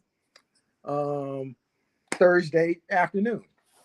So if you're East Coast time, I'm 13 hours ahead in the future. If you're West Coast time, I'm 16 hours ahead in the future. Yeah, I remember them time differences, man. Just being in Japan and then trying to call my family and then trying to figure it out. Like, hey, this just got here trying to tell my family I'm still alive and I'm out here. And they're like, I'm like, yeah, we're 13 hours ahead of you guys. And trying to figure it out, and even Hawaii, trying to figure out the time difference. Like, these are the world that we've been in. So I'm telling family, yo, get out there and get something, make some moves. And if you don't want to make those moves, that's fine. Do some things in America, because the people who have been talking about what they've been doing internationally, including my brother Natmizi, he's out there doing things in the international world. And that's all we're really promoting to people. Like, yo, let's not just focus on America, because if we focus on America, we will never be able to compete with the world. Because we'll literally be, all the opportunities in Africa. If we don't tackle and take advantage of those opportunities, then everyone else will, and then we'll just be shut out of all of the major markets and all of the major opportunities in the world. So that's what I'm telling people about. Them just focusing on this America is not going to get us anywhere. Now if 95% of our people say they're going to focus on America and the other 5% say we're going to just do some international stuff, that is a perfect game plan. And then we just all have to just respect the fact that all of us are doing the work that we need to do to make these things happen. Other than that, it's like people just debating and talking and arguing and fighting just for the point of it with no solutions. Exactly. It's okay. It's okay, Mr. Uganda. I can give full disclosure to the world, bro. Show myself to the world, and ain't no one can do anything about it, because if they dare to try to, they will get sued big time. Okay. So now the Department of Defense, Pentagon, they have a whole case filing on me because I defeated them in a lawsuit back in 2012. I had a government project at the United States Air Force Base in Western Japan. They breached the contract. I had to sue them for $2.1 million. We settled for half of that. All right. So they are very well aware who Grissett is, and they know not to mess with Mr. Grissett. All right. So not too many people can say that single-handedly they defeated the United States Department of Defense in a lawsuit. Single-handedly. I'm my own lawyer with the Pentagon's best legal bright minds against little old me.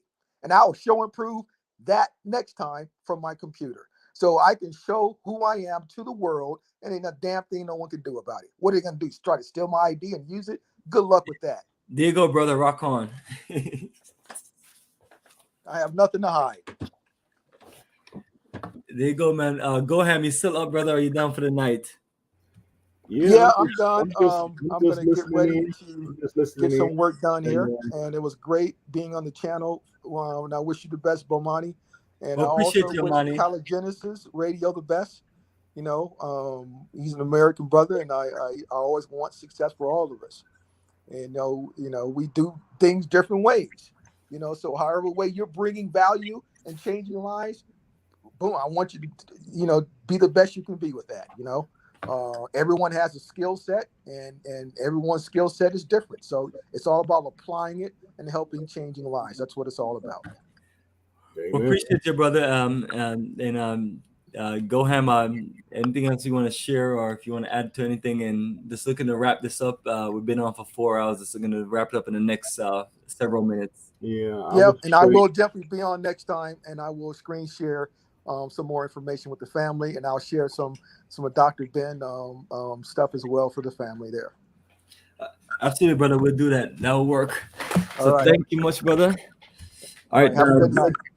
Go ham. We know we've had a lot of people to share a different perspective, and this was actually better than last night, because Yes. last night you're like, yo, bro, you're like, Bo, Bomani, I gotta get off because I don't know what's going on. Yeah, I know, right? Because I'm thinking like, we have a history and we try to promote what we're doing. And I mean, like I said, people are not going to show everything. So I don't understand why, it was necessary. If the brother say he this and that, hey, I rock with it because I'm doing what I'm doing. Hey, if he's doing what he's doing, he's doing what he's doing.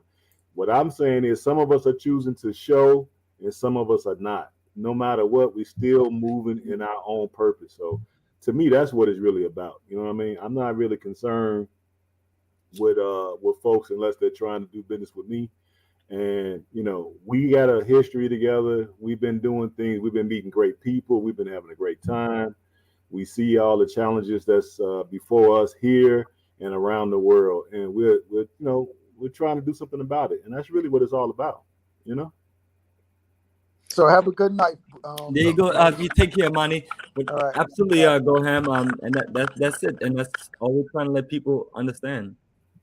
Yeah, I don't get it. What we need to build, and if you have any issues with it, go build what you need to build. Yeah, exactly. We build what you're gonna build, and then we can just, if you want to show us what you did, fine. If not, fine.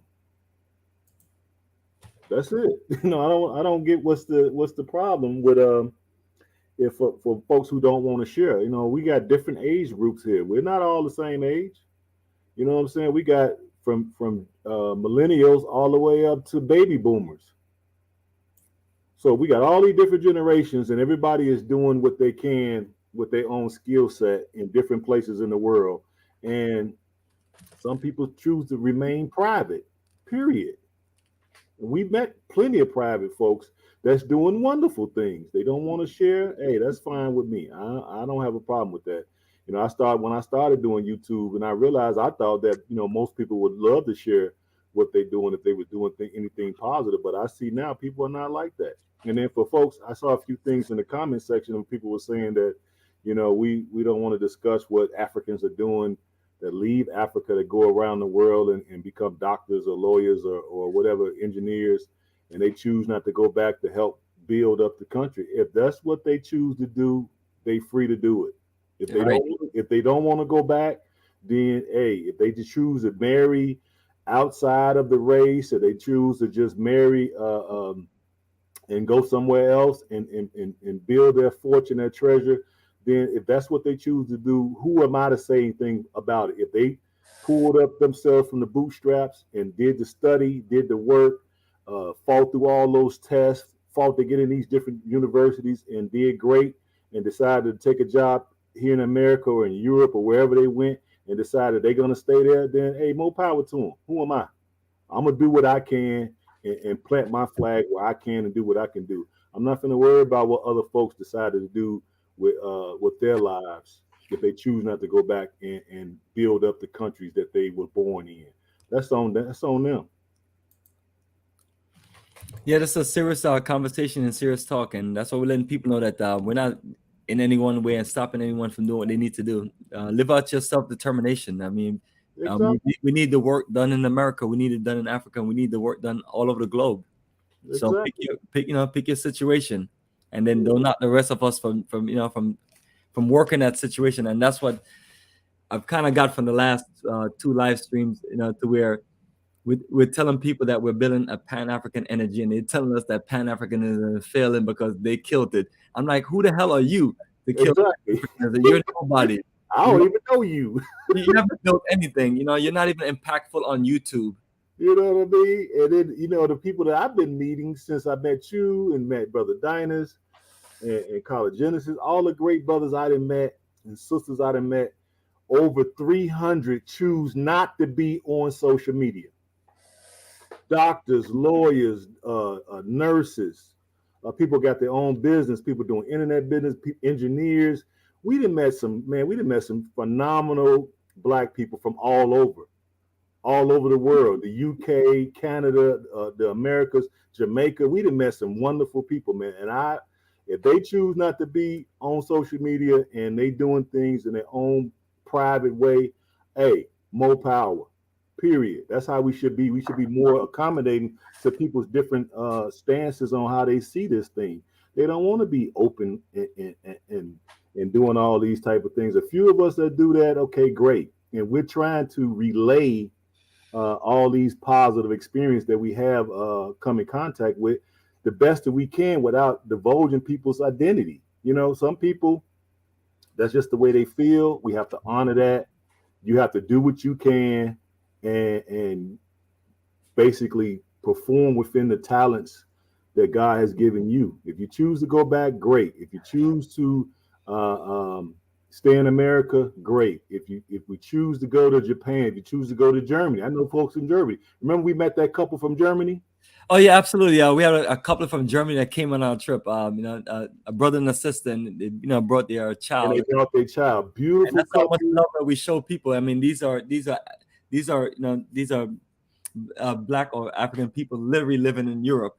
Yes. That Pan-African to the bone, and we're hooking up and doing things with them because they're saying, well, hey, look, we want to be a part of going to Africa. We want to do some things in America. We met the brother from Canada. I can't remember his name now. He came on one of the trips with us. We met the brother from the UK. Was had an accounting company. I mean, we've been meeting people from all over the place. Then the people that went from Jamaica, they got restaurants and stuff all across West Africa there. Man, we got some phenomenal people. And a lot of them do not want to be on YouTube. A lot of times I've tried to film some of the places when I was in Gambia. I almost got into a fight. I just want people to kind of understand when I hear these things on the stream, I could tell people don't really understand, because if you're making these type of statements, you wouldn't be making these if you was on some of these trips with us and see how people really feel when you try to stick a camera in their face, right? Now, I remember I almost got into a fight with the Jamaicans in the Gambia. Now, the reason why it didn't come to fisticuffs because I was bigger than all of them, and I probably would have smashed them with the camera, but they didn't want to be filmed. And I said, well, I'm spending my money with you guys.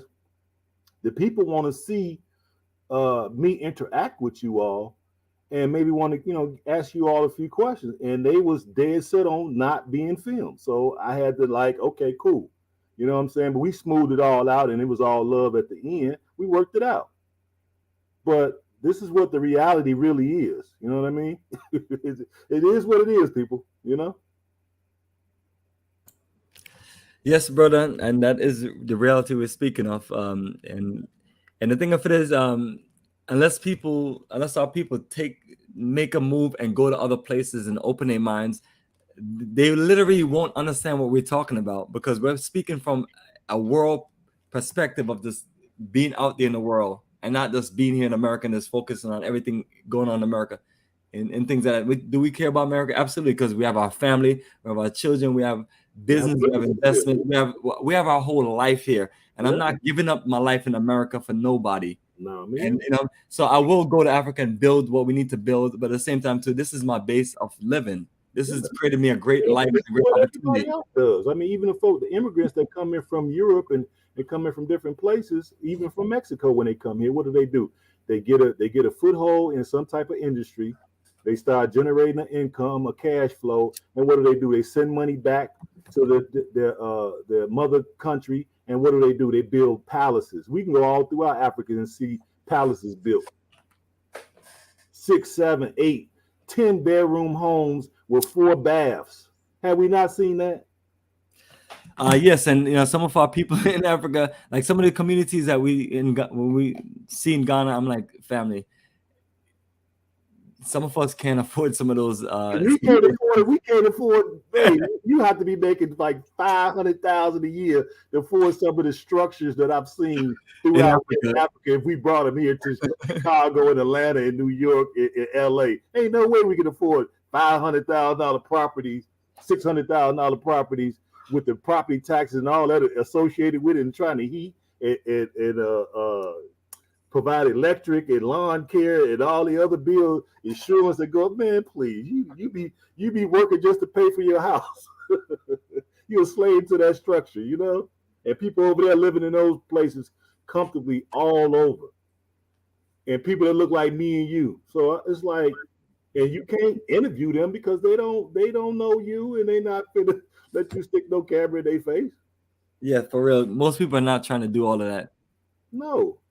So we're trying to give you guys the best realistic view of what we see when we go to these different lands. We're trying to show you the best and give you some idea of what's the what's there to see, what's there to improve on. Yeah, it's a lot of things that need to be improved, but we can also look in the mirror. I can go to Chicago, where I'm from, and we need a lot of work. So I can't be sitting here trying to point fingers at other people from around the world and say what they doing and what they ain't doing. And I can look at my backyard and they can find skeletons everywhere in Chicago, Detroit, Atlanta, New York, LA. I've been down to every city in America, and we not really need to be talking about too much because these cities are in trouble. It's a great point, brother. So here, family, our brother is pointing out the fact that we have our issues in America, and and we have our issues everywhere else, and we have to just keep working at it and figure it out. But it doesn't mean that we need to limit ourselves and not just expand our operation. And that's the situation I was trying to communicate with the brothers yesterday. That it's just that it's something that we have to do, and we have to figure it out, because all we still have is us. And if we're really trying to compete against the world, the African continent can't do it by itself, and the African diaspora can't do it by itself. So, you see what you were saying there, Bomani?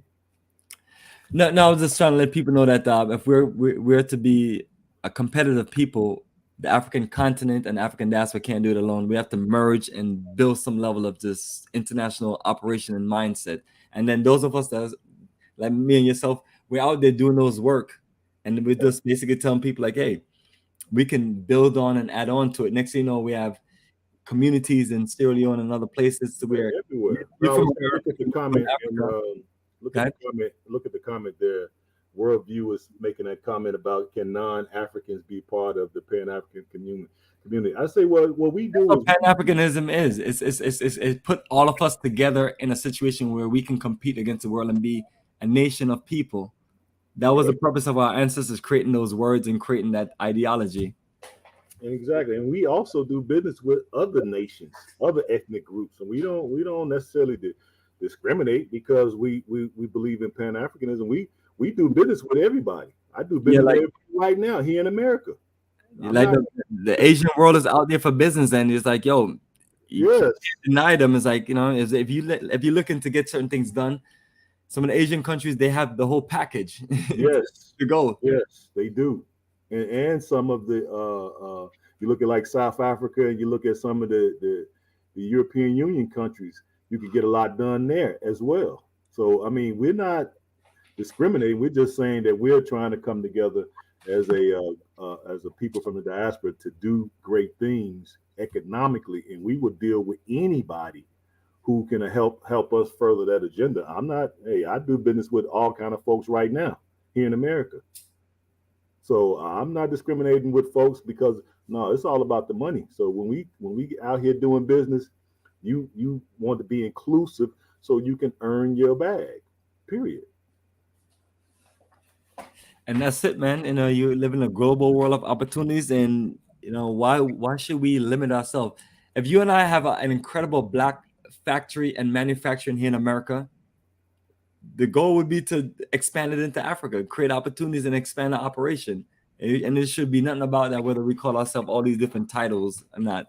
Because people are basically saying people who are FBA need to say the hell with Africa and only concentrate on America. Like, I've been looking at these comments, I was like, you people are crazy. Well, to me, it's kind of almost FBA saying that they haven't traveled. Allah is their brother, but I'm not their brother. I'm like, what the hell? It seems like they haven't traveled, or they've been turned off about travel, and they don't really see the opportunities. And even if you didn't want to go to Africa, go to South America. We have a lot of people from the diaspora in South America, and we got African descendants there. You know what I mean? So why not? What's wrong with that?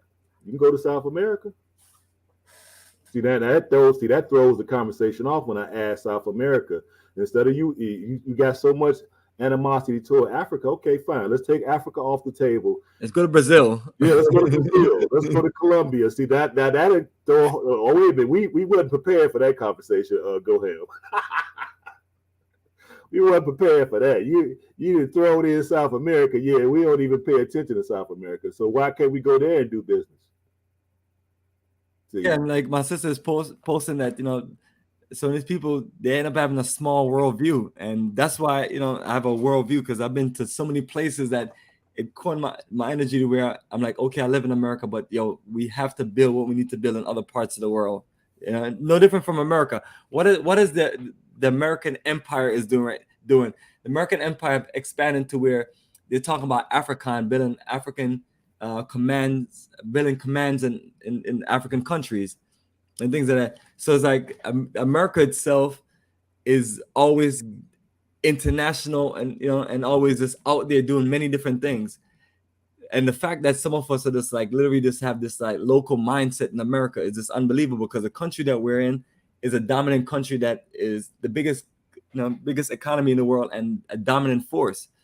And I don't know how we get minimizing ourselves from that energy. Not saying that we need to be like our oppressors, but America is clearly making certain moves in many different parts of the world. Like I'm always joking with people, like America saved its European cousins in World War I and II. Exactly. And they support them to the utmost. And when they need aid and assist, they Johnny on the spot, whether they right or wrong. And that's the same thing that we could do with Africa, to where we just look out for each other. Just like America just provide resources to help their own people, their own people in Europe. Because it's like, obviously they have a connection, whether it's a civil war or whatever, they're still together. Yeah, they still together. And even if they got some internal strife, they kind of keep it on the down low and it don't affect the money. Because at the end of the day, they're all about getting paid. That's what it's really all about. And they don't let nothing stop them from doing that. And we need to adopt that same mindset, because my thing is, if the brother want to do stuff down there in Mississippi and they get the land back, and then they need some investors or they just need some folks to come down there and give a helping hand. When I'm through them parts of the country, hey, I don't mind stopping down there, because I said that. We used to do that back in the day, lend a helping hand, and we had all different type of ways we used to do that. I remember back when I was coming up, if we couldn't pay the rent, we would have a rent party. That's how we did it. You know what I'm saying? We would invite everybody from even our family, immediate family members, to the neighbors, to people we went to school with or whatever. They would all come over. We would charge 50 cents at the door, and everybody would come in. We do that 2 weeks out of the month, and guess what? You had your rent money. Easy peasy and some extra. So we used to do these networking type of community outreach on a grassroots level on our own, and it started getting a little crazy and people would do things, but I mean, we can bring it back, but we just gonna do some things that people just don't be thinking about. You know what I mean? That's why you got to get up and travel and make the circuit. If guys want to be here, cool. We ain't got no problem with that. I want to still be able to do business with you, because once we plant our flag and we there full time, then I want to still be able to do trade, because my cousin, a couple of my cousins, they don't plan on leaving America. So my thing is like, okay, cool. Let me keep a positive relationship with my cousins, so they still have access to a lot of things here in America. So I want to be able to make that phone call. Hey, look, send me a crate of this. Send me a crate of that. Send me a pallet of this. Send me a pallet of that over here to Africa, because I want to be able to open up different markets. So I'm gonna keep connections with my folks here in good old the USA, as they say. Yeah, absolutely. So we tell people, family, don't limit yourself. Yes. It's all good. Let's keep on doing Black business anywhere and all and everywhere, anywhere and everywhere. Yeah, so we got to get used to that, man. All that getting folks and trying to prove people wrong, and And I'm beyond that. Yeah, because it doesn't get us anywhere, brother. You know, you and I've seen it for years. Listen, people that's, oh, I'm a debater, I won the debate. I'm like, okay, you won the debate. What point did you prove, and how did you educate our people for us to move forward? You just won a debate by cussing and yelling and talking down to somebody. I mean, that was cool. We had a time for that. That time was when the brothers were having debates in New York. That was how many years ago was that? Was that 10 years ago? I don't know, man, but you know, my brother Sanetta, he don't play around. I always say to people like, yo, Sanetta, he's like the king of debates, man. That's cool, but I kind of feel like some of us was there, participated, we was part of that, and some of us just kind of moved away from it. Yeah, because you can only debate so long and everything. It has to be, you know, debating is good, and then you lead to nationhood, building, development, putting things in place. Yeah, but not just to keep on us disagreeing. Yeah, exactly. When do we get off the debate stage? When do we get off the debate stage and actually start doing something constructive? Now, I sat over there with them brothers, listening to those debates, participating for years, and I was just like, okay, it's time for me to okay, let's get off the couch. And that's where do we go from here? Yeah, exactly. Okay, you got me this far with the knowledge. Now, how do I take it and use it and make it a part of my life? And then that's when I actually bumped into you. And then we've been all over the world ever since. Got off the couch. And you know what? Since I met you all around the world. Yeah, and got off the couch, I haven't really been back over there. Yeah, because them people don't have nothing to offer. It's like we talking about traveling and doing business, and people still talking about debating this religion versus this religion, this politics versus that politics. You know, it's cool and it starts something, but you're limited on that because it's no nation building, it's no development or building it. It's just talking and disagreeing and being pissed off with each other and be ready to fight. Exactly. It ends up almost the guys ready to come to blows because my knowledge is more superior than your knowledge. And my thing was like, okay, when they start getting to that, that's when I said, well, you know what? It's time for me to kind of give it a break. And ever since I got in touch with you and then Brother Dynas, it's 10. Here I am, 10 countries in. Hey, you don't mind if I come in? Yeah, I mean, I made my way back. I apologize. I was at work and everything. I was closing out over there, but I was listening. So I just wanted to, before you actually get out, thank Go Ham, because he hit a lot of points, man. It just brought back memories of what has been going on and transpiring. It's like I've been saying this stuff.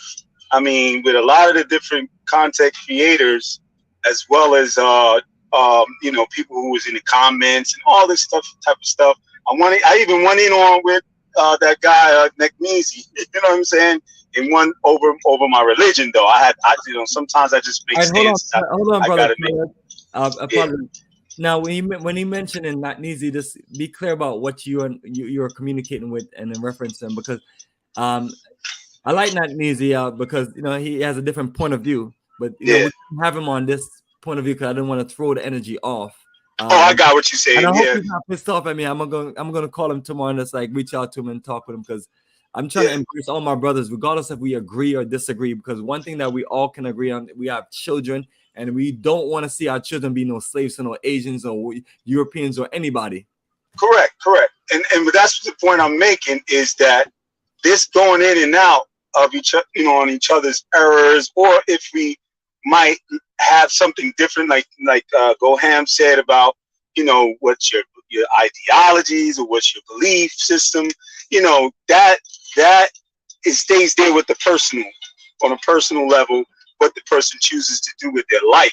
But when it comes to cooperating amongst each other, sometimes you have to put some of those things to the side in order to cooperate. Now, if it's something they're gonna make you compromise on what you upon and tell you, no, you can't be this, or you can't go this way, or you can't go and pray like that, or so then there's a problem. Then you might have to say, okay, well, I'm gonna go to the next group of people who want to build. You understand what I'm saying? And not get into this chaos, but get into constructive building. If we got a debate, let's debate that is constructive. It's gonna give us some direction of where we're going to go now, and make some solution to the problems that have been going on. What are we going to do? Oh, you did it this way, but it didn't work that way. So let's try it this way. You know, I don't agree with that, but let's see what I can do. And if I can't do it and do it, if it doesn't seem right and everybody don't agree on it, just why you think they got voting and all this democracy, so-called democracy as they call it, where everybody has a chance to vote on something and say nay or yay, you know what I'm saying? And basically agree on things that is going to get us to where we need to get to. If we don't feel it's going to get us there, and there's certain things that are in the way, and there's nobody to prove that this is going to be beneficial to raise us up out of our situation, you know, by all means, we leave it alone, leave it. You know what I'm saying? But not go in on each other, spending all that time going in on each other, and you're not getting things done. And that's been my point for a while, because like this discord that's been going on with back and forth on these social media, you know, platforms, and people talking crap about each other instead of trying to say, okay, let's build. What are we going to do together to build? And some of the people start out, but they weren't sincere. They had interior motives to come together, and then next you know, they at each other's necks. No, we got to get past that. Like Goham said, you know what I mean? And it clicked when I heard him say that. I was like, wow, this is what I've been trying to say for a while. You know, even I don't know if you know brother from the Happy Companion. Yeah, Happy Companion. Yes, I've been with him before. Yeah, that's my close brother, and you know, I go on his show, on his you know, on his channel, and do some talks with him. We did it, you know, religiously as well. But basically, he's been doing his thing in Gambia, and you know, he's been running into pitfalls with the people there, and some of the brothers and sisters that were so-called trying to do something, and then some things happened, and then they didn't do the right things, and stuff came back at him. I'm just trying to be without putting nobody out there, putting their business out there. But some people, you know, they really did some bad maneuvers and nefarious acts, and it came back at him, and then he was caught up in it, and you know, people were throwing stuff back at him, and it just got out of hand. That's the point, and we need to get past that, because we're going to keep being in our rut, keep being crabs in the barrel syndrome. If we keep grabbing each other and pulling each other down, we're not going to get out of this situation. You know what I mean? You know, and for me, I'm like, I try to stay away from the mess. That's all. You know, I do what I do. I speak about what I'm gonna speak about. Well, ultimately, if I see that you have issues and you're involved in the Discord and stuff, it's like, go ham. I'm pushing on. I'm like, okay, I'm not gonna deal with that. You know, and that's what I meant by when I said, McNeesy, we had a debate, and I just had to say, listen, I'm done. I'm not gonna get into this because it doesn't need to go where it's going. You know what I mean? Everybody chooses to differ and have a disagreement, but you can do that with respect. That's the point I'm saying. You know, you can do it respectful and then keep on moving to build. That's the point. That's just what it is. That's true, but I don't know. Like I said, I didn't really come on YouTube to do all that. My thing was, I just want to show folks who do not want to be on camera and folks who do not want to put their business out there, that it's a lot of successful, AKA Black Americans in different African nations doing well. Yes, I agree with you. You just don't see them because they don't want to be seen. Now, if you there organically on the ground and they see you moving and grooving, guess what? They gonna know who you are. Now, when I go to Sierra Leone, I've been sort of an advocate, and the people have embraced me. And when I come there, they say, hey, look, we want you to be on their version of Good Morning America, just out of the blue. So I had to like come up with something to say that sounds, you know, intelligent enough so they can understand what I'm talking about. So I went on there and I gave my little, 15 minutes on what the reason why we're there, what we're trying to do, what we need from the people, and what we're planning on bringing to the country. And just me doing that, and other folks that's been there, they say it's about maybe 5,000 African Americans in Sierra Leone. Now, who knew that? I didn't know that before going. And once they saw me on TV, guess what? Then when I started moving throughout the nation, guess what? People were coming. Okay, where are you gonna be? Or I'm gonna be at this resort. They will come there. Now we get a chance to sit down, and people were telling me what they're doing, but they don't want to be on camera. And it's a lot of places like this. So my thing is, like, I'm beyond the debate and what we did in history and who sold who.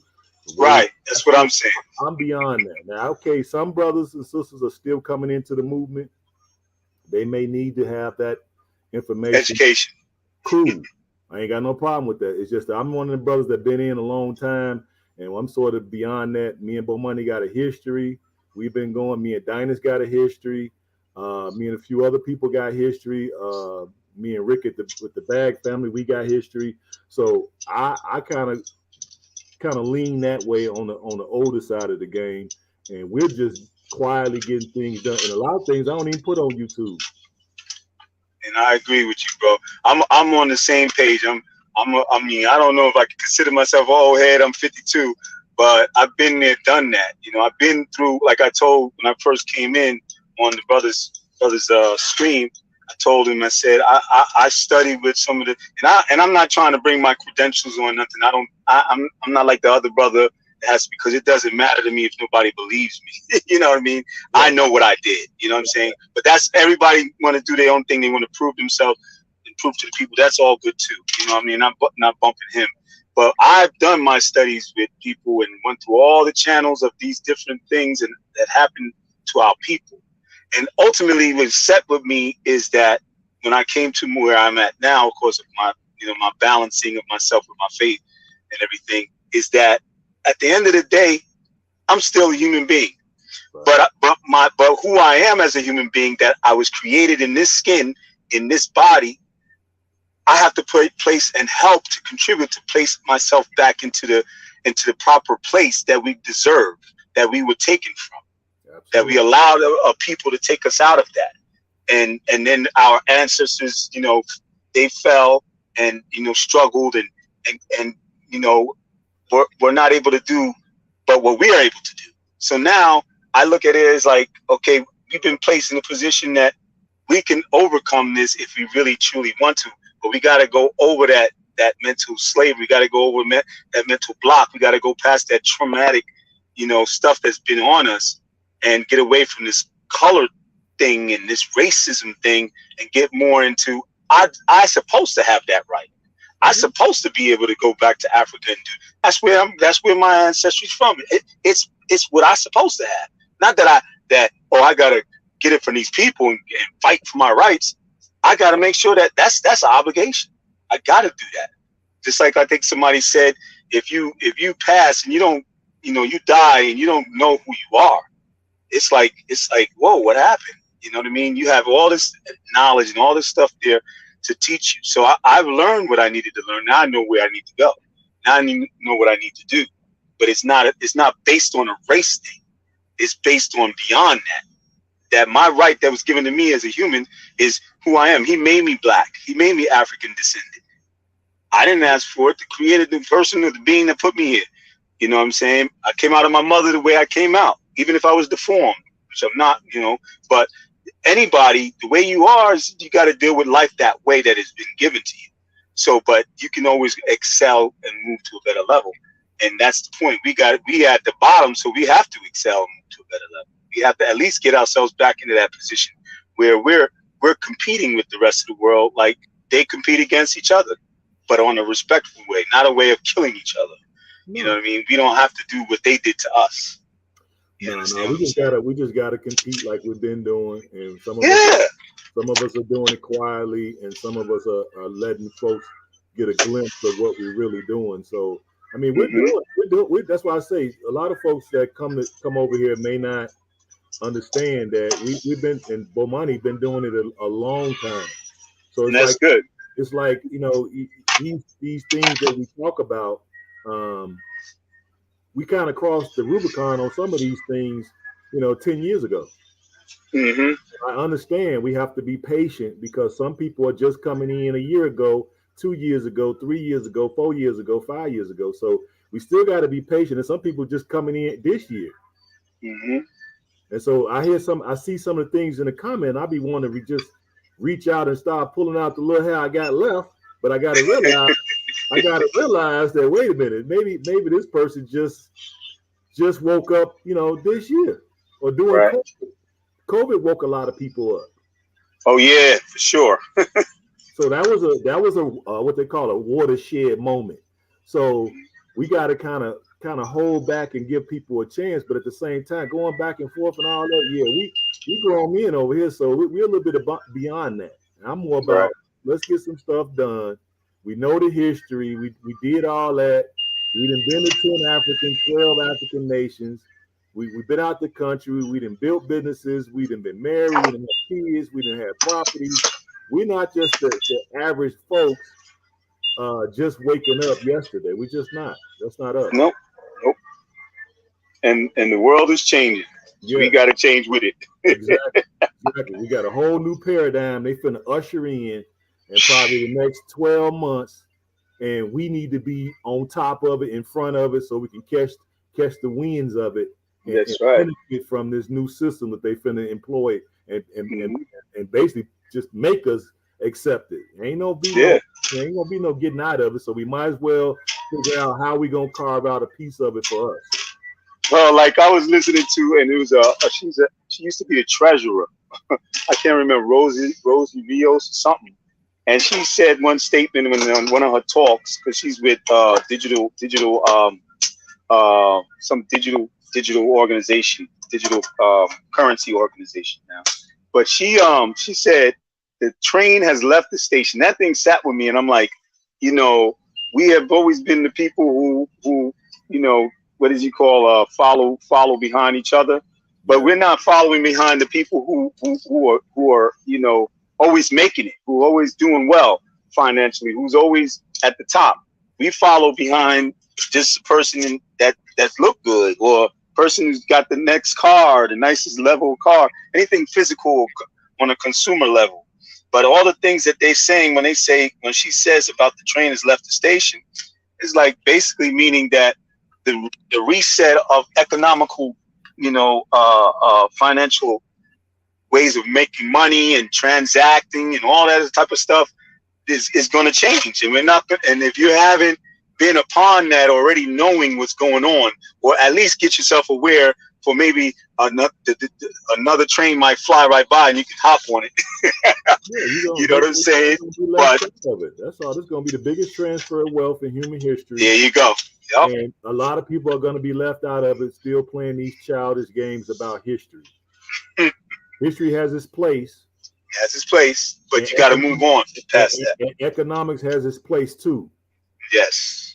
So now, what are we willing to do? We can hang on to history, and we can keep going back and forth talking about history every day on these channels as the new global financial system comes upon us and just consumes us, and we're going to be left out of it. I don't plan to be left out of it. I'm in them groups. I've been in that group, so I'm well. I got on the train. I'm just sitting in coach right now. I'm well leveraged, and I'm waiting. So when the shift happens, I'm gonna be able to take advantage of it, and I'm gonna get out of here with a nice little piece of change. Yeah. You feel me?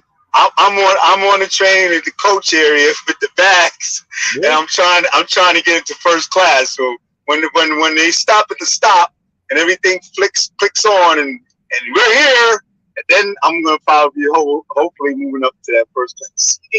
Absolutely, because you know what I mean. Because I mean, like you said, I position myself, and we have to learn finance as well as you said, as history.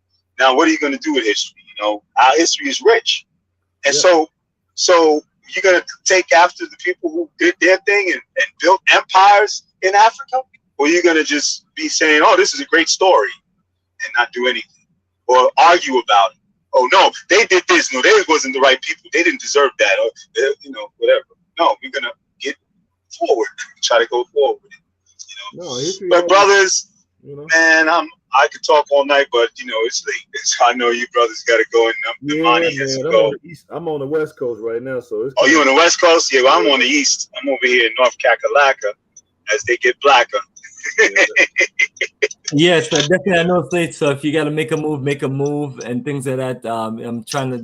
I've been doing these streams to where I'm just up until the last person standing. So if you got to make a move, and let me see if anybody else is open to joining the conversation, because my goal is to document a whole bunch of conversations about us organizing ourselves and building and working together and showing that we're, that it's a lot of us out here that believe in working together and things like that.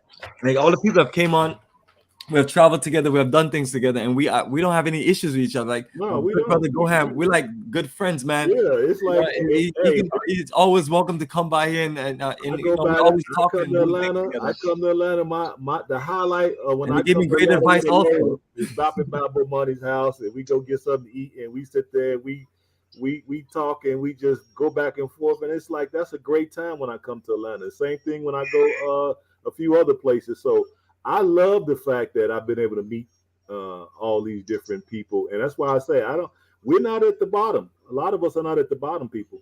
Contrary to a lot of us are not at the bottom. So I hear what a lot of folks are saying. Maybe 30 years ago, 40 years ago, yeah, all of us was, we had to find our way economically, but now we've had 40 years. In my case, we've had 40 years of trying it. So now it's my son's turn. My son just got into trucking, so we building our little trucking empire. So it's his turn. All right. So we got a great relationship, and now I'm building those relationships with other folks that we've been on trips with. When I talk to Dynas a lot, it's a couple other brothers that I visit when I go to Atlanta. From Bomani's tours and from my tours. I met a couple new brothers out here in California. So when I come out here, I got some new brothers to go to and talk with. I got a couple people down in St. Louis. We got people down in Canada. We got people in the UK. So we got people that we can go if we really need to, have a powwow, because we've been meeting like-minded people through these streams. So we not into all that bickering over here, people. Sorry. That's good.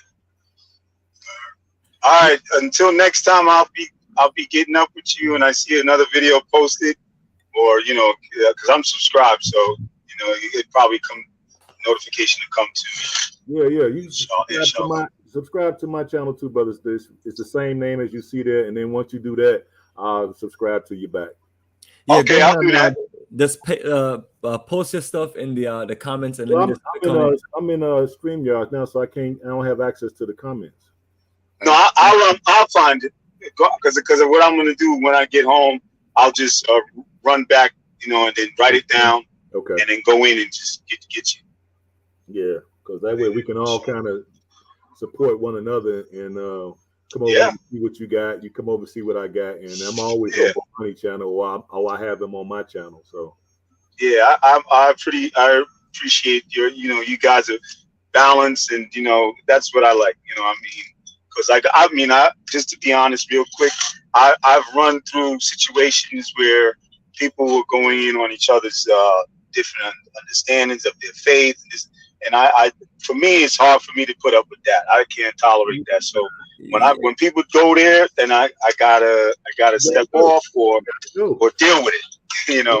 Yeah, I've heard you mention your faith a few times. I'm a Muslim myself as well. Oh, okay. Alhamdulillah. Assalamu alaikum. Hey, look at my Islam. I've been a Muslim. I took the Shahada 99, I want to say 98. Oh, okay. Okay. So I've been at it a long time. You've been in the air. I came in 94. See, yeah. So I took my Shahada in 94. So we've been at this thing a long time, man. And so I don't even talk about religion because I know that's one of the yeah, it's very sensitive. It's very touchy. Now if you're gonna bring some like reality, also divides us. But Goham, he has a different religion from myself, but we know we're good friends. And like I tell people, I have people that's all different religions, but it's like at the end of the day, we found some level of commonality to where we can work together because we realize that's what we have to do for our. And if nothing else, there you go.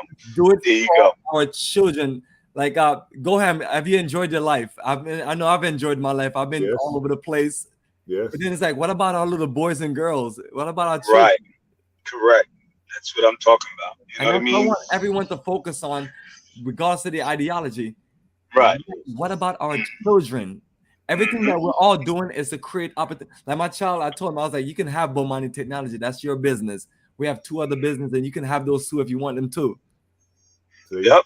See? Yep. That's right. We need to create legacy wealth, legacy ownership of land, legacy ownership of their life and freedom. You understand? And it's work that has to be done. It can't just be, you know. The way I look at it is when you see the man who does not like us, he don't discriminate on you because you a Christian, Muslim, or Hebrew Israelite, or you're a Jew. It's your skin color. It's your skin. So because of that is the reason why I don't talk about Islam on my channel. I hear you.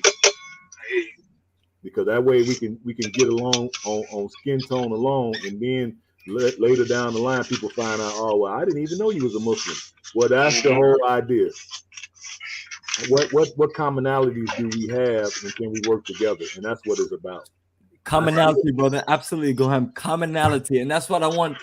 The people that were having these, brother, go ahead. Remember yesterday we were having this conversation, and even when you was in Nigeria, we were doing these long live streams. Like one time we did a 10-hour, and like at a 9-hour, I was like going off because it's like I listened to people for like 9 hours, and I'm like, okay, you guys have nothing to say other than I'm just gonna focus on my own little raggedy tribal group in Nigeria and raggedy tribal group in Sierra Leone, and I'm like, we cannot compete like that. No. Right. Well, go ahead. You've been to Sierra Leone and you've been to other countries, and you see the other forces of other people there, the Lebanese, the Chinese, the Indians. Like I'm always some people that even the white folks that live in Africa, they all live great. Like when I went to South Africa, I was like, where's all the raggedy ass white people that don't have nothing? They was like, they're in Europe. Exactly. So it's like we can do and we can compete, and those folks ain't doing no hella business. I've been to a few of their little establishments. They not doing nothing that we couldn't do. They not doing the stuff I done here. So yeah, and I don't get it. You know, I really don't. Yeah, what say we can't. What I realize. Oh, I'm sorry. Go ahead. I'm gonna say, yeah, they say we you know, it's gonna be hard for us to make it. That's not true. It's just that when the movement came about, I was already in the middle of starting generational wealth, so I can leave something to my kids here. So now I want to take some of that success and take it over to Africa and build up there. Now my son is going to take over the trucking business here, and I'm grateful that he sees the benefit in doing that, and he's getting his wing, got his license, now he got his first job. Now he has to get his experience before I can put him in the truck, you know, with the insurance, the way we got it structured. So I am happy that this is going in the right direction. Now it's time to make the leap over to Africa and start building there with Brother Bomani, a few other brothers that I didn't met along the way. And that's what we're about now. It's the lectures and the debates and the bickering and all that stuff is kind of over with for us. Yeah. So, you know, it's like funny as you mentioned about the difference of what the people that are immigrants into Africa, immigrated into Africa, I guess you could say, like the Lebanese, the Asians, you know, Chinese pretty much, and even some Russians now I heard. Of course, we know the Europeans from different parts of Europe, but because they've been doing that since after colonialization, so we know that. But, you know, I realized that without people, when we coming out of the African diaspora, and not including the ones who immigrated to America from Africa, because they already have that knowledge and how to deal with their people. They was there, unless they wasn't born there and they was born in America or born in UK and so forth. Like you got that as well. They're a younger generation, but the ones that immigrated from Africa to the Western countries or even the Caribbean, they have knowledge of how to deal with their people. So that's the problem with us. Sometimes we go and we don't really know how to deal with the people, and we're not patient, you know, because we come from lands that is not really patient like they are. They laid back people. They had known for, I don't even remember Rick one time from the Bag family. He was saying, you know, he was talking about the culture shock of how these people, you know, sometimes you got to be patient because they do things slow, and they come when they want to come, and you know, to get the job done and stuff like that. And they'll tell you they'll be there at this time. And appreciate you bringing that up about the Bag family, because we both know them personally and we met them directly. So, oh, I'm sorry. Go ahead. Oh, no, just letting you know that that's something that we all have in common. So even if we just want to take some time to talk about the Bag family in Gambia, because I'm impressed by what they've done.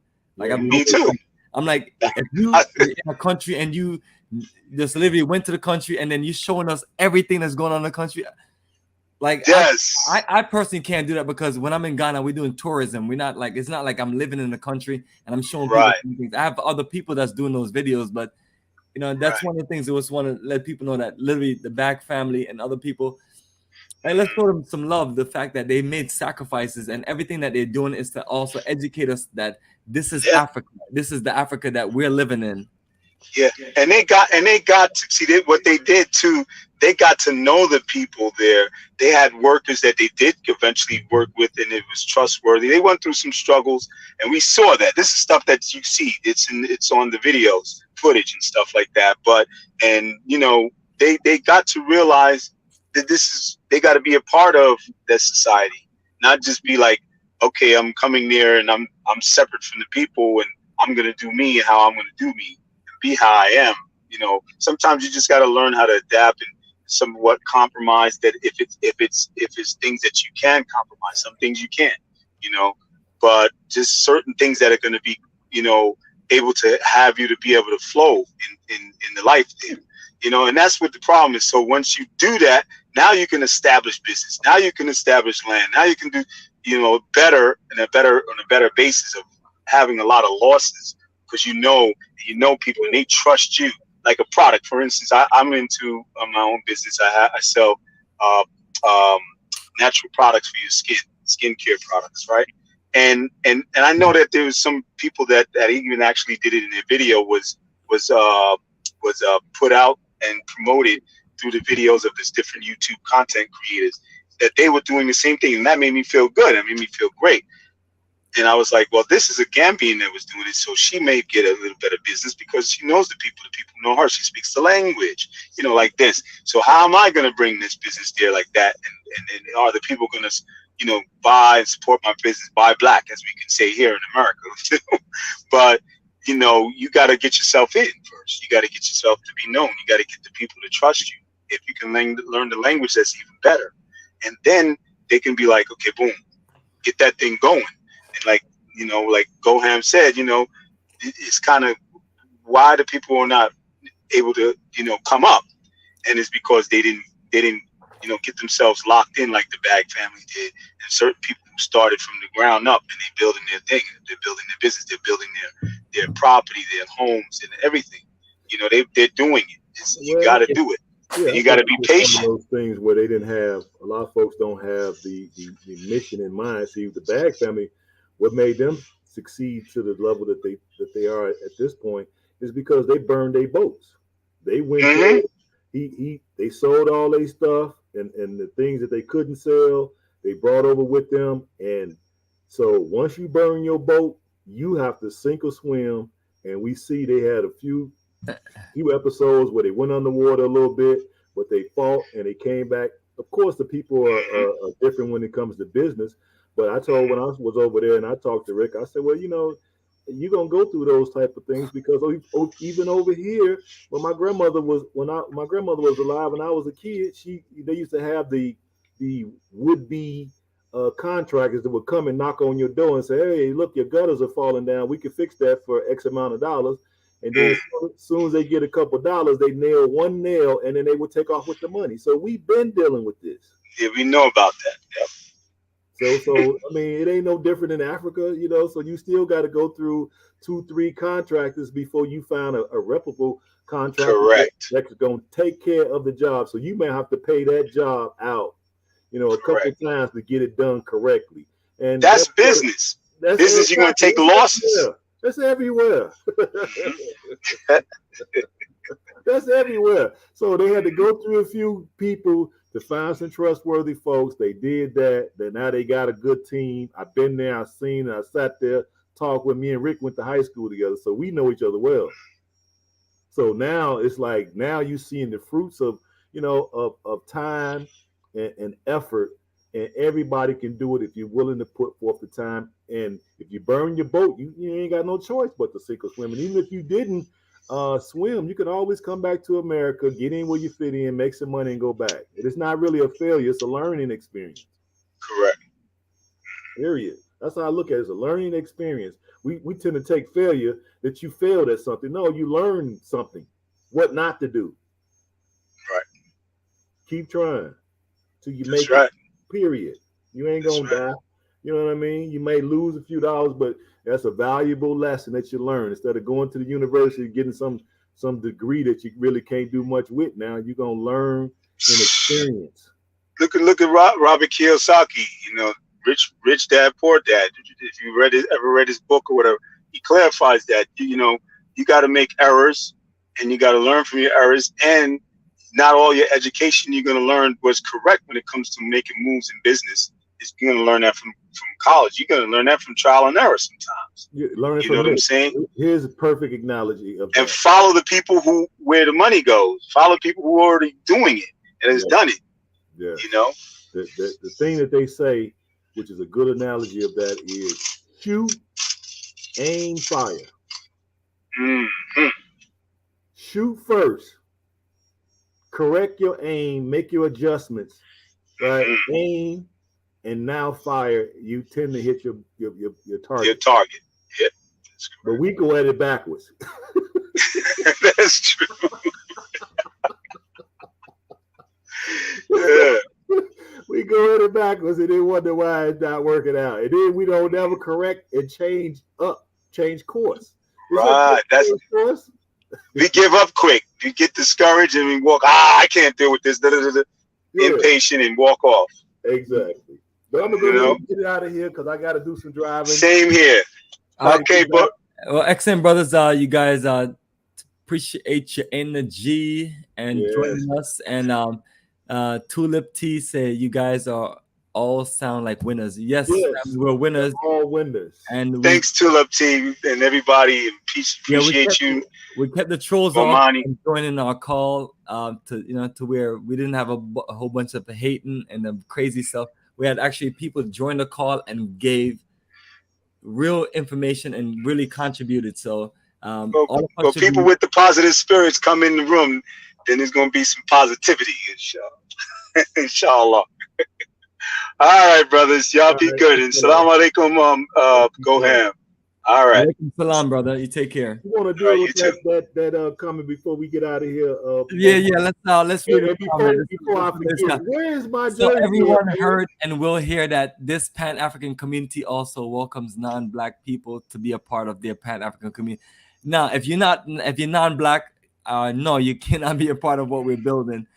Can we do business with you? Absolutely. We can do business with you, especially if you have business that we need to do business with, like a factory or a certain corporation. Other Pan-Africans in or out of Africa are strictly against it. Yeah, we're I'm all about building business with in general in the future, but at the same time too, when your children grow up, you want your children to be able to have something. Just like I literally learned this from how white people have built their empire to where they have their children going to all these Ivy League schools. Once they finish, they got them in a business to where they already are built, and their child or children are CEOs or directors and things like that. Right, and it's no shade on folks that's non-African, because you got a lot of folks from around the world from different ethnicity. They have their own structure when it comes to business. Now I know for a fact when I go to Chinatown here in Chicago, you're not going to see too many other ethnicities working in Chinatown. Right. Period. Oh yeah, absolutely. And that's what I appreciate about Chinatown. I appreciate the fact that they're about their business and they're literally and we don't scold them. And here's the thing, we don't scold them for that. We still visit Chinatown. We still spend money. They will do business with us. But when it comes to working and owning in Chinatown, it's only Chinese. Right. That's correct. Well, I can say this too. Just the good influences from the likes of the rest of the human beings on this earth is never been nothing wrong with that. You know what I mean? I'm not going to be a gangster like Al Capone. I got into that life for a little while. I'm not to get into it, but I'm not going to. Where my mindset is now, I'm not going to follow his way in how to make money. I'm going to follow Bill Gates and Warren Buffett. You understand what I'm saying? And I'm gonna follow Damon the one who did the clothes, I forgot the clothes, the name of the clothes, hip hop clothes. Damon Dash, Rockaware. I'm gonna follow Jay-Z other than his other stuff, but you know, with his way of business, and then those people I'm gonna follow, whether they have ways about them that I don't agree with or not. But you know, take the good from the bad. You know what I'm saying? And even though what somebody said, I don't know if it was one of you brothers about America, real quick, is that you know we was placed here, we was born here. If those of us who was born in this country, and whatever we had that was good, we deserve to take that. It's ours. Our ancestors built this place. We worked hard, just like that sister said, and she said, learn, you know, your skills that you earned here and learned here, take them and help to do what you're going to build in Africa and contribute. You know what I'm saying? There's nothing wrong with that. So, you know, that part, I agree, you know. Yeah, I agree. We work with who we can work with. You know what I'm saying? If they're not racist, by all means. And then we all got separate communities anyway. When you come to Chicago, we got whole communities. There's nothing but Irish. We got whole communities, nothing but Puerto Ricans. We got whole communities. Right? Yep. Italians. We got whole communities. There's nothing but Russians. That reminds me of New York City, man, where I grew up at, man. So I'm telling people this is what it is. Yeah. It's already segregated into different communities. Everybody kind of stays in their communities, and we respect one another, and we do commerce with each community. Period. That's how it's supposed to be. That's correct. But just these times now, instead of us just being consumers and buying from everybody else, we need to get back to, which we are, like you said. There's plenty of us that are. We just addressing. We just addressing my man's comment. We're not. Yeah. We covered that ground already. We're just addressing this comment about non-Africans joining the Pan-African movement. That's correct. Yeah. I agree. I understand what you're saying. We're just trying to make sure they're coming back up for clarity. Yeah, exactly. We're just trying to clarify that question because we covered that ground. We just want to make sure that people know it's communities set up for different ethnicities already. So what's the difference in what we're doing? That's correct. Yep. All right, bros. All right. Assalamu alaikum again. Peace and blessings. All right. Bomani, I need a jersey. What's up, man? This is up. Why you do me like that? Why you do me like that, man? You talking about my jersey right here, bro? Yeah, why you do me like that, man? You know what I'm saying? No, I actually just got this like the last time I was in Ghana. You should have got me one. Why you get that next time you there and I'm not with you? But bro, I like this, man. I like this, man. I love that one. I like this could literally be one of like our. That's one of the top ones, baby. This is the best one I think they have designed, bro. It's serious. You go back, grab me a 2X and grab all the colors, and you got red, black, green, gold. You got the you got the Puma sign. You got the black star. Oh my God! Would you stop playing with me, man? That's a great one. Get me a 2X, kid. I got a white version also. You know me. I don't play around. Now you gonna hurt me even more. I got about 25 Ghana soccer jerseys, and I got about 10 for Tanzania and 5 for Senegal. And I'll keep on this like that's the one, man. That's the one right there. Get me a 2X, please. Because I realized when I was wearing the dashikis didn't represent the countries and their colors. So when I wear the soccer jersey, it represents the country and the colors. And you know, yes, that's a great one, there, baby. As soon as I came on, I meant to say, I said, let me say something before I go because I'm gonna miss out if I don't say that. I needed to get that one there, but I got one. I went to Nigeria, and it's decent. But they didn't. I guess we didn't have enough. You know, so their colors are mainly green though. That's the issue. Yeah, it's mostly green and white. Like Ghana, and a few other countries, red, black, green, and gold. Yeah, now that's the perfect colors for sure. Like, Nigeria just green and white, and then you realize that we really didn't get a chance to shop much when we was in Nigeria. So I didn't grab what I really wanted to grab when I was there because we were too busy trying to get the tour, get it up under our belt. So I grabbed some stuff at the last minute, but next time I go, I'm definitely gonna be looking to grab more jerseys. But next time you're there, if I'm not with you, grab me a 2X. I wear a 2X. All right, well, perfect. So 2X or 4X. So definitely, I can do that in the different countries that we go to.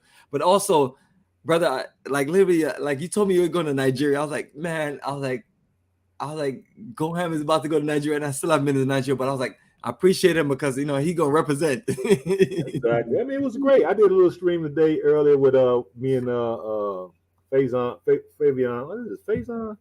Fabian. We talked about it because he was on the trip with me, and we discussed it. So if anybody interested and want to know what we thought about Nigeria, we covered it on the channel. We probably covered it a little bit more, but we rated. We put these countries on a rating scale, and there ain't no right or wrong, and there's no shade on any other country, but we just going by what we like.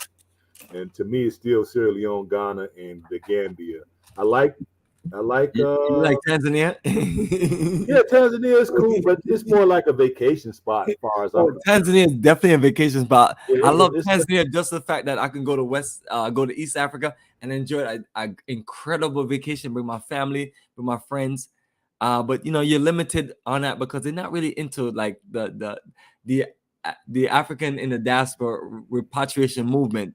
And ultimately, in order for you to get my attention, you have to be down with us. You know, but I will still go to your country. We do tourism, we do business, and you know, build a foundation. But we need more countries to open up to like accepting us. Like you went to Sierra Leone, brother. You got a passport from Sierra Leone. I'm like, I don't have no African passport.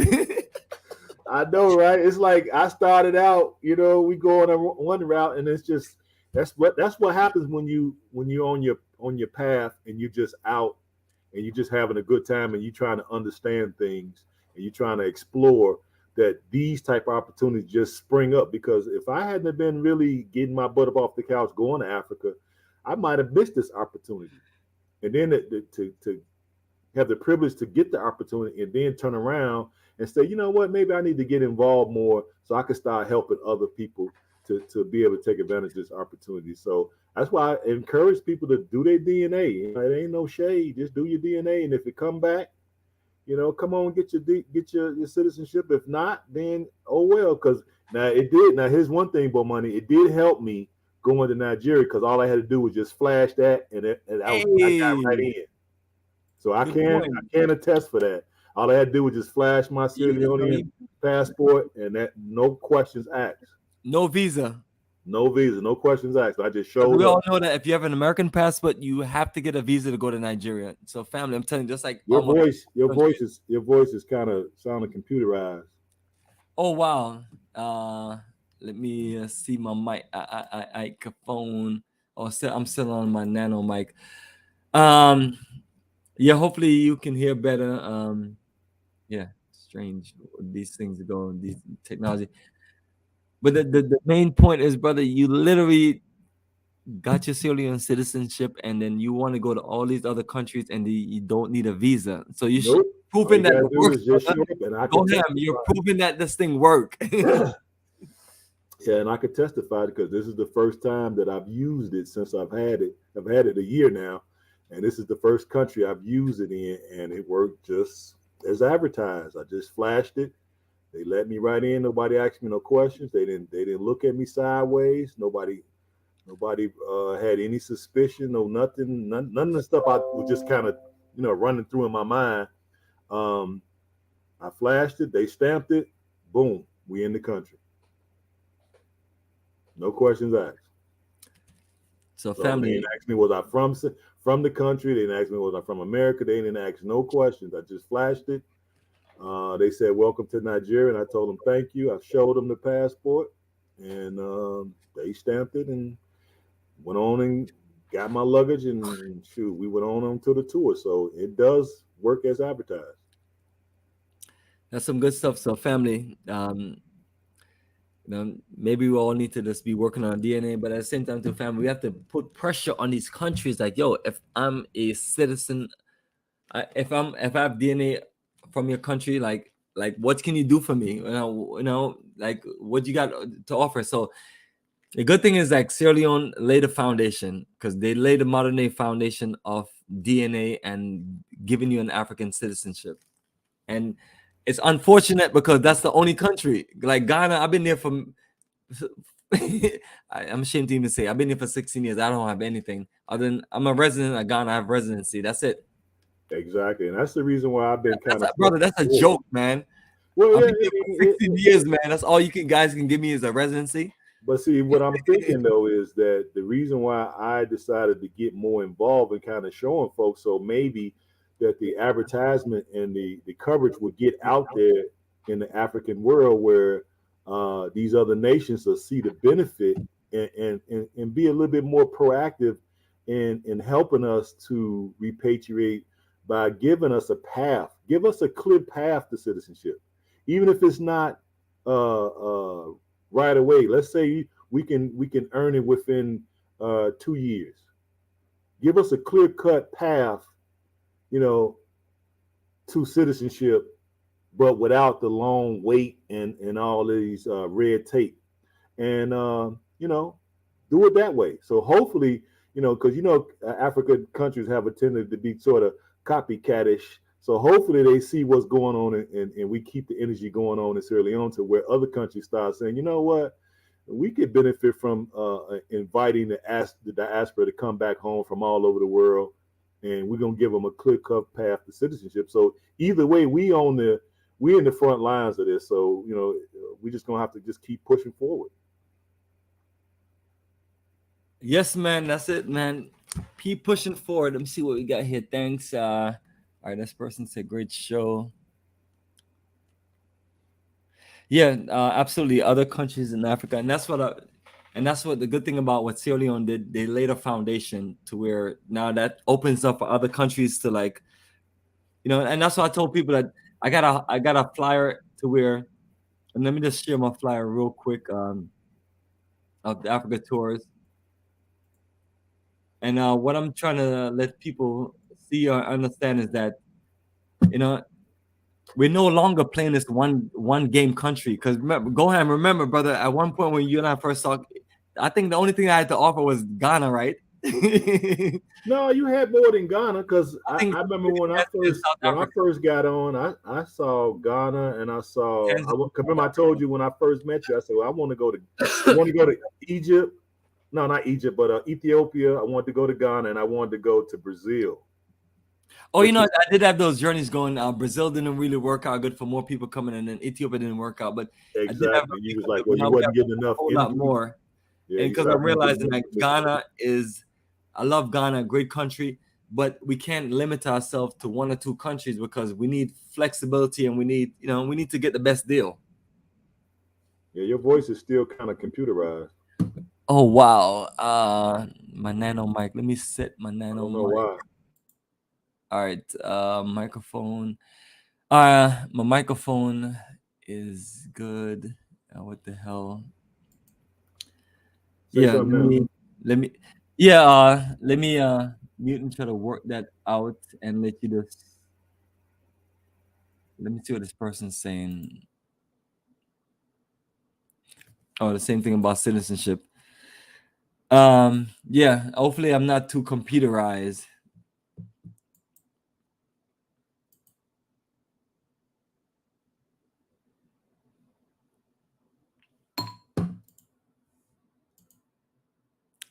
All right, so here we are. All right, brother. Hopefully you can hear me good.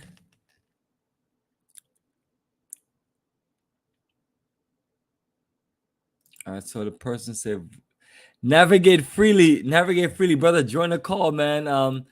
Your favorite person, my good brother, is not here.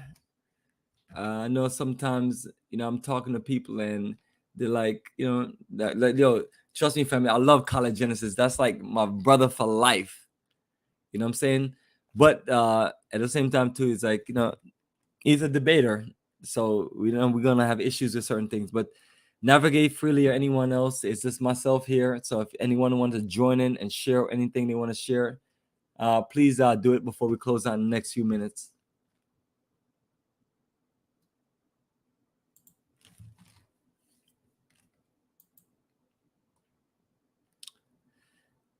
So navigate freely. I'm going to post the link, brother, and you have an open forum to share and speak your mind. And I don't have anyone here to compete with your communication. So the thing I like is that you're there in Asebo, which is a Pan-African community in Ghana, and I'm not a hater. I do have my own Pan-African community called Black Star Pan-African community in Jahadzi, but I do acknowledge the fact that we have other people, and the reality of it is that I'm open to working with other people so we can do this together, because I have a lot to share and also have a lot to learn from other people.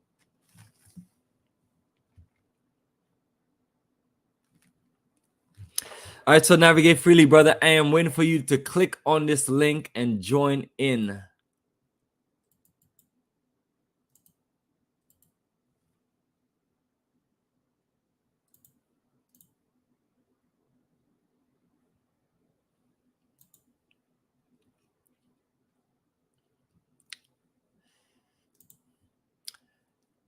All right, so family, I appreciate everyone joining us. It's been a long call, and I know people like, yo, what's up, Bomani? Why y'all doing these long live streams? Because we have a lot to talk about. I mean, real, we have a lot to talk about, and I've just been able to just make time from work and business to just be here talking to our people and trying to be more interactive, because for the most part, what I do is this: I'm here working, answering calls, and talking to people about us traveling, living, and doing business in Africa, from consultation to tour services to investments. That's what we do. We're just not here on YouTube just running our mouth and talking mad stuff. We're not Afro dumbass. You have this YouTuber called Africa, I think it's called Afro Dumbass, but it's easier for us to just call it Afro Dumbass, because he's trying to be a philosopher but not really hitting and getting there.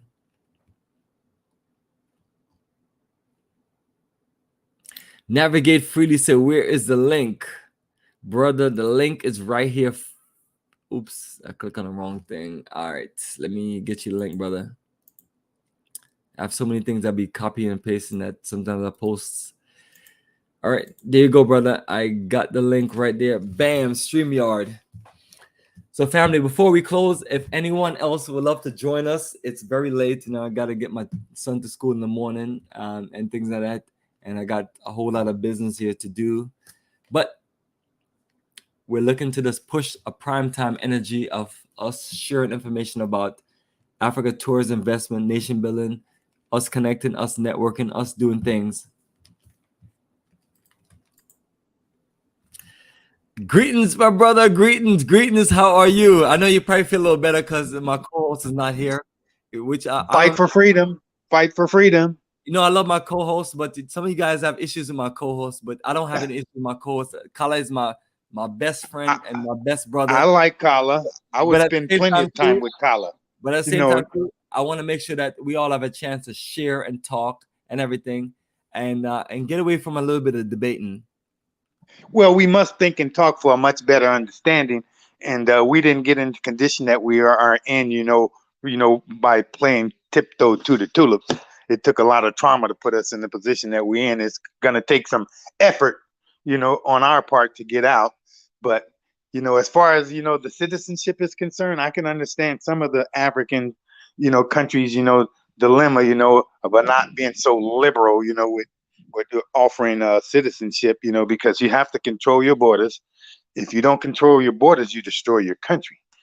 And, right now, the borders in the USA is kind of wide open. Everybody is pouring in, just taking the legacy that our foreparents fought, died, and slaved for. It's just been handed to them, and so it's kind of strange. But here in Ghana, we can stay here, and I'm enjoying it so far. And so it took some of the people here like 30 years, to receive citizenship. And I said, wow, 30 years, so I don't think it's going to take that long for this new crop of diasporans, to receive citizenship here in Ghana, especially if you have some money, because money seems to be the money answer. That's what the Bible says. The book says money answereth all. It's not the answer to all, but if you got some money, you can address things, definitely. So here in Ghana, if you got a few ends, your citizenship might be expedited. But it's right now, the benefit, is not that significant. So I'm not worried about it right now. Well, yes, you're basically saying that you're a pioneer, Yes. right? Yes. Because making that move is serious business, brother. You have to give up a whole lot. Let's be real. Let's be real with the audience. Yeah, I did give up a whole lot. In the USA, I had my own house. It was paid for. And let's be real before we talk, continue. You did not have to leave. I did not have to leave. I had a job. Based on the fact that you were trying to make an example and build something in the future of Africa. That's what I'm saying. People like yourself are very important, and I want people to respect you guys more and more. You guys have given up your life and your career and moved to Africa. You didn't have to do that. You could have lived in America and live in a high-rise place and literally just be going to your doctor's appointment and literally just getting shaken down by the doctors. Yes, I could have kept going to the VA hospital. I don't trust the doctor. You said VA hospital, so you're like myself, a military veteran. Yes, a 4-year Army vet. And after 4, I know I got out. I appreciate your service. We appreciate your service because that's important. Because we're in a country that was dishonorable to us as a people, but literally we showed our commitment to America. Even myself. And yes. We built it, so we need to benefit from it. Yes, we built it. We need to benefit from it, and I don't shy away from reality. I'm very pragmatic. I'm not as idealistic as Kala. He's very idealistic, and but idealism has its place too. Talking about Kala, you guys had a lot of disagreements. Did you guys really disagree, or it's like something else? Because it's something else. It's something else. It's just perspective. And we have to think and talk for a better understanding. We want to go in the same direction, but we have different values of things and different perspectives. Which is cool.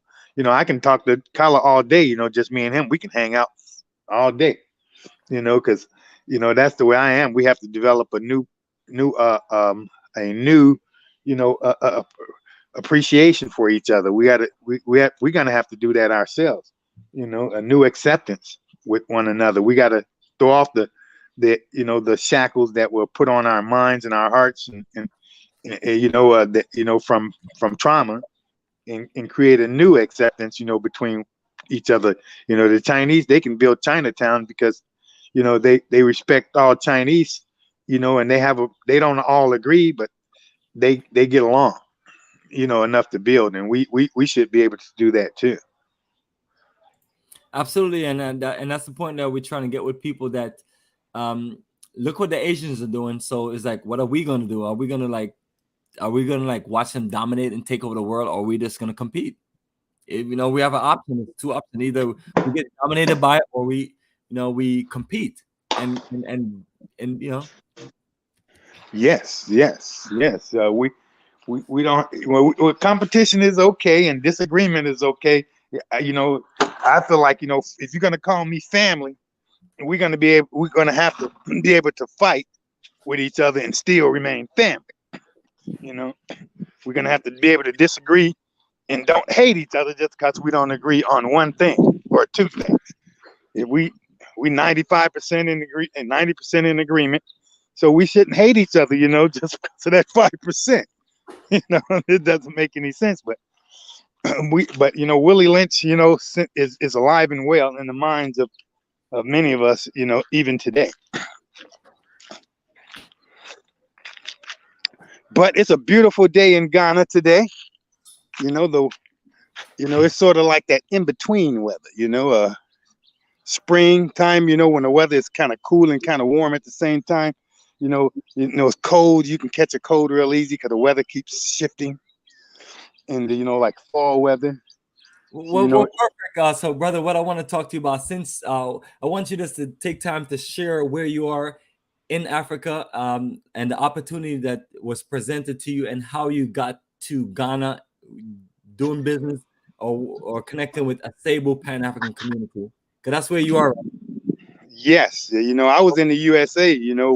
When I heard about the the 5,000 acres of free land, you know, in the Sable, you know, and I checked it out on YouTube, you know, as YouTuber, you know, presented it, you know, and that Nana Akufo-Addo, the president of Ghana, you know, he established the year of return in 2019, and one of the kings here said, you know, if they're gonna come back, you know, and they want to stay, they're gonna need a land. So he allotted 5,000 acres of land, you know, that we can come and take possession of, you know, but you know, you know, for a administrative fee, you know, it's not, everything is not free, but it's reasonable and it's a good deal.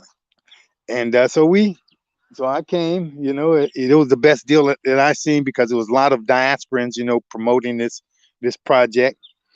So I said, well, that made me feel comfortable about, you know, not being scammed out of my money. So now, you know, I have 5 times as much land as I had in the USA, and I'm building a bigger facility than I had in the USA, you know, and so I'm gonna have more, you know. This sacrifice, you know, I'm not, you know, the sacrifice is, you know, I'm still working, you know, on something that I already had when I was in the USA. So so right now I'm not living like I want to, until I finish my structure. Yeah, so, but you know, and you know, so it's really nice, and this place has been growing. We have you know, we have like probably 500 plot people that bought plots, acquired plots here. You know, 500. That's a lot. So, you know, and I'm the vice president of the Plot Holders Association, and we're establishing our organization, you know, to accommodate and support all the plot holders, you know, that's here. And I'm one of the pioneers. When I came, you know, first thing I did was cleared my ½ acre of land. And the next thing I did was drill the borehole, because without water is like gold in Ghana. So I drilled my borehole, and I got excellent water that's biologically safe, and you can drink it. It's natural mineral water with magnesium in it, you know, the #1 mineral for the body.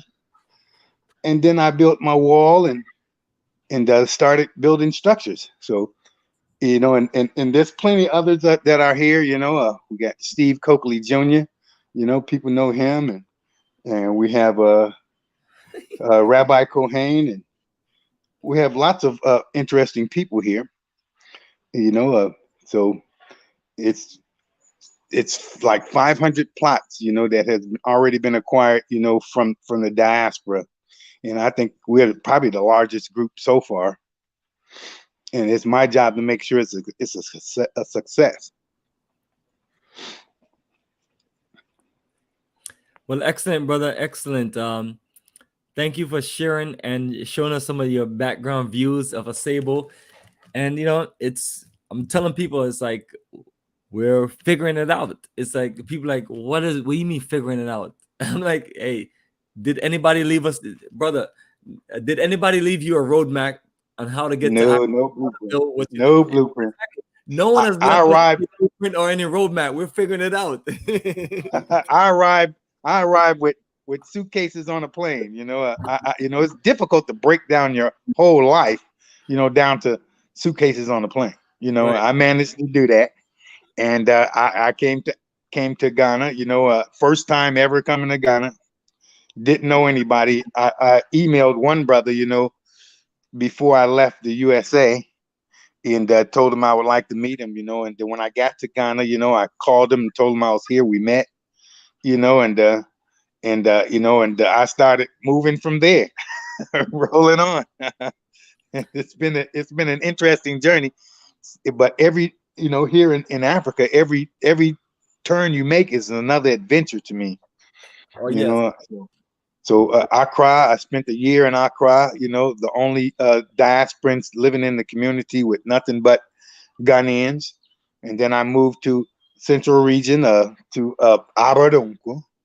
And I was the only diasporan, you know, living in that community for another year, you know, and And each one of those communities is wonderful. They treat me like a celebrity, and everyone is, it's just a different world, and now I'm living on my site, I'm living, on the land that I acquired.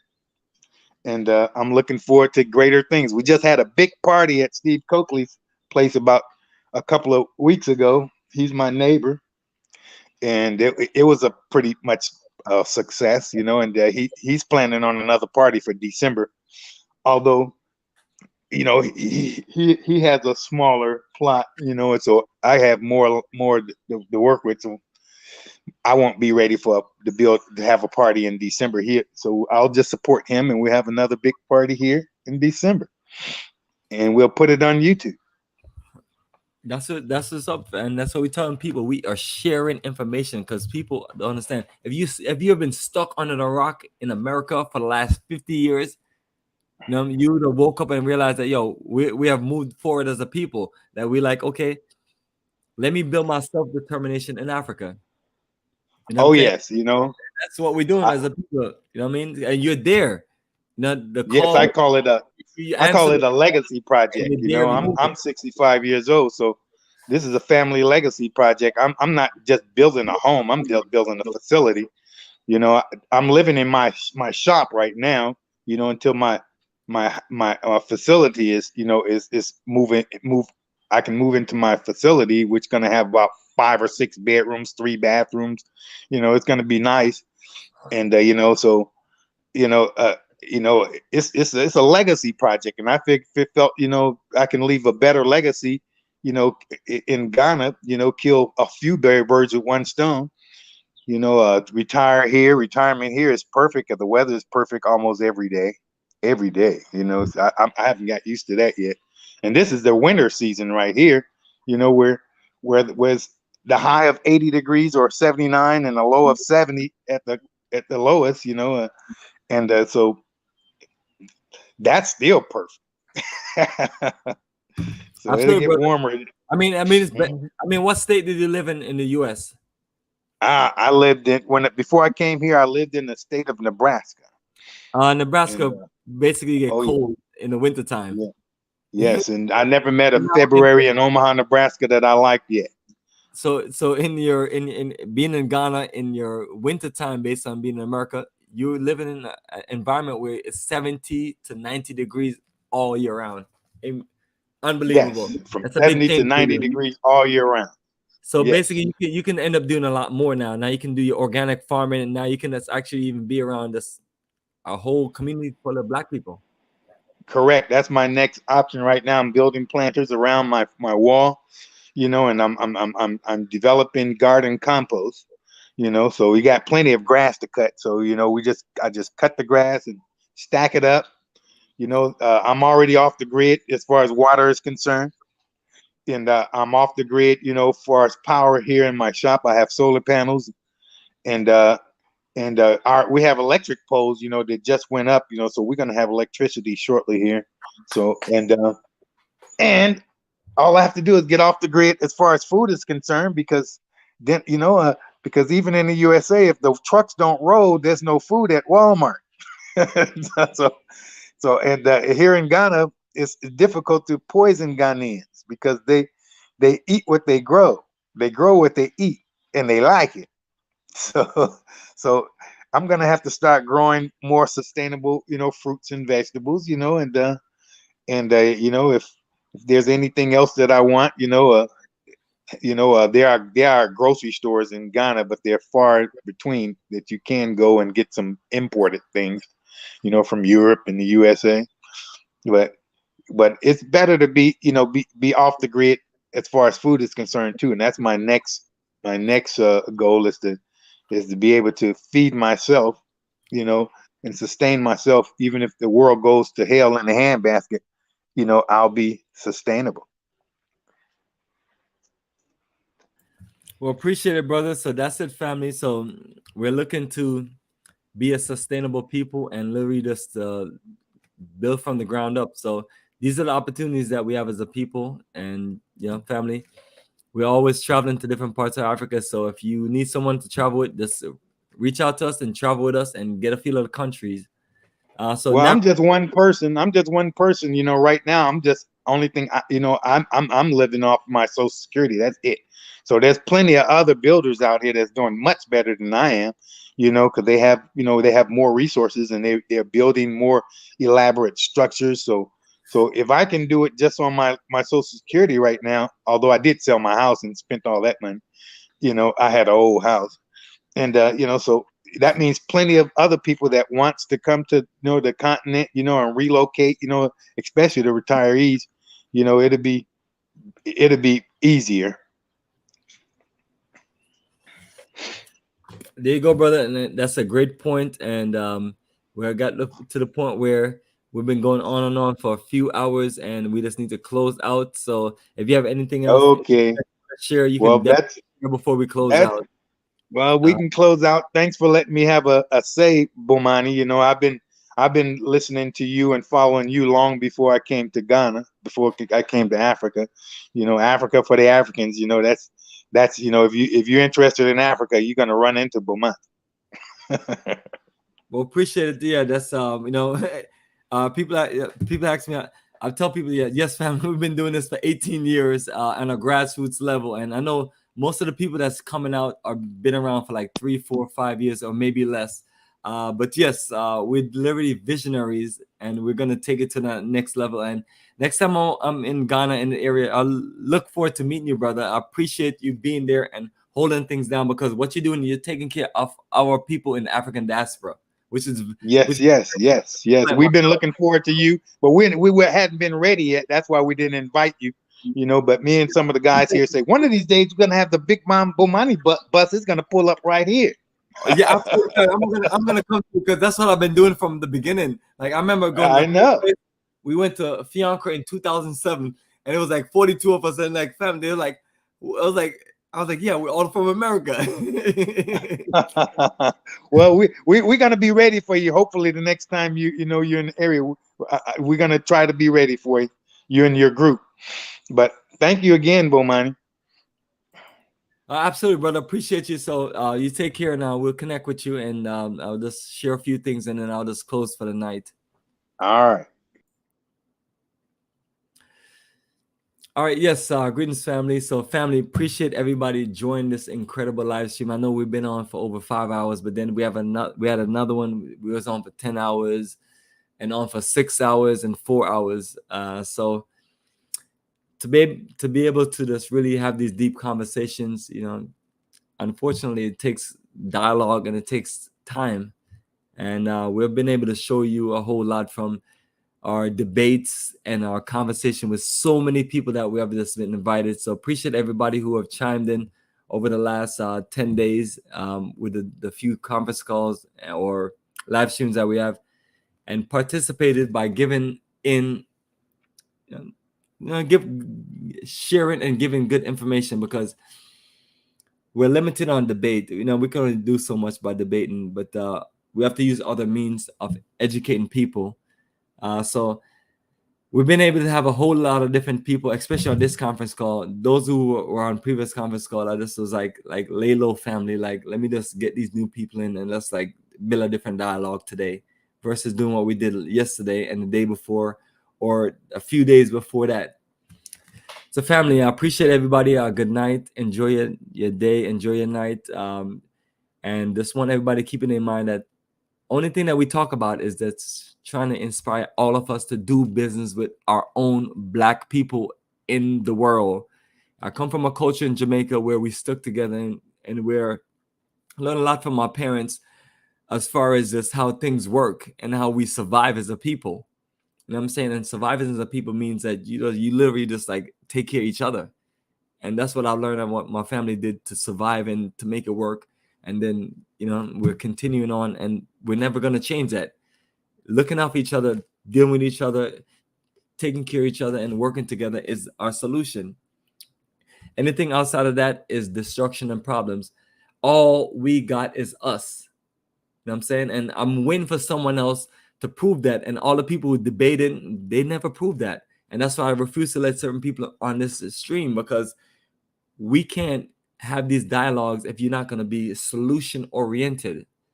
Now, we as a people have been divided and conquered across every single lines, whether it's racial, whether it's political, or whether it's cultural or religious or whatever you mean. So here we are in the Black Pan-African energy, and we're going to take it to that level, family. So number love for everybody, and appreciate everyone who joined in and contributed. And we keep you posted, and I have a lot of more videos that I'm going to share with our experience in Ghana on our last journey. So you probably won't see a whole bunch of live streams, but what you're going to see is a whole bunch of videos of us in Africa on our last journey in May and June. So family, appreciate everybody. Everyone take care. Have a wonderful night. That's our website, africafortheafricans.org. If you want to connect in on travel, living, and doing business in Africa.